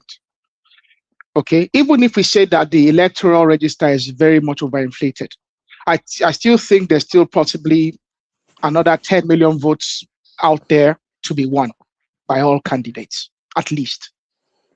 And that's a very conservative estimate. Anything between 10 and 20 million votes is out there, possibly to be won by all candidates. So now, when we look at I don't want you to look at the coalition and make a conclusion that 6 plus, I think we got about 7 million or 6.8. Don't make a conclusion that 6 plus 6.8. No, it doesn't work. Is what no. So I want us to forget 2023. Yes, the coalition is going to be strong with an Obi Atiku ticket. However, there'll be consequences to that Obi Atiku ticket. Voters, when they go out on the day of election, are going to go in there Yes, I know that we conclude that voters are bought, but voters are sentimental beings. And also voters vote based on their experiences from legacy experiences, but also their experiences over 4 years. Their sentiments about individuals change. Their positions about individuals change. But also their positions about relationships that individuals have between each other change as well. So Obi is going to lose voters with the Obi with an Atiku Obi ticket. So he's not guaranteed to be able to transfer 6 million votes to Atiku. Tinubu would lose voters as a consequence of the fact that he's an incumbent. But he also gained voters as a consequence of incumbency. It's up to all the candidates to look at their realities. Luckily in Nigeria, we have geopolitical zones, we have states, we have local governments. I think a very serious candidate and a very serious campaign will look at their campaign from the grassroots and look at each local government, look at each senatorial zone, and look at what they're most likely going to gain in each senatorial zone based on the tickets they have. And look at the sentiments. It's time for politics to go back to the grassroots. So I don't want anybody to come out on election day and start crying that they've been rigged. No. If you do your maths and you do your calculations and you go out there and campaign rigorously, you can almost conclude what the results will be before election day if it's a serious campaign. And that is the way I see it. So I don't want us to look at 2023 and superimpose. No, 2023 and 2027 are two different realities. Very, very different. So, Pato, please, before you now follow that line, just add this one to it. What do you have to say about the 6 million plus 6 million vote of Obi? You know, it was integrity that gave him that vote. Standing alone. Now that he's going to stand behind Atiku, definitely he's going to lose that integrity. And there are a lot of vocal voices, obedient, very vocal voices that are already saying that once they see Obi behind Atiku, they are going to work against that ticket and give their votes to Tinubu instead. So what do you have to, how do you now analyze that? From my analysis, if I look at Obi's vote in 2023, he might not get all the votes that he got. But let me tell you, the Igbo vote that got to be in 2023 is going to still retain a substantial number of them. You understand? For the Igbo vote that will be got in 2023, is going to retain substantial number of them. And that substantial number might follow him, even if he chose to be a vice president. It depends on his communication and his idea. That's one. The Southwestern vote that he got, like the young Southwesterners that voted him, is going to lose a number of them. Like the Christian vote, the feeling I'm getting from Christian community in Southwest. I say I don't know politician, but I belong to that group, and I'm getting feedback from them. There are some of them that I don't expect their thinking will change. Like I feel also you are thinking this way too. Yeah, I'm impressed, you know. So there are a number of them have changed. So he might not get up to 30% of what he got from that Christian group in Southwest anymore. You understand? In Southwest anymore. But he'll get 70 or more percent of his vote in Southeast.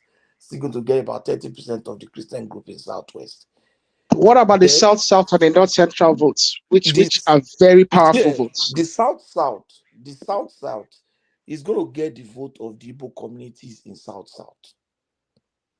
like in Rivers. But, you know, they will muzzle them. They might not be able to really express their vote the way they want to. But it's going to still get something relatively. In South, I might not be able to get more than 20%. I'm just assigning up. I'm just trying to use my brain. But that's something. So he's able to get 70% from Southeast, 20% South. That's enough contribution from a vice presidential candidate.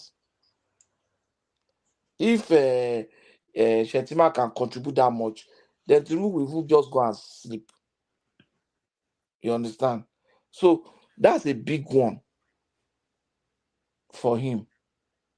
And if you add all those things together and think of what Atiku can get from the Northwest and little from Northeast, it's not a done deal for them.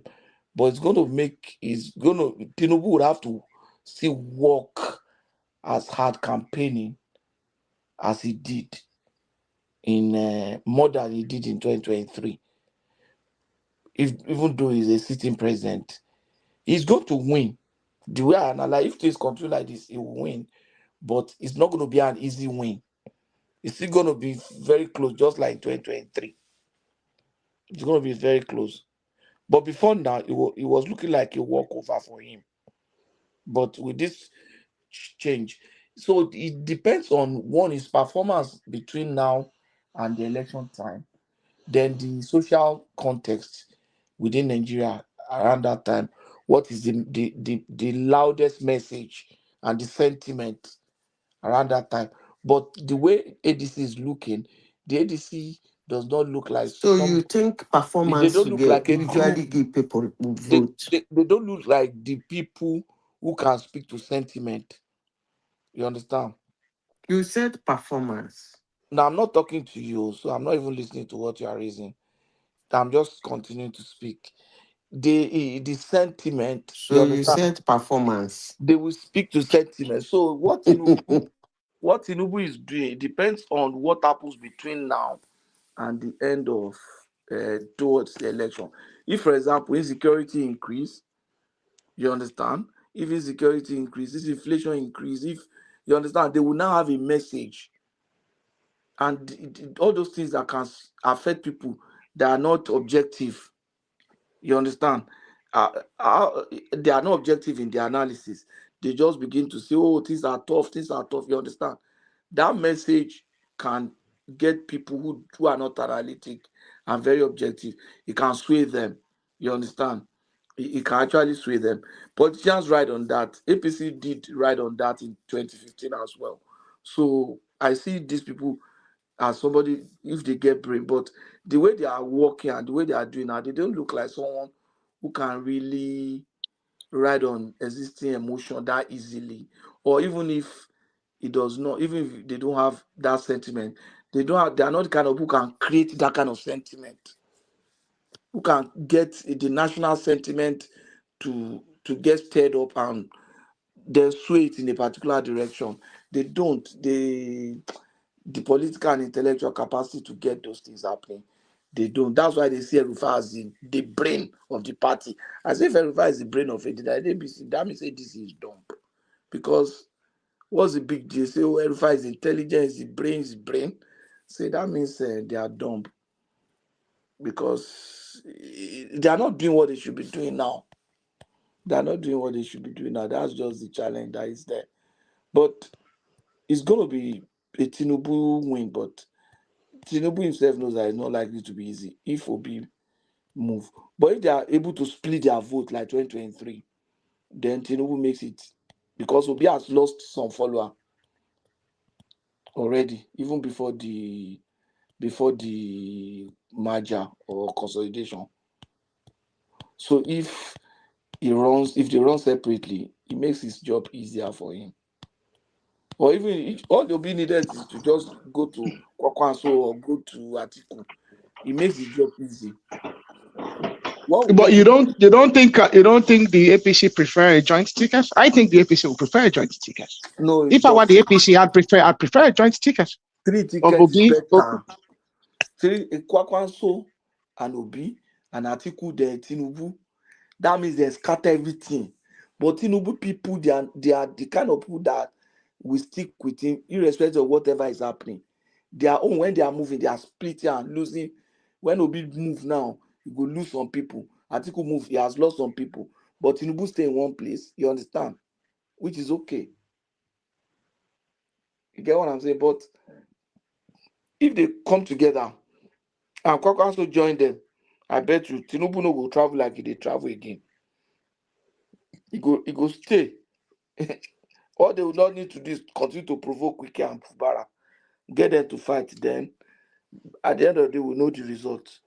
If Kwakwanso, Obi, and Atiku are in the same party, and they get Wike and Fubara to keep fighting, then I'm sure Tinubu go beg both of them new. It's not as easy. Patoski, whether Wike Fubara fight, you know, in this our platform, we one or two people already gave us that history already of Rivers, whether they are fighting or not. They don't always vote there now. They write a result and give it to the person they want to give it to now. But in that case, I don't even know how to. Tinubu will just send military men. Tinubu will send military men there. Then they will guide the street. After the election, they bring the result for him. That's all. No. In Rivers State, there are two ways they vote in Rivers State. I've said this several times here. It's like a court thing. They decide on who is going. And when they decide, like now, they have to do PVB, this, that, fingerprint, and blah, blah, blah. All they need to do is to send their boys on that polling unit. And remember, most of them are in the riverine. They will just stand in the polling unit. Everybody, you go, they go. As you they go, when you reach there, they go tell you who to vote. You vote and come out. This one is the ballot paper time has passed. The time of going to print in the warehouse has passed. This time around, like in 2023, they will stand, you will line up, go and vote normally, but it's that person you have to vote to. Period. Otherwise, they gun you down. And even APC is already doing nationwide registration. That's the other thing you have to consider. APC is doing nationwide registration of all their members, and they are tying that into the NIN. So I think APC wants to have a decent understanding, give or take 25% of what their membership is. That's applaudable. I mean, to be frank, whether you register your members, you don't register your members, somebody has to put that forensic on paper. And that's where Rivers State gives a masterpiece. They will go and ask, so they don't vote in Rivers now. They just select. They will stand you in the line, well loaded, Rambo. They will tell you to vote this person. They watch you put you. It's either you vote that person or you get out of the line. You do anyhow, they tie you and throw you inside the river. It has been like that over the years, but as the technology is coming, they're devising a new means. You will stand in the line. You will do your clearance. You finish your clearance. Time to vote. Somebody go match you. They look you, say, put your hand here.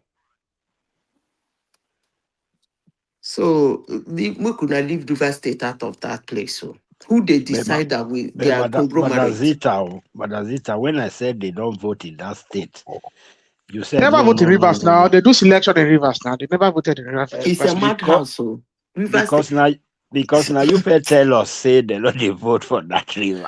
Because I've been only say fear, don't let me mention your name.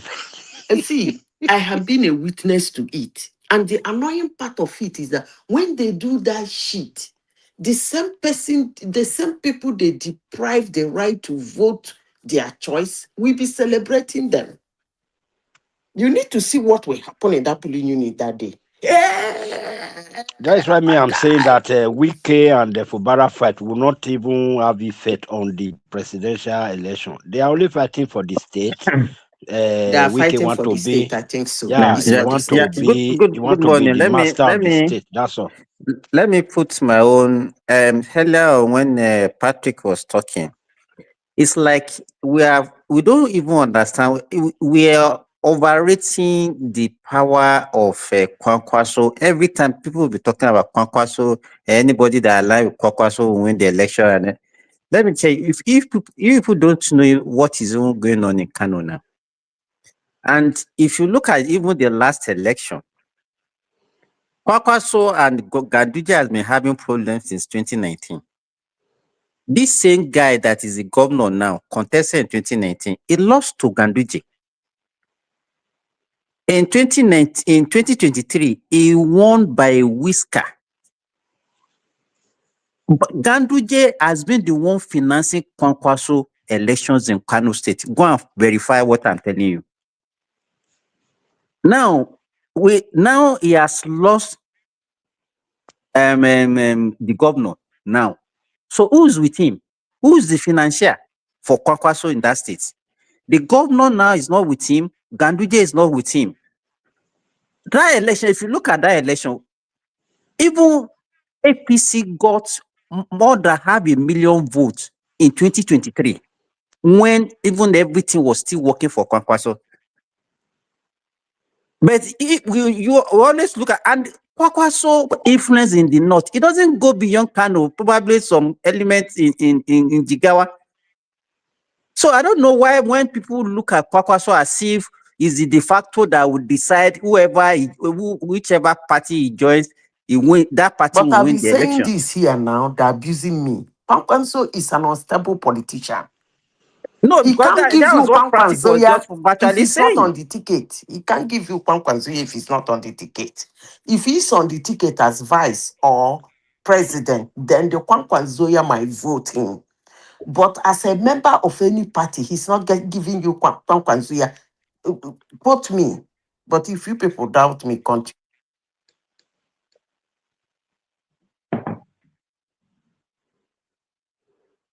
We lost Bandanzita. The only thing now is that it's too early to predict whoever will win that election. There are so dynamics that will still change. No, Simba, I've said this before. You people Yeah. didn't do it to me. I'm here. Simba, let me say this. I will say it. And every day you people bring out this topic, I will still say it. If it is this thing I'm seeing and I'm hearing, now this leg where cow one take reach Omaya, Tinibu will whoop them. I will continue saying it. Unless they have a hidden plan they are making. I hope so. If not, this kangaroo, I even think Tinubu is using voodoo on them. Honestly, this thing they are doing for a man that won an extremely ridiculous tight race in 2023, and he's now the president. And you people are doing this permutation around him. I wish you people luck. When I see serious opposition, I will come here and tell you people. But for now, if it's this thing, you're saying you don't know who will win the election, it's too early. Yes, it's too early. But if they continue like this till February next year, it will be as if he kept them on the floor and flogged their asses. I don't talk. Sorry, this insecurity of a thing, when Patoski said it, don't you people think that Tinubu already signed a deal with Trump already? Don't you think so?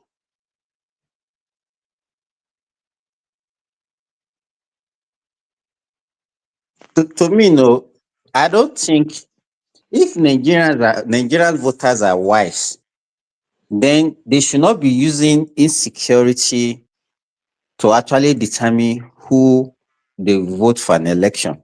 I think they're supposed to have learned that it's high time for us to stop using insecurity as a determinant of who we vote for in Nigeria. It's not working for us. And if they succeeded in using that one this time around, 2031, they will still do is that thing that they will keep on doing, and Nigeria will still be in bondage of this insecurity. Nigeria should learn that this thing is politically orchestrated, and people, they should not allow politicians to be using insecurity as a determinant for election. Bam, correct. I agree. Are you aware of what is happening in Katsina, where the governor is trying to release the bandits that are supposed to be facing trial? in the name of peace deal. Peace deal that has not been working. Well, today, peace deal upon peace deal. How many peace deal have they done that has worked for them?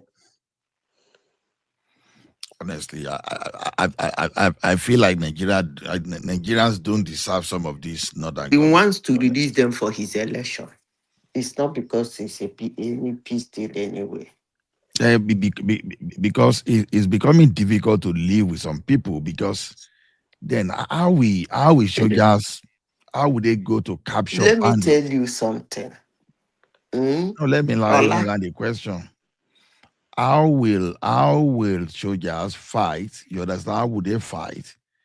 Capture bandits, and some of those soldiers even lost their lives, and just for one silly and one stupid idiot that did not even that doesn't know what it takes to even capture those guys, just be planning to release them for in the name of what peace deal?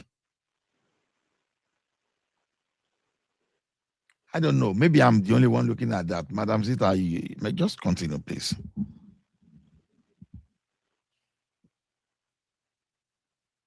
get your last statement.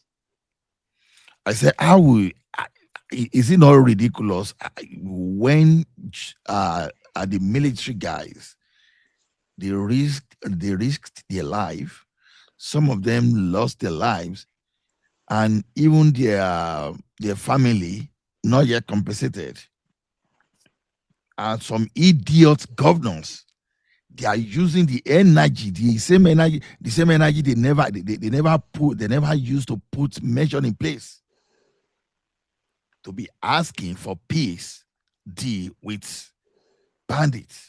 But I told you that all of them are Boko Haram now.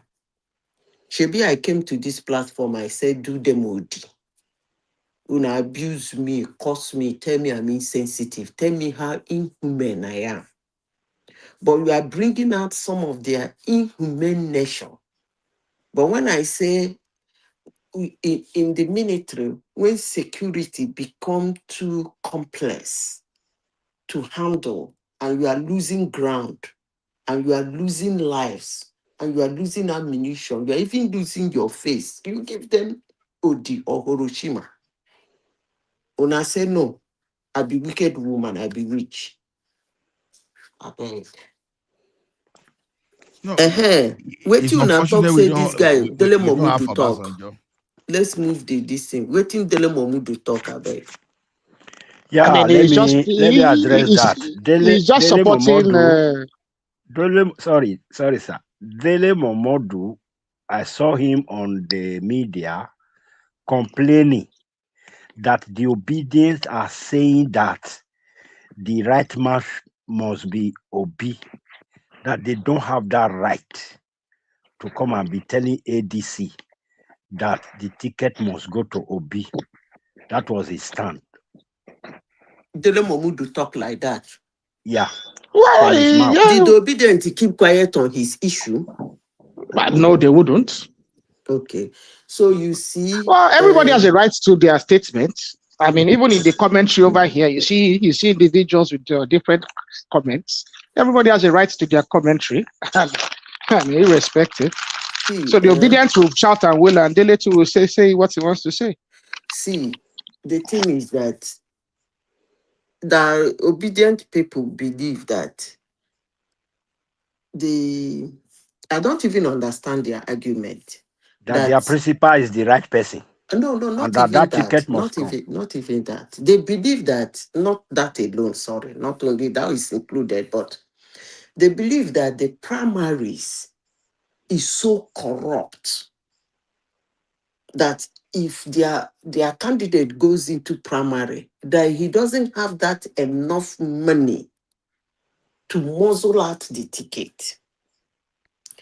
But they now believe that if they give him the ticket for free, that them and him has enough power to muzzle out the winning in the whole Nigeria. Why are you people laughing now? You know, some people I don't really understand. You are saying that your candidate cannot muzzle power in ordinary primaries, with you beside him, you people cannot muzzle out, make all the trouble, make all the noise, and get that ticket for him in the primary level, that they should just give it to him for free, hand it over to him. Then you people will now come out in the whole of Nigeria of 100 political parties to muzzle out power from them. And it makes a lot of sense to them. Honestly, it does. But And they Mama, can come to one Madazita, man. I think Madazita, please, you are always you said to muzzle the power from them. I don't know why you are not adding that name. That name that they're always threatening them, the article thing. You have to add the article. Don't just say from them. You add that Hold article. on. Let me say this. There is a clause to the situation. And that clause is the clause I've been saying on this platform for over 3 years now. And nobody wants to understand me except the politicians themselves. You guys said Obi is a beautiful bride. Obi have 600 votes, 6 million votes, 600 million votes. Obi is clean. Obi is the right man. Obi is the only man who can win Tinubu. Now,